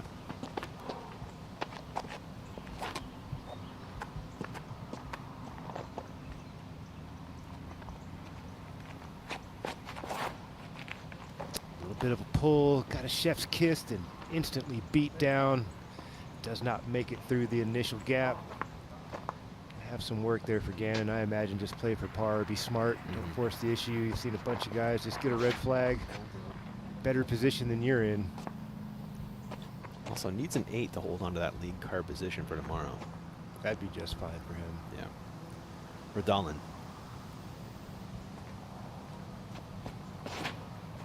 Come on. Radalin. Oh, that might have pushed forward through that stuff a bit, Ian. It's going to be tough to say from that angle.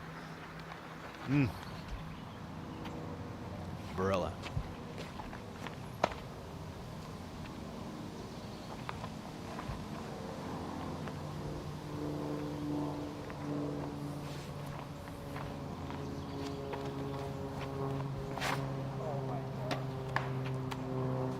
He never got the disc into the center. It's definer on the left side. That's going to be some extra work to get into the clear. Simon.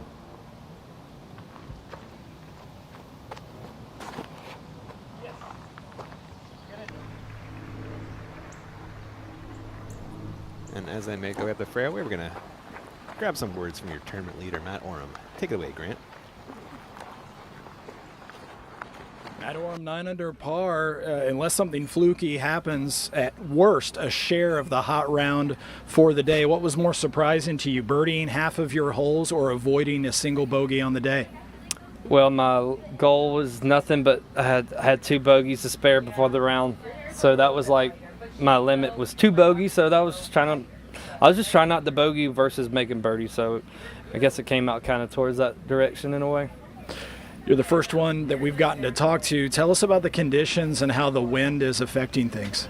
I definitely put a couple new discs after watching the ladies this morning because I don't think I played in the wind honestly since like DDO. I didn't do the Portland or none of that, so it's been a while since I played in the wind. So I had to throw a couple dogs in there, but yeah, it's definitely different. These holes gotten a lot harder this year, especially on the back nine. It's probably like one of the best back nines in disc golf right now. I mean, that back nine's pretty sweet, and I don't know. It definitely affects it because there's tunnels, hills, and OB, a couple blind up shots, but you can't see the OB on. So, did you have some sense of how well you were doing compared to the field, and do you have a sense of how hot you need to be over the weekend? I never know what I'm doing. I didn't know what I was doing in MVP. I didn't know what I was doing last week. I don't know what I'm doing now. 9 under. Is 3 9-unders good enough to take this down on Sunday? Yeah, that's pretty close. I think that's pretty close. The course has gotten considerably harder at the end, but I say that's somewhere actually about what's going to be right. Matteo's sitting pretty going into the weekend here in Des Moines. Oh, roll tide. Thank you, Grant and Orem. Unconscious Matt Orem. I don't know where I am or what I'm doing. I'm just shredding like normal, crushing the field. That's how you win tournaments. Burr did not get out, Philo. That did not go the right direction either, up that tree. No, kick to the right, wasn't it? Yeah, you want to see a kick to the left, if anything. Forehand roller for AB? Let's see if he can get out into the open. I love the idea with all those trees. It's going to turn up the hill, too. Oh, it's all right. Out in the open. Most of the way. Got a free swing and get past the trees. You're all right. Yeah. A bogey putt for Robinson on the green of 18.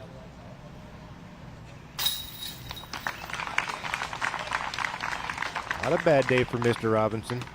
Oh, he's going to slide back now, tie for 14th. Babcock. That's a share of 5th for Babcock. Solid afternoon.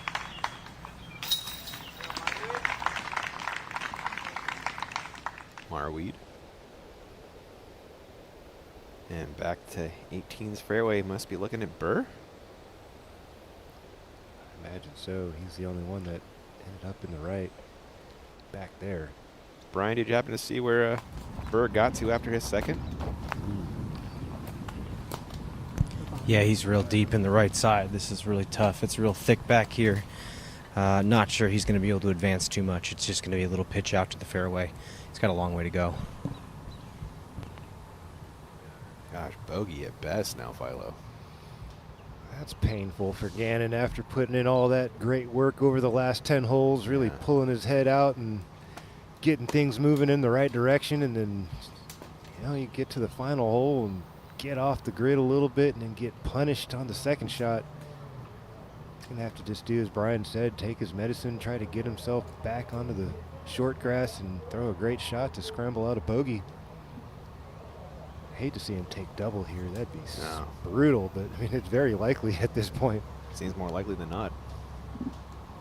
Because even if he gets out from here, this up and down isn't going to be easy. It's not easy, and it depends on which way he can go as he goes out. If he's going out coming left back down the hill, it just makes it harder. If he can get something moving forward and right, okay, it gives him a little help. We'll see. Hard to see what he's looking for. A little sidearm here.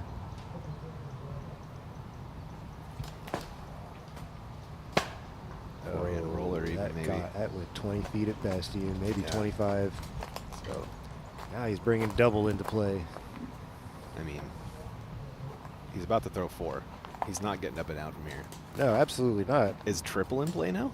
If he goes dum-dum, yeah, I think he can definitely save double if he can progress another 100 feet from there. If he's got a swing for 100 feet and get himself into the fairway, I think he should be able to make that work. Yeah. He's got a great sidearm. There's plenty of room out there to the left. He's got a few trees to beat, a bunch of green grass. Gosh, he's not even where a good drive gets. No, it would be past these next 2 big trees on the left side. Looks like he has a swing this time, though. There you There you go. So he should get up and down from there for Let's 6. hope. Let's hope. Yeah, we'll hope for that.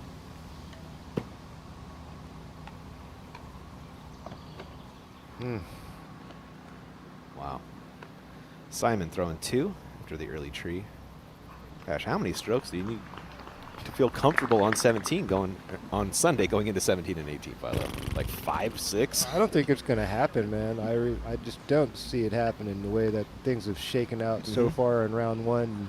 Everybody seems to, like the squirt gun thing at the carnival with the horses, and it's like one horse goes, the next horse goes, the next horse goes. It's like they're just jockeying back and forth, and I feel it's going to be that way all weekend long. It seems like someone gets a little momentum. Oh, they trip up, and horse number 2's up against the rails. It's just like it's going to be like that all weekend. Every 2 minutes, the scores are going to flip-flop, and somebody else is going to do something cool. And it's just going to continue until we get to the final stretch, and it's going to be, who's standing by the end of this weekend, the way things are looking. Who can survive all the roller coastering? That's the word for it, for sure, down this stretch. It's going to be an interesting watch, that's for sure. This is going to be a really exciting conclusion. You can tell already. Is that Barella in the woods over there? No, that's not Barella. Must be Radal in there? Gotta be Cole. Yeah. So he actually did get a bit of a swing out of that drive. Wow. And he's going to have a look for a birdie 3 after that. From the rough, man. He progressed up towards the edge of it. He didn't go into it like Gannon did, and he actually had something. That was a fantastic effort. Barella and his 3rd. A little stagger gap here to contend with out the gate.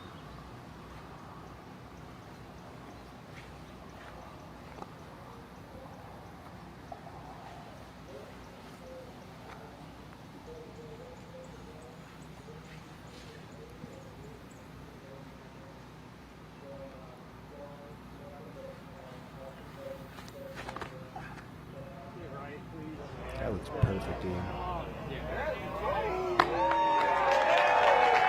Solid effort there from AB to get inside circle 1. Trying to scramble up a par. Amazing. It's good stuff, man.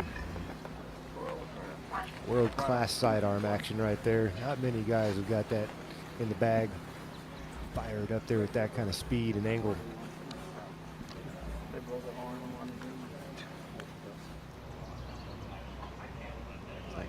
Burr grabbing range for his 5th now. I'm thinking 270-ish, just inside 300.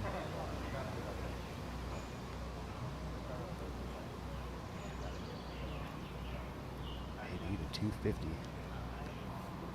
Chip shot here for Gannon Burr, trying to salvage the dub.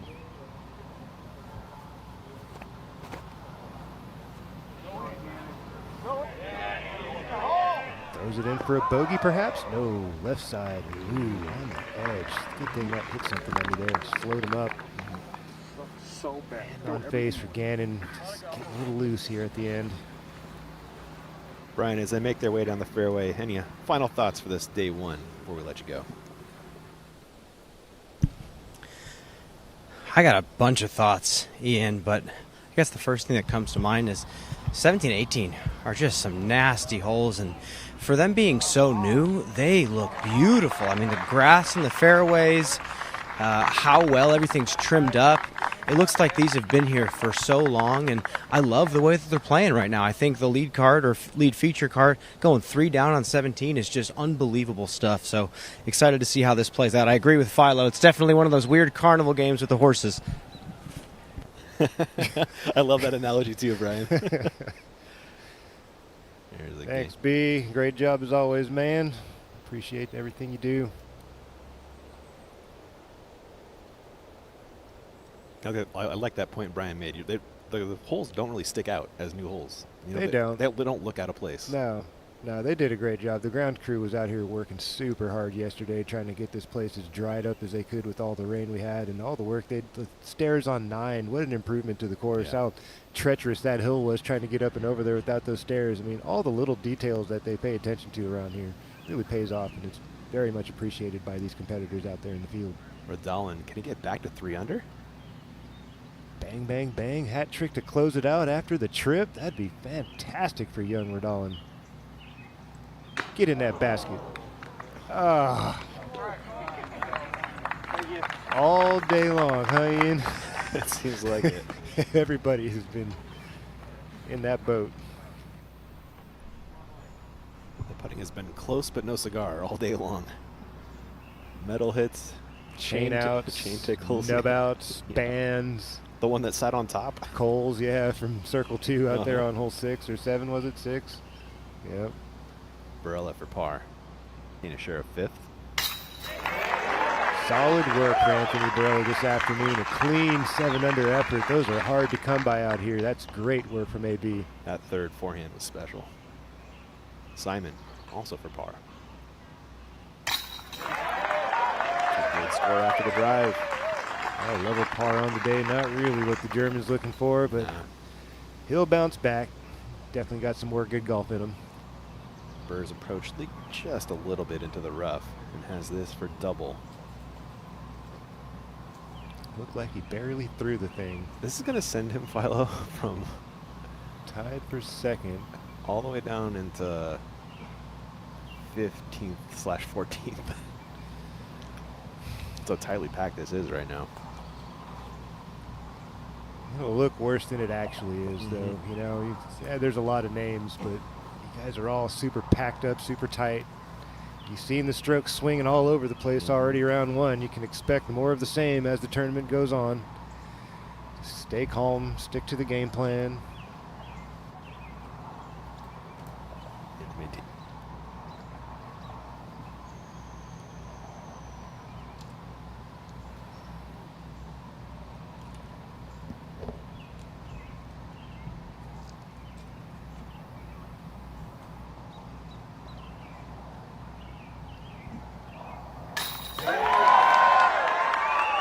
Nicely done by Gannon Burr. Tourniquet putt applied on 18. You're telling me, man, you started to see the fluid squirting off the tee pad back there. He was hemorrhaging in a bad way. Good job to keep his head on and get the lowest score he possibly could. Frustrating day for Radalin. Almost got the hat trick there to close it out. That would have been a special finish. Birdie, birdie, birdie, 16, 17, 18. Unfortunately, did have that big triple bogey back at 15th. Took all the wind out of his sails. He could have been firmly in the mix right there with Gannon Burr at 6 under par. If he would have got out of there with a par. The only man I'm seeing that got all 3 of 16, 17, and 18 are Jake Hebenheimer. How about that? Yeah. Helped his cause. He's at 6 down. He's in the top 10, wasn't he? Technically, yeah. Right, there you go. One stick off. Yeah. And welcome into the booth for a final time. Pickard Park, man, it's quite the show, Philo. Absolutely. They've done a lot of great work at this track over the years. They used to have a little bit of a different look on the back nine. The front's been pretty similar, a couple changes here and there, but overall the course looks great, held up great in the weather. These competitors are out here enjoying that we're going to get 3 full rounds in on time, no weather delays. Should be a great weekend. It's 4th of July weekend. Everybody's having a great time out here in Iowa, man. That's awesome, man. Love it. We're going to send it off to one more quick break. On the other side, you have the OTB after show as well as the OTB shot of the day and maybe some Matty-O action too. We'll catch you there.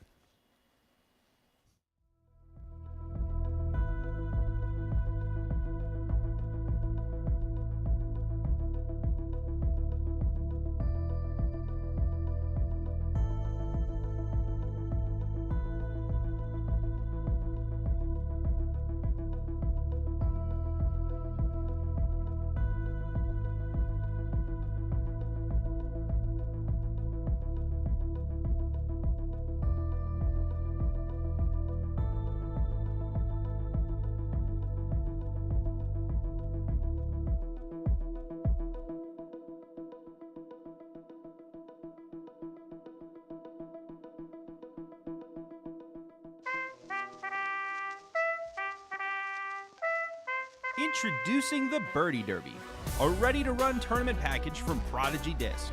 It's the perfect 3-disc tournament to welcome new players and give experienced throwers something new to try. Running a birdie derby is a great way to engage your local community and discover new discs in a ready-to-go package. Learn more and host a derby today at discgolfderby.com. Beth at 69. I just told myself, you got to will this one in there. Whatever you have, just will it in there. This man is unbelievable. This is what athletes live for. This is the moment.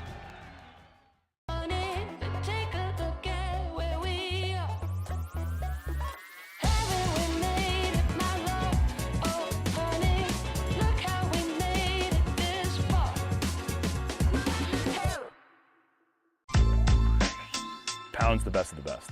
It's the quality, the craftsmanship, the vision for what a bag could be. Let's start from the beginning. I didn't choose Pound, I chose Levi. I trusted Levi to make the best bag possible. He's always trying to innovate. He wants it to be perfect. And I think he's the kind of guy that nothing's ever perfect. I trust the product, I trust the people behind the product. At this point, I don't think anyone's disputing that it's the best made bag.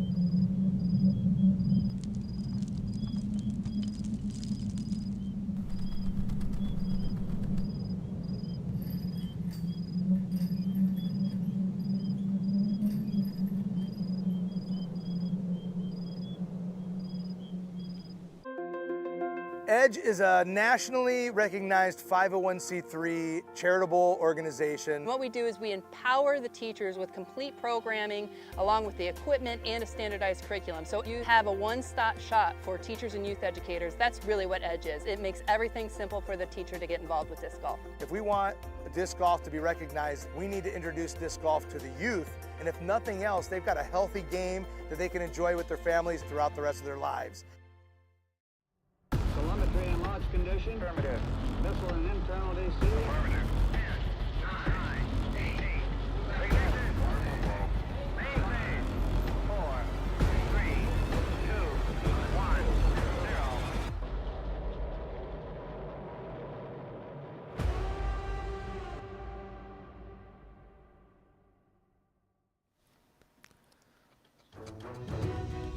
Welcome into the OTB After Show. Let's check out some Matt Oram highlights. Your leader, Matt Oram. Caught up with him on 15. That was a birdie. Followed it up with a really nice one on 16. Use me old body English to get that thing up there in circle one. Got to watch Chris Dickerson take a stab at it, made the adjustment, cashing that in. Took a break on 17 with the par.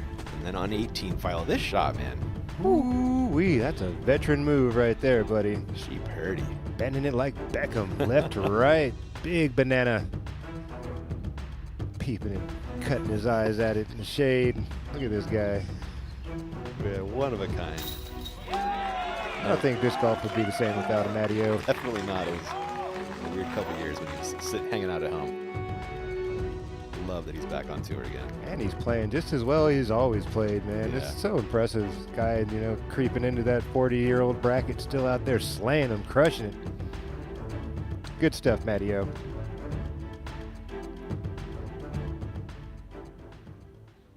And welcome into the booth. What a day at Pickard Park. That was really fun, man. I really, really enjoy this tournament, this course. It provides scoring separation, great holes, different shot shapes on almost every hole. Yeah. You know? Lots of variety out here at Pickard Park. You know, you got some big bomber holes. Start off with 2 big crushing drives, 1 and 2. 3 gets technical, 4 gets long, 5 gets technical.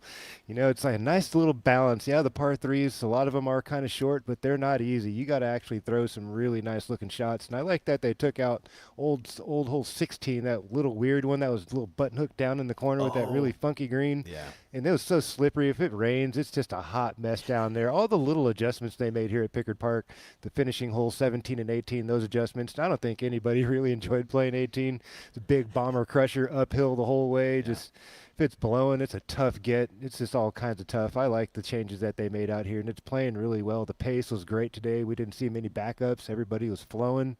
Solid effort out here at Pickard Park. Yeah, we got a really interesting league card tomorrow, Philo. What you got? We got Matt Oram, Raven Newsom, who actually has been on a Des Moines league card before. All right. Braden Sides, I think that's going to be our first sustained look at him, right? Correct. Should be interesting. And then Colton Montgomery, nice to see him bubbling back up again. Yeah, man, he got that dub out in Waco, and he's been kind of bubbling, coming and going, having some good showings and getting it together. Solid effort out here in Des Moines. We'll see if he can keep it rolling. Yeah. It's going to be, you're right. It's going to be an interesting watch. A bunch of different styles of play. Yeah. Matty O's got his own unique thing. Colton Montgomery's a ripper. We saw a little bit of Mr. Sides today. He seemed nice and clean. He did. We know what Raven can do. It's going to be a fun watch. And we got to give Calvin Heimberg a shout. He was just playing in Europe, I think, last weekend, the week before. That was last weekend, wasn't it? It should have been. And then hopped on a plane, and he's playing here, and he's going to hop on a plane and fly back to Europe.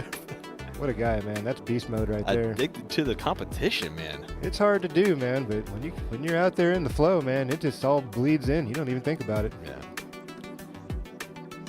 And it is time. Oh, wait. I get it. Donovan Stein. The 14, the biggest of bounce backs, Philo. That's probably a record. That's a big swing right there, man. Wow. Not the best day overall, but a day he will not soon forget, I promise you that. Production doing Donovan dirty here. That's messed up, man. You guys are harsh, man. Shade all day on the network. Let's get out here. Let's watch some OTB shots. I'm voting roller. I love that roller. That was pretty sick from Simon. Yeah, I mean, that ace run from Kohler Dolan was pretty dope, too. Oh, that was a good one. Let's see what they got. Run it for us. OTB shot of the day. Fire it off, boys.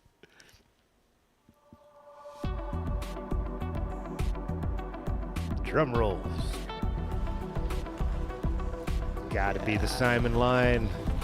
You called it early. You're like, why is Simon off to the right over here? Why is he looking left, man? Nobody looks left on this hole. Well, this is why, ladies and gentlemen. Simon Lizotte dropping sky roller on the 580-foot par 3. Curls up right around the circle's edge and unfortunately didn't convert. But Showman putting on a show for the folks out here in Des Moines this afternoon. He threw some crazy shots today. That he did. Why, Simon? Why? Sometimes, and then sometimes you're like, oh yeah, like this. Why not? Yeah. The Showman tipping the cap. Radal even clapping for that one. Loving it. And here are your broadcast times for tomorrow morning. And make sure you stay tuned for Tournament Central. At 9 o'clock for the women, 2:30 for the gents at Tournament Central. For everybody on the ground, everybody in the booth making this possible for Philo and me. We thank you guys so much for watching and subscribing. We'll catch you tomorrow.